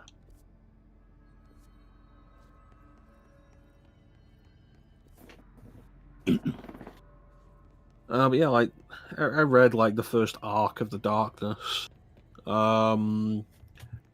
Jackie Estacado, mob enforcer, hits his 21st birthday and inherits the power of the Darkness,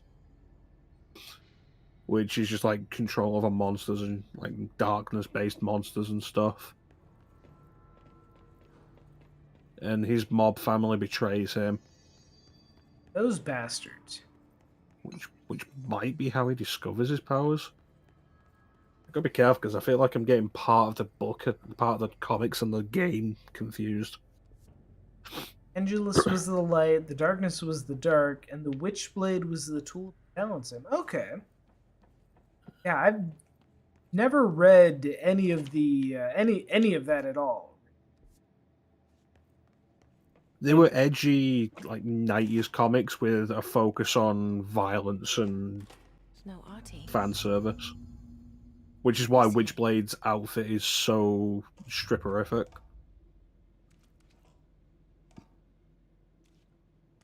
A mess, talk to the plates. Darkness Games stayed true to the comics. You know what? That's good to hear. Like, I didn't even know the Darkness was a comic series until the Darkness game came out. So.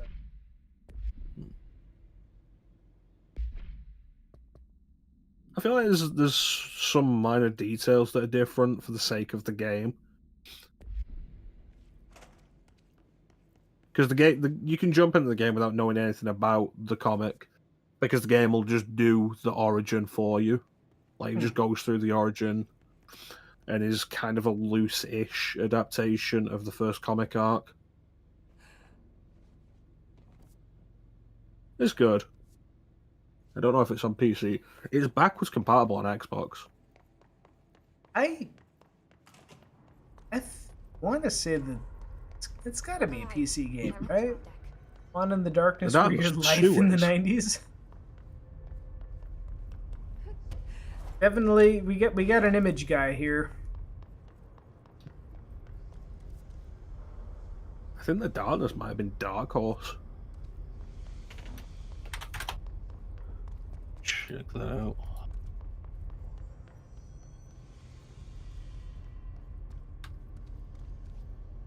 The Darkness based on the comic.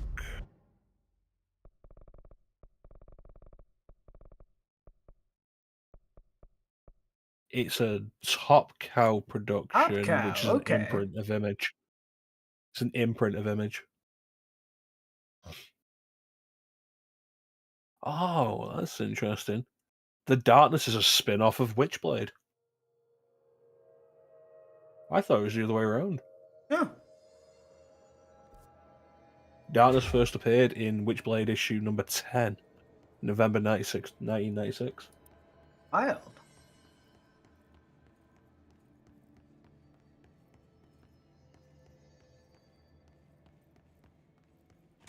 No, maybe one day I'll get really bored and watch the Witchblade live action anime or series, and then I'll watch the animated series.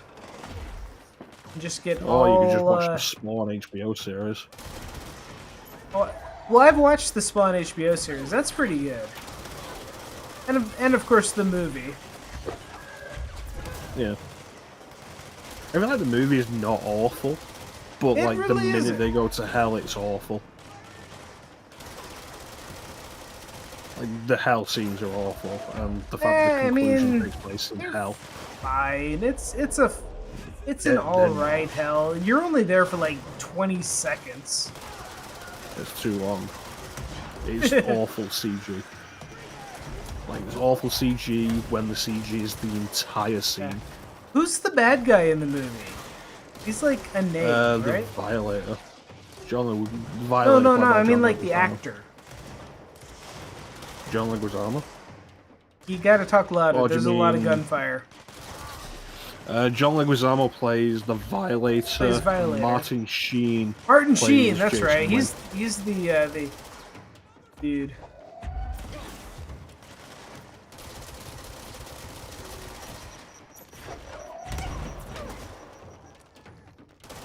Michael Jai White was good as Spawn. Oh yeah. Like, definitely give him credit for acting underneath the burn prosthetics. Oh, Escape from Butcher Bay. I heard that. Look, I am forever pissed off at the Fast and Furious franchise for being the reason that we can't get more Riddick stuff. First, even when we got more Riddick stuff, the Riddick stuff was disappointing. It's not because Riddick was kind of shit? Riddick was kind of shit. It was literally just Pitch Black again. It was Pitch Black Light. Like, we had already gone there. And I love Chronicles of Riddick. And like, I waited so long for a sequel. How did I fail this? What happened? I do also like Chronicles of Riddick. Oh, Chronicles of Riddick is so good. That movie gets a lot of hate, but I do enjoy it. Who's hating that movie? I will kick their ass, because that movie is great. Assault on Dark Athena is backwards compatible on Xbox One, and it comes with Escape from Butcher Bay on it, remastered. You need to fully exhaust the novel. Oh yeah. It's such a cool universe. I mean, it's Space Conan. God, I wish they'd bring Conan back. Like, there's still not a sword and sorcery movie that matches Conan the Barbarian. No, not really.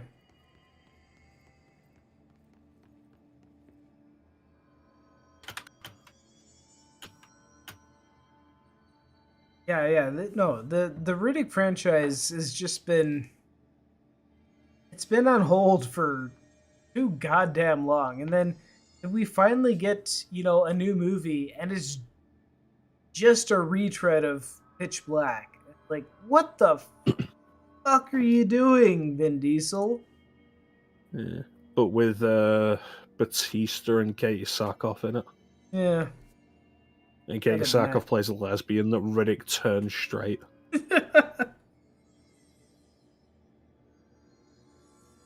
It's ridiculous. It's such a waste.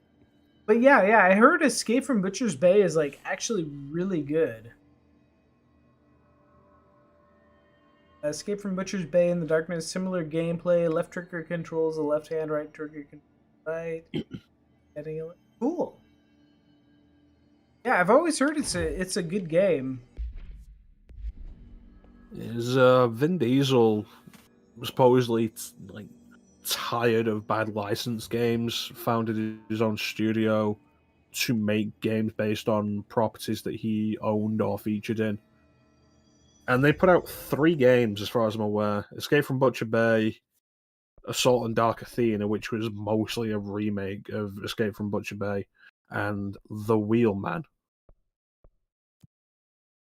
which was apparently not great, but I own it, and I've not played it. I think it cost me like £1. Maybe I'll have to find that sometime. But now we have 2 Fast and Furious games, and they are both awful, from what I've heard. Based on movie. Do we even really have that? I feel like we don't have games based on movies the way... I mean, we definitely don't have games based on movies the way we used to. No, I think, like we talked about earlier, the development cycle is generally too long and too expensive. It used to be that games based on movies were cheap cash-ins, more often than not, that could be done quickly to make extra money. They were merchandise more than anything else.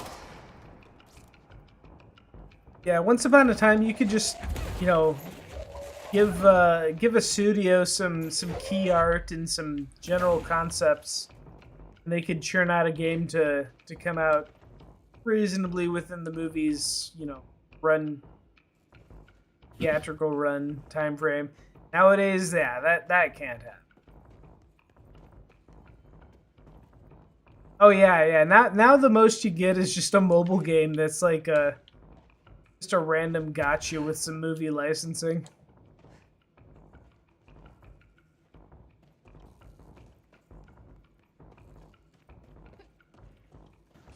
Teak looked over at the notification. A new follower? For him? Could he really be that entertaining? Teak was grateful for the support and hoped his stream would be worthy of the viewer's time. Hey, thanks for the follow, Camzilla. Welcome in.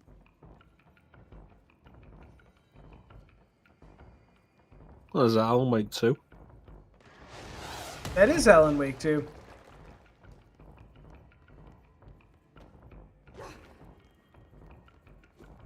I heard that might not have been selling as well as they wanted it to. That's a shame, because it's a really good game. It's also digital only. It's still a really good game. Yeah, but it's also like less available in that case.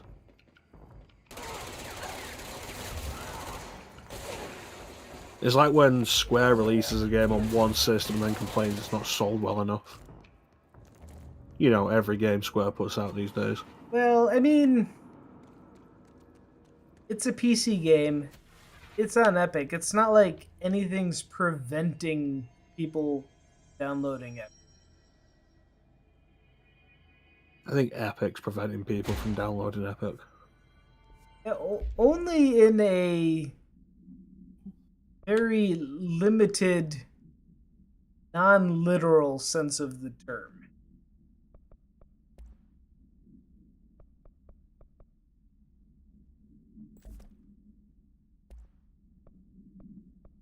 I don't know. I picked up Alan Wake 2 on Epic. I'm perfectly I'm playing this on Epic right now because it was free. I bought it on Steam.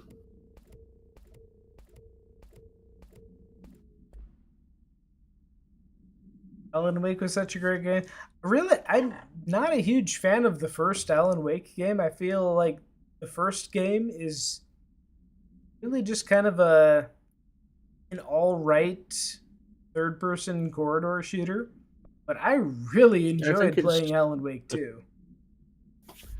I think it's really a cult classic. What, the first one? Yeah, like if you liked it, you love it, but it's not for everybody. Could be.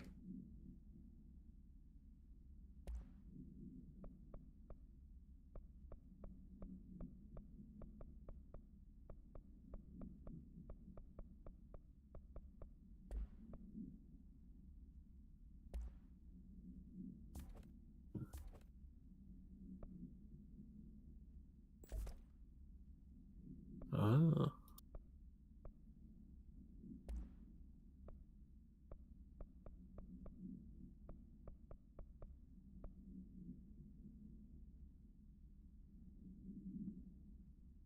Yeah, Alan Wake's still sat there on my backlog. You know, I'm not sure I've actually finished Alan Wake. I know I've watched... I think I watched Ninja finish Alan Wake.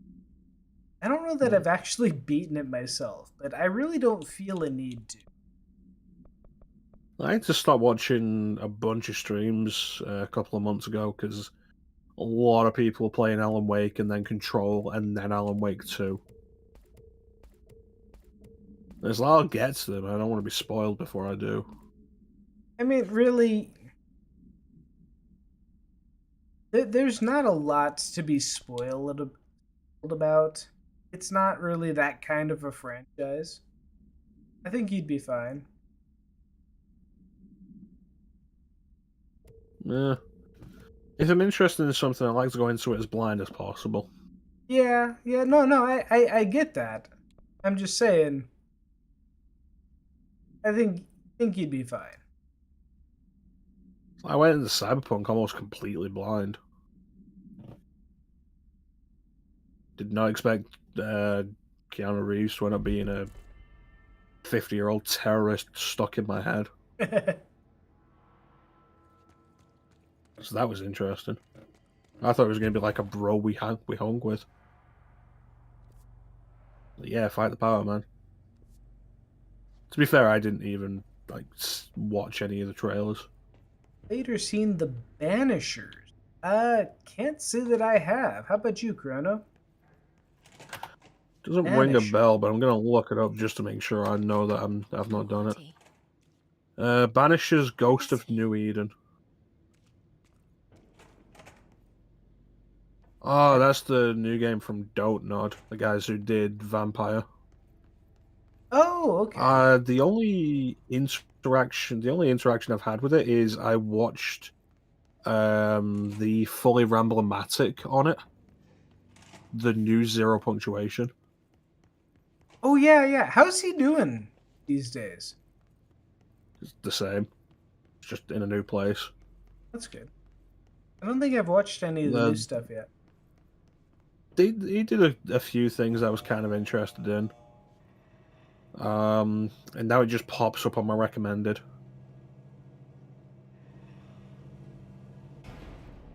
It has a thing now where he'll change, like he'll slide out background colors partway through the video, and I think it's really jarring. It might just be me though.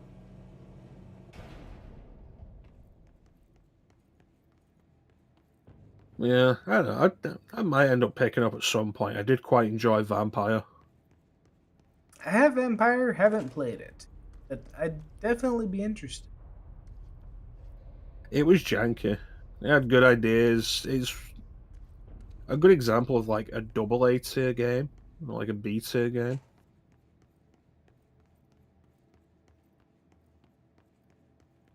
I feel like those are two really contradictory terms, double A and B. Well, we don't really say double A anymore, do we? Or like double A is not really a thing. Like, I mean, there's your big budget, like super professional stuff, and then there's Yeah. the stuff below that. Yeah. Yeah.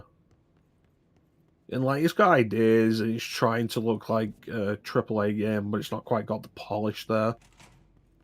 Yeah, that I mean, I yeah, say that that, seems but how right. polished are like how polished are triple A games these days? The same.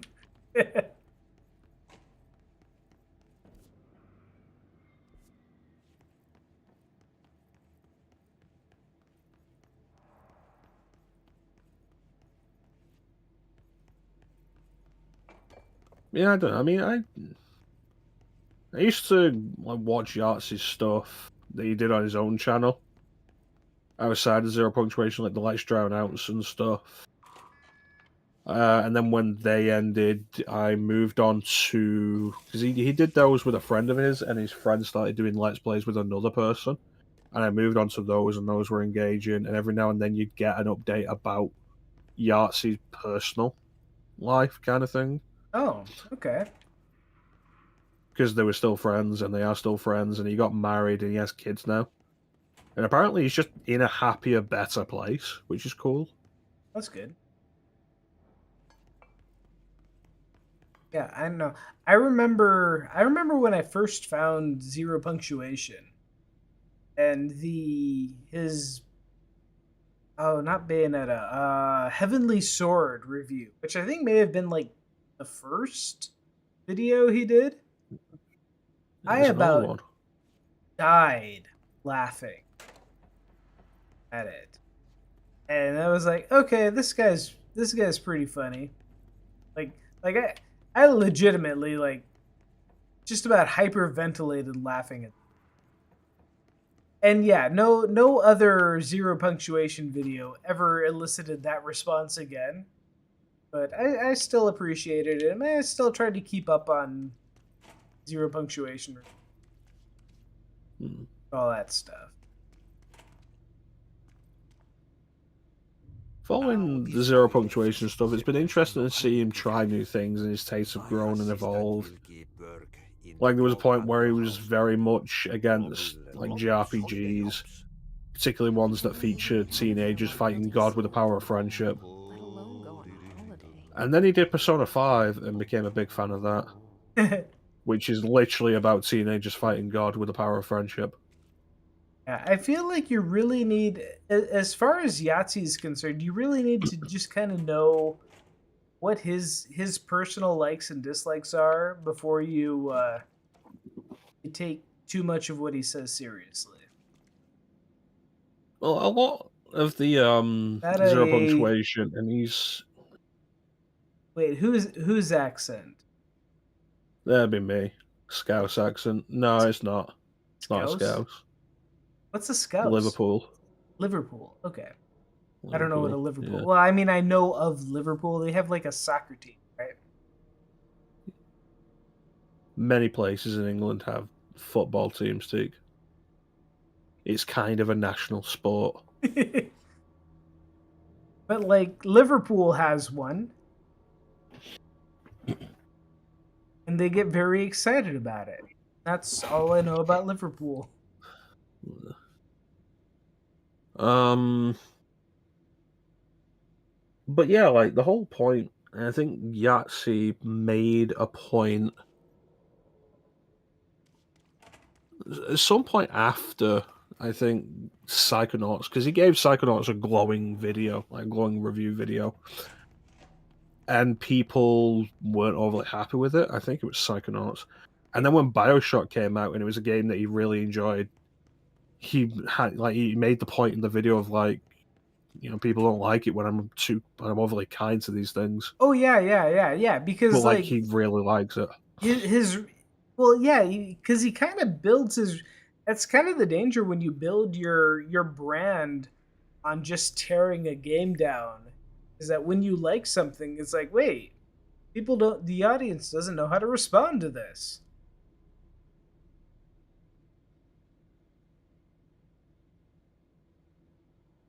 Nope, not Irish.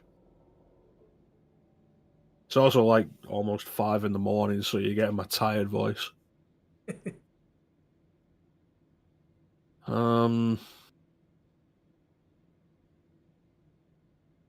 Yeah, I know, like it's accentuate the negative for the sake of comedy. Yeah.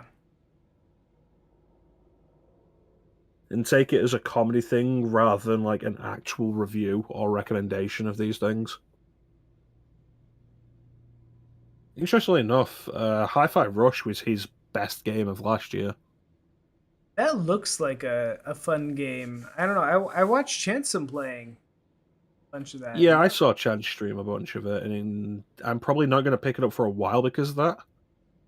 But I will probably pick it up at some point. Yeah, you were in there. We were doing the Penny Arcade bit. The DivX Devil May Cry easy difficulty Penny Arcade. Oh yeah, yeah. Hold out for ultimate fucking pussy mode. Give up, Guy Ritchie has failed me. I feel like most of Guy Ritchie's back when he was doing those kinds of movies was just London. London Town.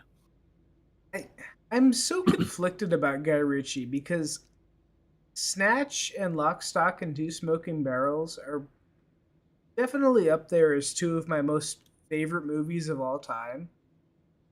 Mm-hmm. But everything else he's done since then has just been disappointing. Have you ever seen Rock and Roller? I can't say that I have, no. You should. It was the last movie he did of that kind. Like Lock, Stock, and Snatch, and it's really good. I really like it. It's got Idris Elba's in it, Gerard Butler, yeah, Mark Strong. It's really good. I really enjoyed it. We should actually go back and make the sequel he said he was going to do. The real Rock and Roller. God, he's attached to something recently, isn't he?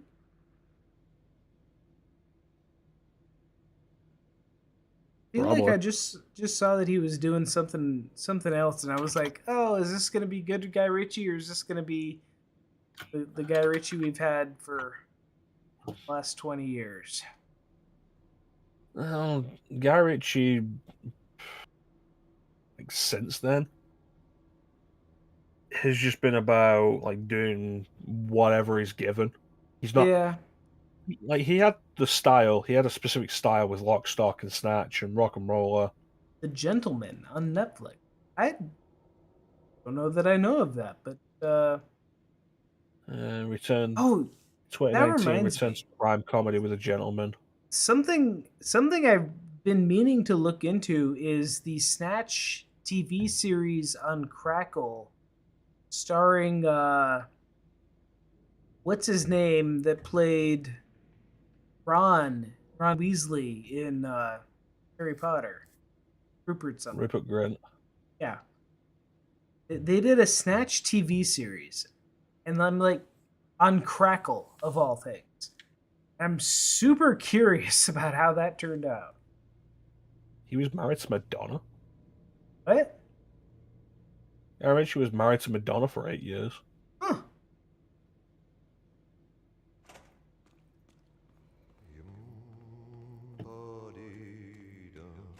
Yeah, gentlemen, I've seen clips of that with Charlie Hunnam and Colin Farrell, and it looks entertaining. I saw Wrath of Man. Wrath of Man actually has kind of a similar timeline idea. It messes around with time a bunch. Like, it shows things in like an out of order sequence for the sake of storytelling. Probably closer to Tarantino than his old work. It was enjoyable. It's got Jason Statham in it. Probably best known for its trailer that had a harrowing rendition of Folsom Prison Blues.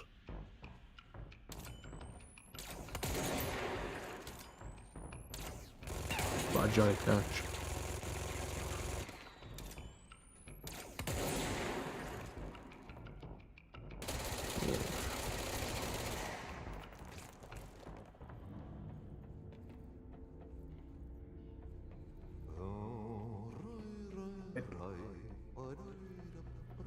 Yeah, just going back. Guy Ritchie, man. Like, how do you make two of the best crime-ish movies that have probably ever been made? Crime-ish. Crime-ish. I would that's how I would describe Lock, Stock, and Snatch, right? They're crime-ish. They're not really all about crime. They're just Well, they're labeled as crime comedy. crime comedy. I mean, yeah, that makes sense. Yeah.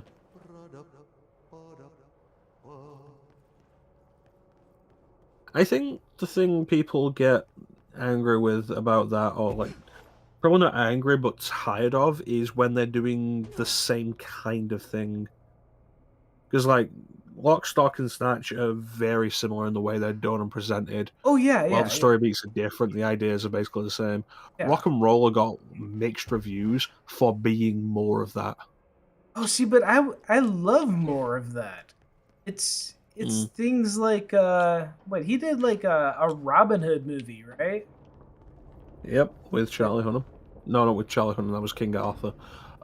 With Oh yeah, he did that King Taron Arthur movie that Egerton. was like just all right, wasn't it? And he did the 2 Sherlock Holmes movies with Robert Downey Jr. and Jude Law. Wait, oh, those were him, yeah. Mm-hmm. Yeah, the first one of those I really liked. The second one, less so. Yeah, same. And then he did he did the Robin Hood, he did King Arthur. I don't know. I didn't mind the Robin Hood movie. I thought it was all right. But there's the thing of, like, would you be able to tell it was directed by Guy Ritchie if you weren't told? Yeah, it did not have his kind of the style. Like, really, I just want more movies like Snatch and Lockstock. Then watch That Rock and Roller. You are with Jake Gyllenhaal? The only Jake Gyllenhaal war movie I can think of is Jarhead. That's old. It's like 2004.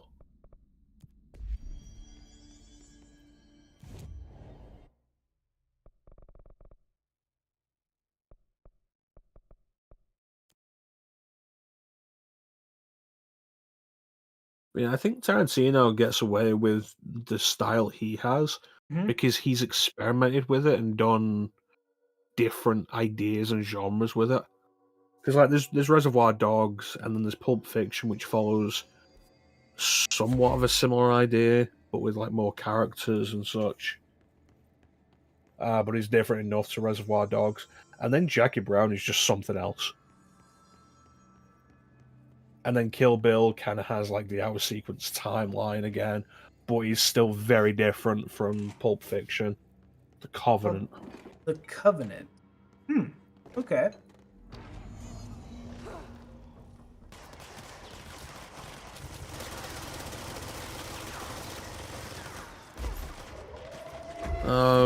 What's after Kill Bill? Was Death Proof next? After Kill Bill, That was like 2007. yeah, it was the 7, the Hateful Eight or something, right? No, Death Proof came before that. It was like, Wait, was what? there something between Kill Bill and Death Proof? Oh, Death Proof. Well, Death Proof isn't even really a full movie. It counts as a directed feature.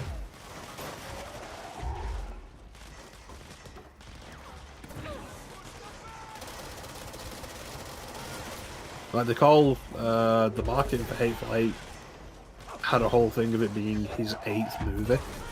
And I think it only but works out if you count Kill Bill as it's one a short movie. film at best.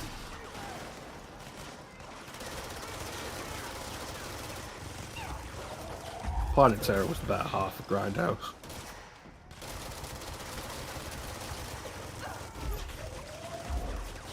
Or what? Planet Terror was the better half of Grindhouse. Yeah, probably. Definitely the more memorable half. Or at least it's Planet Terror is the half that people associate with Grindhouse, and then they remember like, oh yeah, Death Proof is part of that too. I don't think anybody really likes Death Proof. I mean, I liked Death Proof. I thought it was fine. I like that it had Kurt Russell in it. Before Kurt Russell was like big. But again, back. Death Proof it's really just kind of a short film. Let me see this. There's not much plot to it.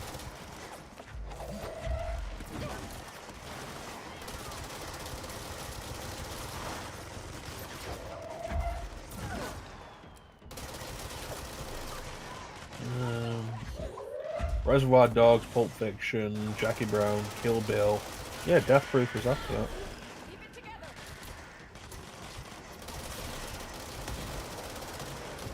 Yeah. After Death Proof was Inglourious Bastards, then Django Unchained, then Hateful Eight, then Once Upon a Time in Hollywood. Okay, this is bullshit. I keep failing this mission because these idiots keep running into the suicide bombers. Death Proof is feature length at 1 hour. No, there is no way Death Proof is 1 hour and 27 minutes. It's 113 minutes I'm seeing right here. Really? Mm-hmm. It can't be that long. Rosario 90% of that movie is just the car scene. Mm-hmm. That's probably why it's not all that great. Because it's so long and nothing happens. That doesn't seem right. I mean, I still I like think back it. on Death Proof. It's still It's like a perfectly good movie, but like it's a good short. I mean, really, it's an hour and 27 minutes? I would have thought like it was 40 minutes tops. no. Death Proof and Planet Terror both feature length. All Death right, Proof would sure. probably be better if it was 40 minutes. Probably. Because it's like, what was Death Proof? Like, Kurt Russell picks up some girls at a bar, kills them. There's the hospital scene. Kurt Russell tries to pick up more there is girls at the that. There bar. is that entire They kill first him. part, isn't there? Yeah. Tries to pick up girls at the same bar again. They kill him. Yeah. And that's the movie. That's the entire movie. Yeah, no, that still feels like it should be a 40-minute movie. Yeah, that's probably the problem. That might be It the should problem. be shorter. Ugh. All right, I gotta be right I back only remember real the quick. hospital scene because of the he has the sheriff from Dusk Till Dawn and Talk Kill about Bill. Death Proof something. Nah, I'm probably gonna get going. It's almost 5. Yeah. Anyway, I'll be right back. Hello, Jaakko. Looks like another perfect morning in paradise. I agree, Ilmo. A perfect morning for me to drink this coffee I'm holding. Oh shit, this coffee is shit. Jaakko, did you just drink a regular brand coffee? I did. My perfect morning is ruined. And all because of your shit coffee. If only we could have good coffee. Hey. What? What's that sound? Oh.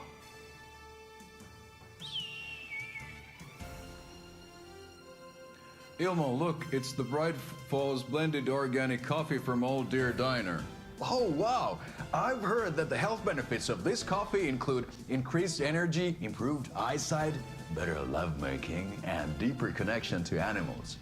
With a thermos full of hot coffee close at hand, you are always prepared for what comes next. How does it taste, Jaakko?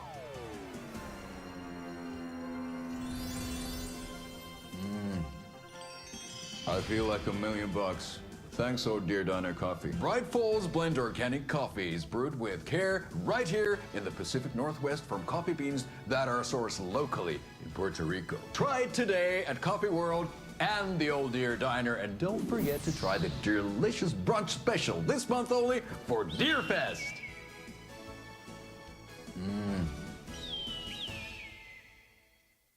Step into the FBC, there's lots to do, there's lots to be, but don't touch and don't scream much. Let's join the Threshold Kids. Let's join the Threshold Kids.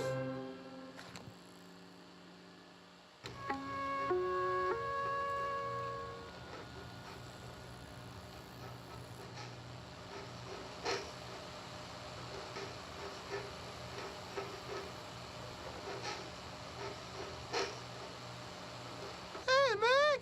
What are you drawing? I'm drawing a dog! I'm drawing the pyramid. The what? The pyramid.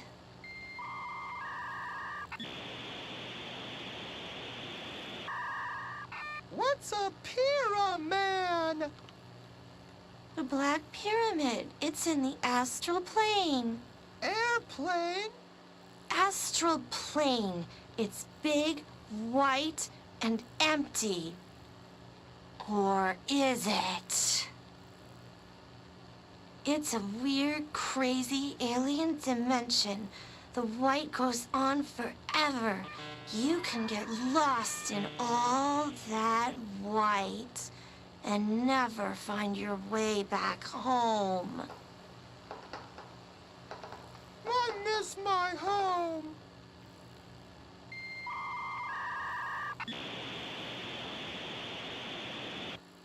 Hello, and welcome to Coffee World, voted Washington's best coffee-themed amusement park. All of our attractions are family-friendly and available to children of all ages, just like our coffee.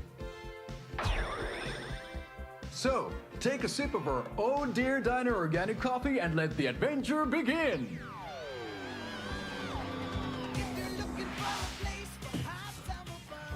Hold on for dear life on the Espresso Express! Oh! Soak in some local history at the Huatari Well, where 2 serial killers once hid the disemboweled bodies of their murder victims. It's not haunted. No. Come join Mocha Moose and the goats at our amusement park petting zoo. Just don't share your coffee with the goats. Seriously, stop feeding our goats coffee. Seriously. It's not a movie. Take in amazing views from the slow roaster Ferris wheel. I can almost see the Watery Lighthouse trailer park. This is so much fun. And finish off at our beautiful gift shop where seniors and children under 10 receive a 9% discount on keychains and propane tanks. Welcome to Coffee World. We guarantee you'll have a great time.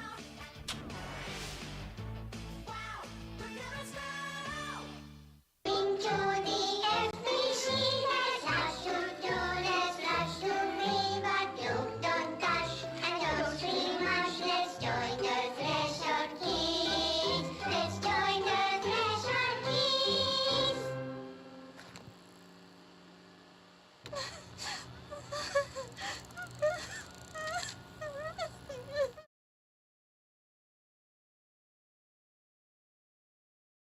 Okay, we're back. Seems that, yeah, we lost Mr. Mechachrono, but that's okay. Glad he was, able to stick around for as long as he did. He stuck around for a long time. Always good to have him, but, yeah, we'll continue on for a little while. I can stream for a little while longer. We've been having fun. Where were we? Where are we going here? Going to follow Ati's visions. The maintenance cooling pumps. Okay. Can do that.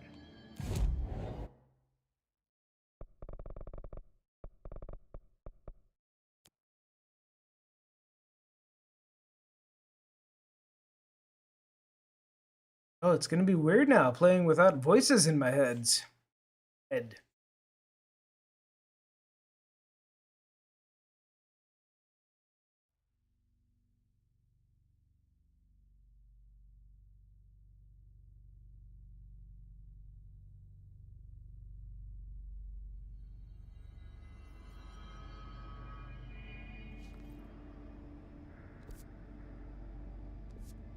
Looks like we gotta go this way. Into the cooling pump. Follow Ati vision.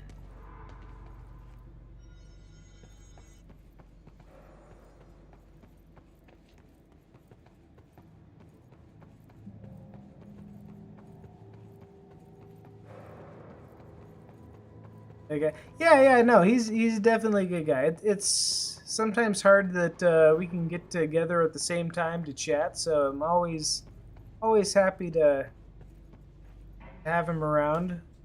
Let's give him a shout out quick.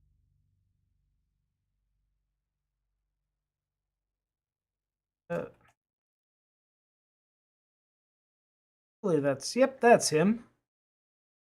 So he streams, he's doing a full year of PlayStation 1 games this year. So definitely give him a follow. He's a fun guy to hang with and stream with, and we always have good banter.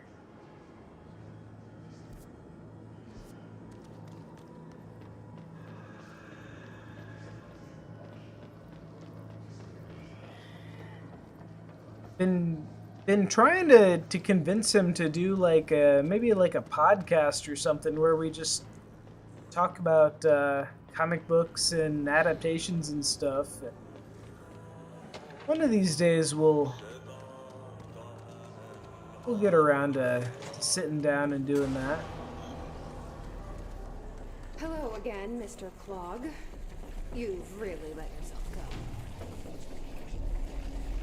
go. Yeah, no, I appreciate you giving him a link. He needs more loving.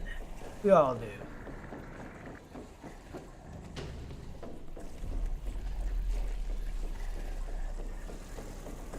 Oh, plug. Oh, this shit again.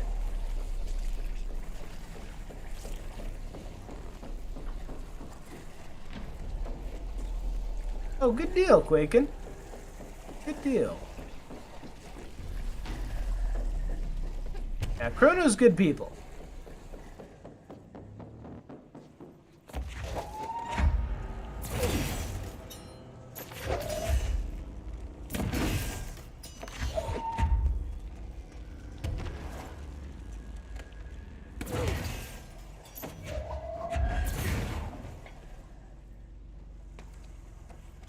how's everybody else doing tonight?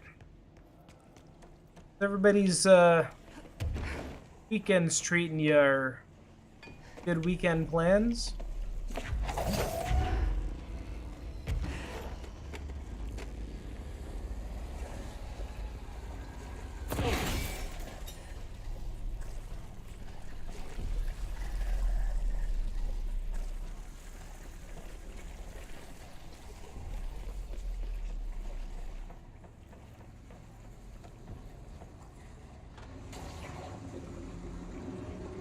We should go down there to clear out the rest of it.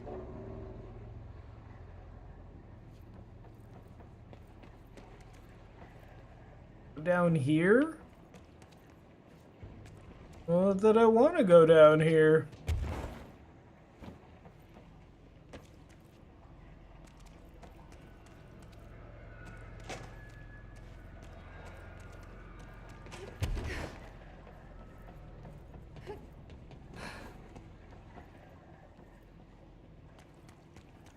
Emily's in town today. Nice. Streaming all day tomorrow. Chill weekend. Nice. What you streaming?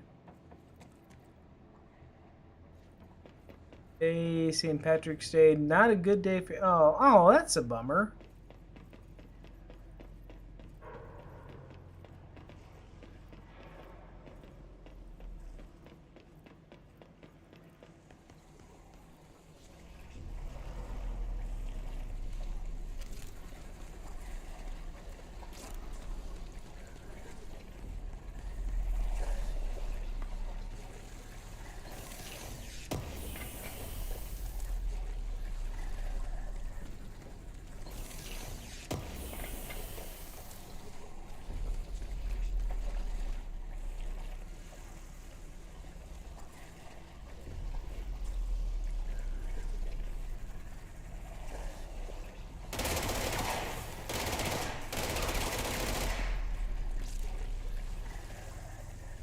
RE2 or RE4, haven't decided. Remakes or originals? Goodbye, Mr. Clog. I sincerely hope we never meet again.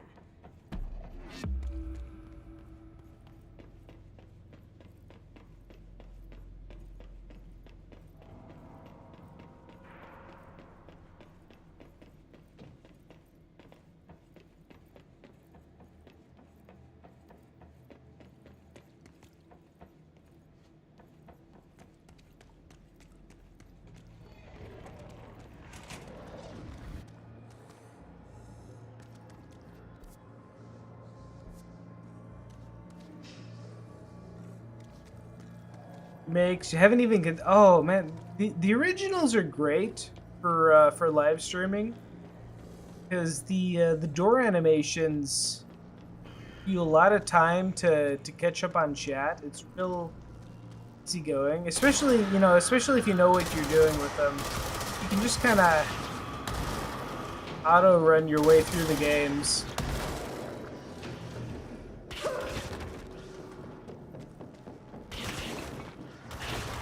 I play both semi-regularly, the remake and the original of RE2.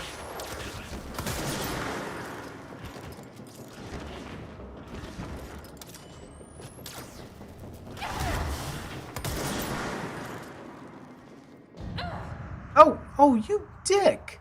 Where did you even come from? RE2 on N64, RE4 on GameCube, don't have a device. That's fair.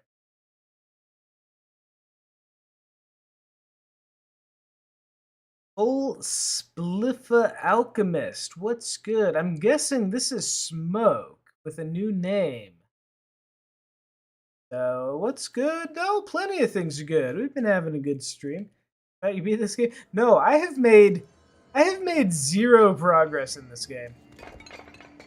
Like, I played this game for 7 hours last week and made virtually no story progress, and I've played for another 5 hours this week and have honestly been kind of dicking around on the story progress because I've been chatting with Mr. Mechachrono. I know he's been avoiding spoilers, so been intentionally kind of just running around and doing side missions. But he's gone to bed now, so we can try to get a little bit of story progress going before I end up calling it quits for the night.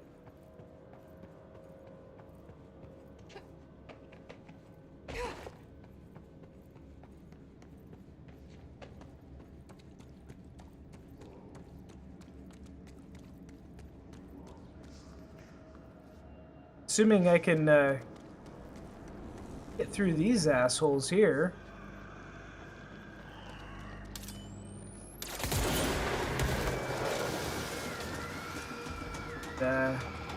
How's Smoke doing tonight?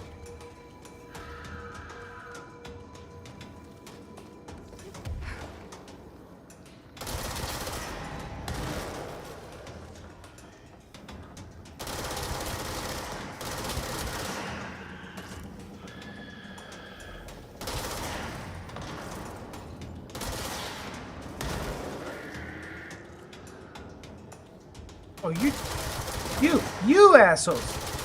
What are you doing trying to sneak up on me?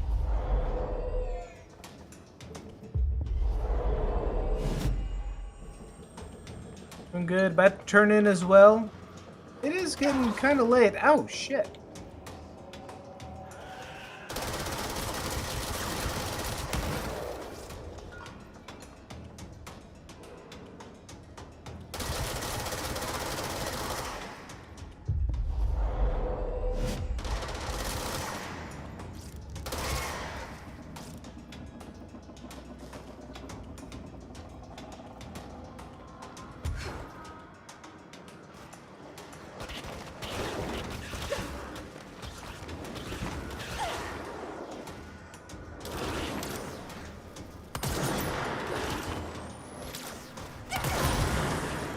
Damn it! Quit flinging shit at me!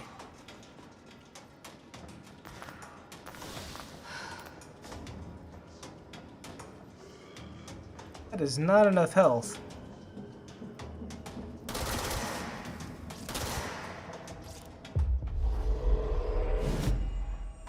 Nice chatting. Yeah, no, it's good. Glad to have you to come in. Good to see you around.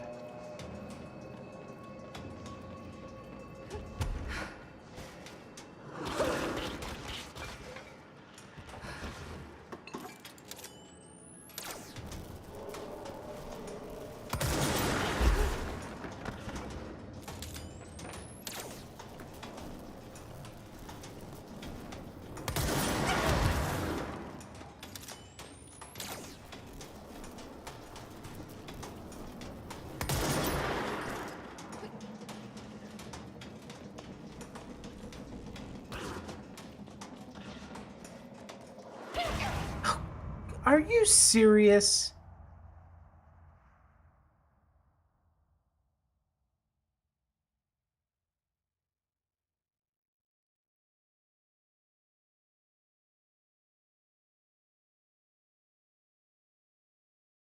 Alright, well, we definitely have to at least get past this part.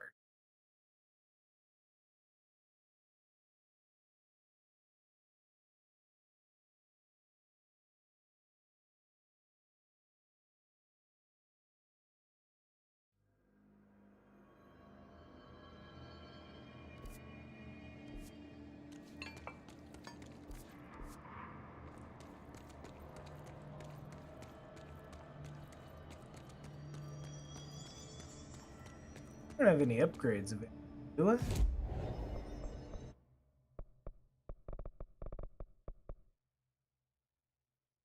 Yeah, siege duration.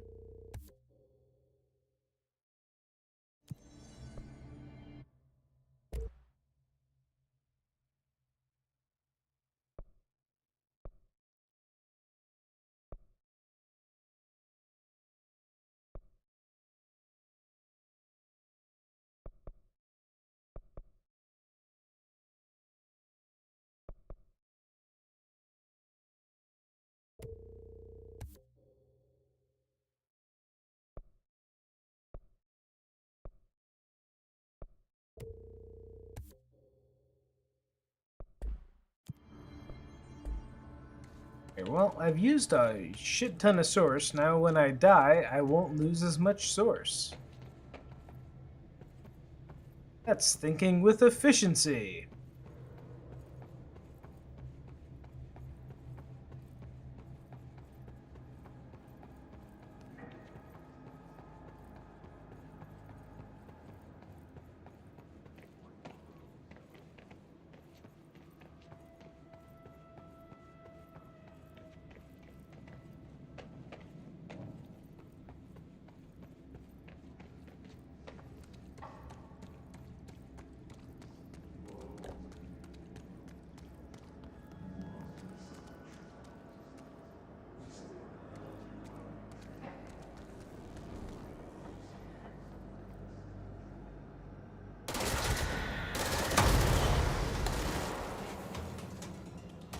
Alright, here we go.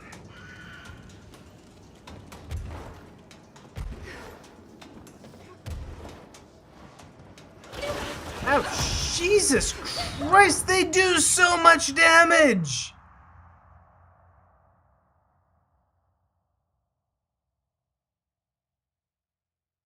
How do they do that much damage? I don't even see them.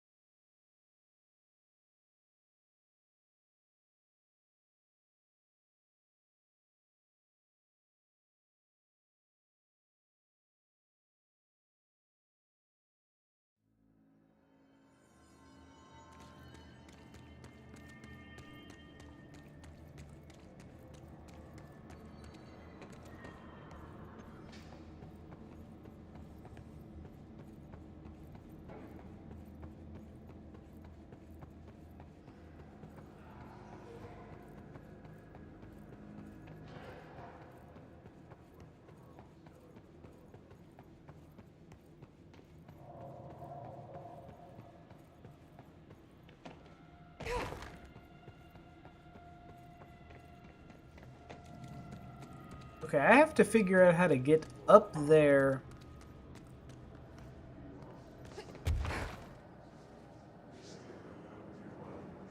Just take those dudes out right off the bat.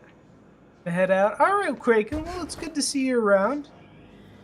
You have a good weekend, and we'll catch you later.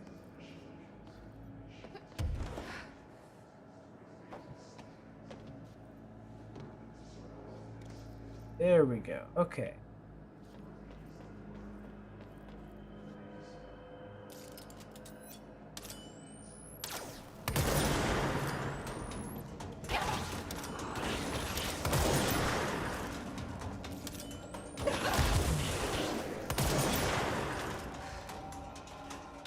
I can't see.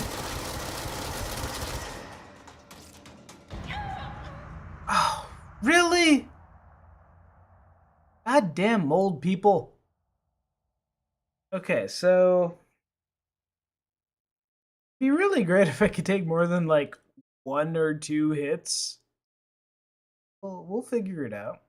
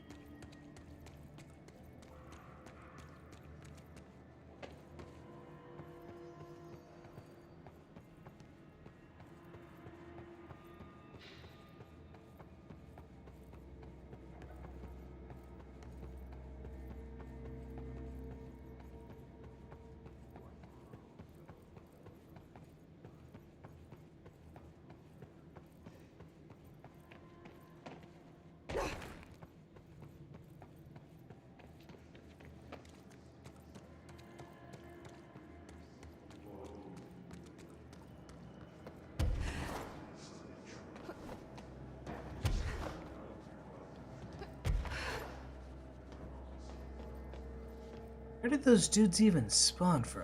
What is this? Oh. Oh, that's a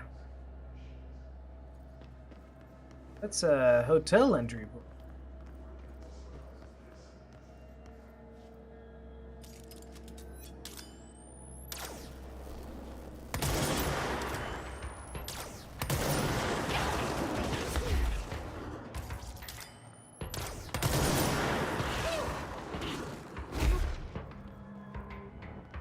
Oh! Mold's gotten in here too? All right. What's going on in here? She said, cocking her gun.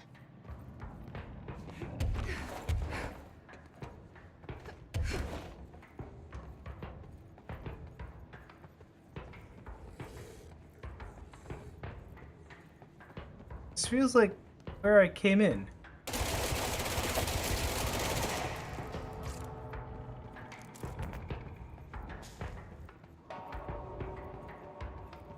This is where I came in.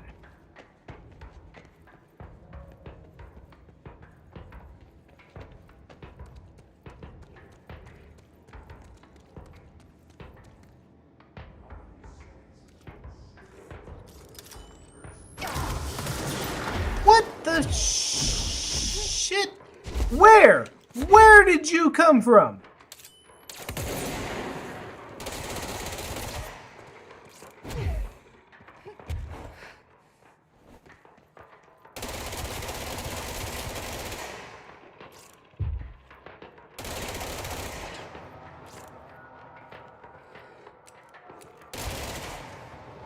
Okay. Really need whatever health they're dropping. Assholes.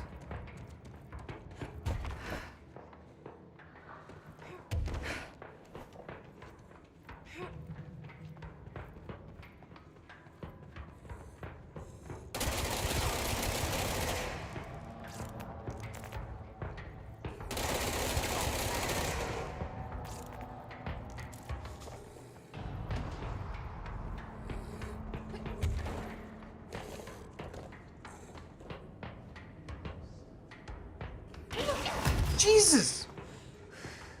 Who's sniping me? From way the fuck over there? Are you shitting me?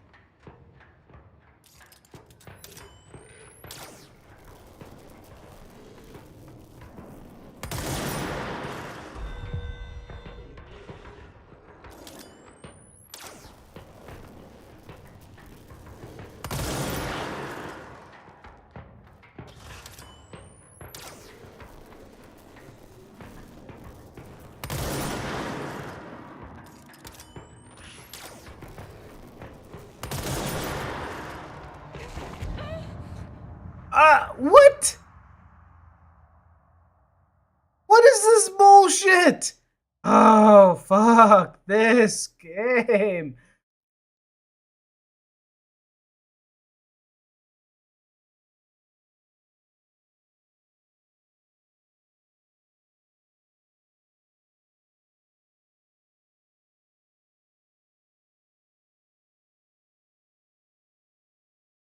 I can't even see the enemies I'm shooting at.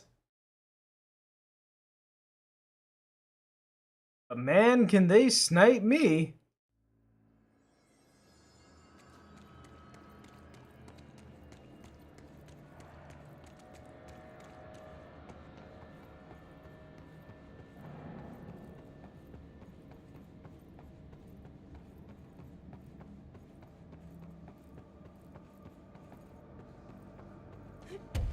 Okay, let's just go up here from the start. The mold's gotten in here too? Alright. Let's get cleaning, she said, cocking her gun.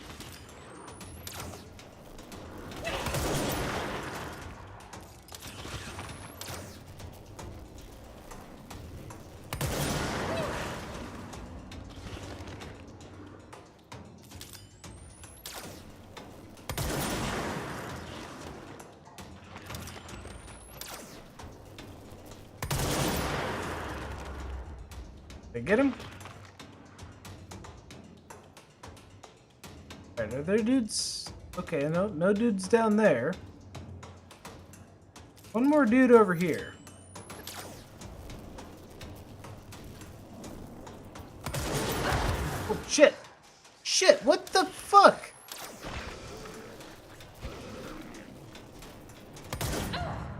What? What even killed me? This is bullshit. Bullshit, and I hate it. Lose 10% of your source. Fortunately, I spent it all. I don't care.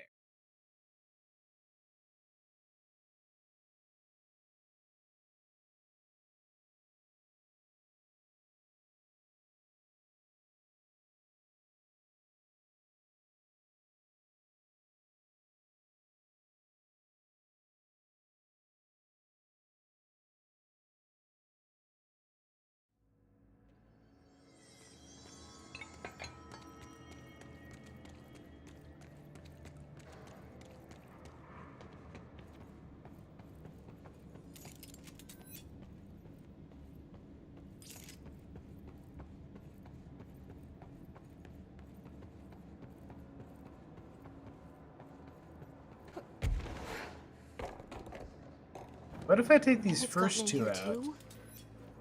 All right. Let's get clean, she said, cocking her.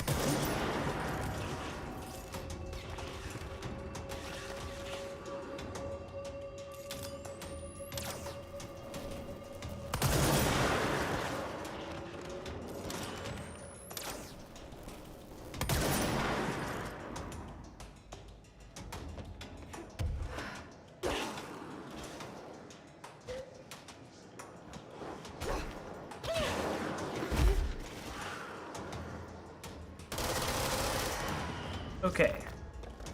These assholes are dead.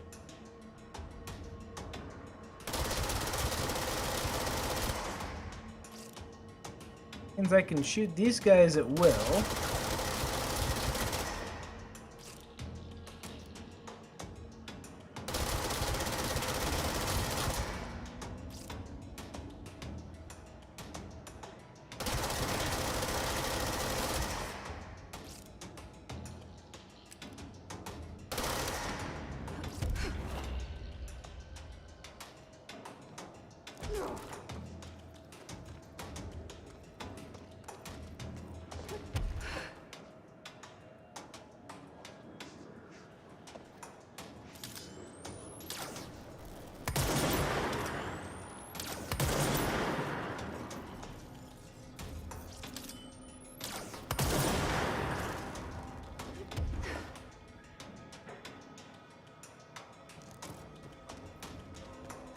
Alright, we're doing way better now. That door is locked.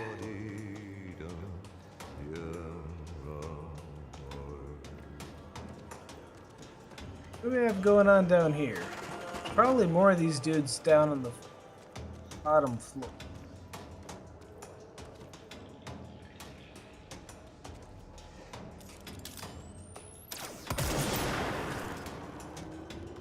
Oh shit! There's dudes here!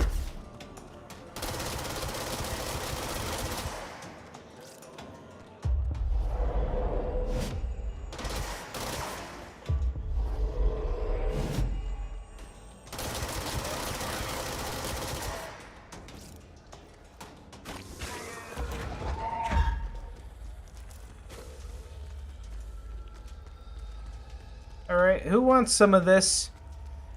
Who wants to get a face full of mold, man?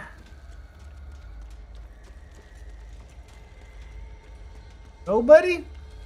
Yeah, I didn't think so.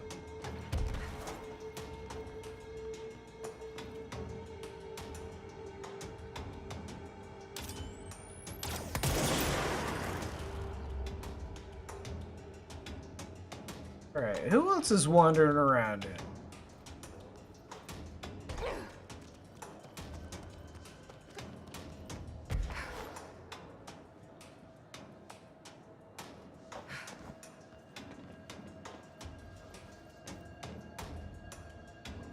Alright.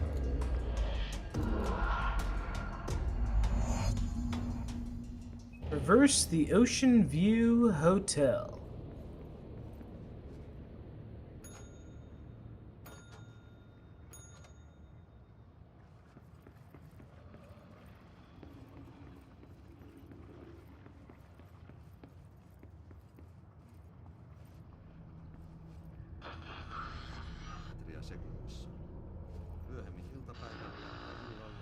suunnaltaan vaihtelevaa tuulta 4–6 metriä sekunnissa. Yöstä alkaen tuuli tyyntyy. Hyvä näkyvyys. Selkämeren eteläosan 6–10 metriä sekunnissa. Yöllä tuuli väliaikaisesti tyyntyy. Radios. Selkämeren pohjoisosa.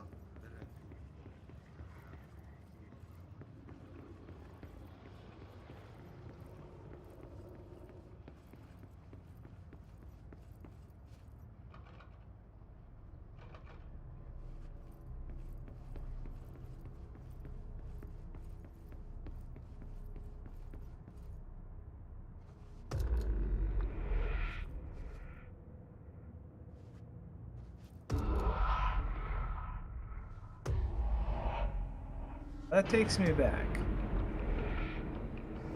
I don't think I want to go back.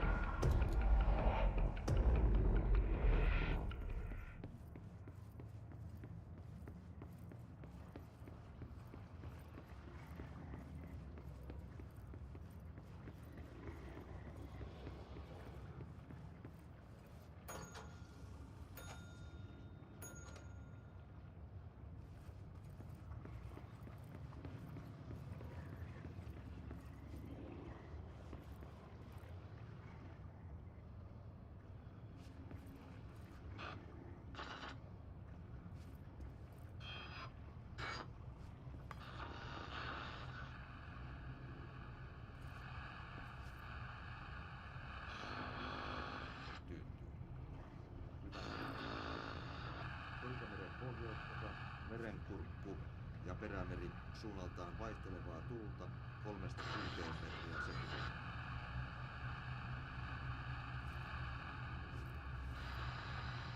Asemilla tänään kello 11. Kotka rankki 16 astetta. Is she in a dream inside of a dream? This is kind of a metaphysical in-between space? Eteläkaakko 4, Utumo. Yli 20. Oh. Uh-oh. Pokassään 17, Kaakko 3, melkein selkeää. That's not good. Russarö 18, tyyntä, pilvistä. No, that's not good at all. Ristna 16, etelä 5, puolipilvistä, yli 20. Uuttyö 18, etelä 3, melkein selkeää, yli 20. Nyham 17, Kaakko 4, selkeää, yli 20. Can understand? No, I can't understand him. More importantly, though, the game is frozen. Tyyntä, selkeää, yli 20. Märket 19, Kaakko etelä 4, melkein selkeää, yli 20. So that's problematic. Rauma Kuuskajaskari 16, Lounas 5, selkeää, yli 20. Mäntyluoto 20, Kaakko 2, puolipilvistä, yli 20. Well. Kivää 18, Luoden 4, melkein. I was listening. No, the game just straight up froze on me. Palassaaret 15, Etelä 6. So, yeah. Well, I guess, you know, Pietarsaari Missaar. it's late in the evening. Selkeää, yli 20. I guess this will be where we call it for the evening. Selkeää, yli 20. So, yeah, that was a stream. That was a fun stream. We had Mecha Chrono in chatting for a good long while, and we ran around and we shot a bunch of things. Got our guns upgraded. So, good deal. Well, thanks for coming in, hanging out. Let's see. No stream tomorrow, but we should be back Tuesday with more Final Fantasy VII Dirge of Cerberus coming up on turn-based, not so turn-based Tuesday. On Wednesday, we should be good for more Blue Stinger. be getting back into that. So I think we're close to the end on that. Friday, we should be getting close to the end of Alone in the Dark 3. Then next Saturday, we'll play more Control, and then on Sunday, maybe we'll start up Baldur's Gate 3. So, in the meantime, have a happy St. Patrick's Day tomorrow. Drink as much green beer as you deem fit. And otherwise, have a good weekend, and we will see you next time.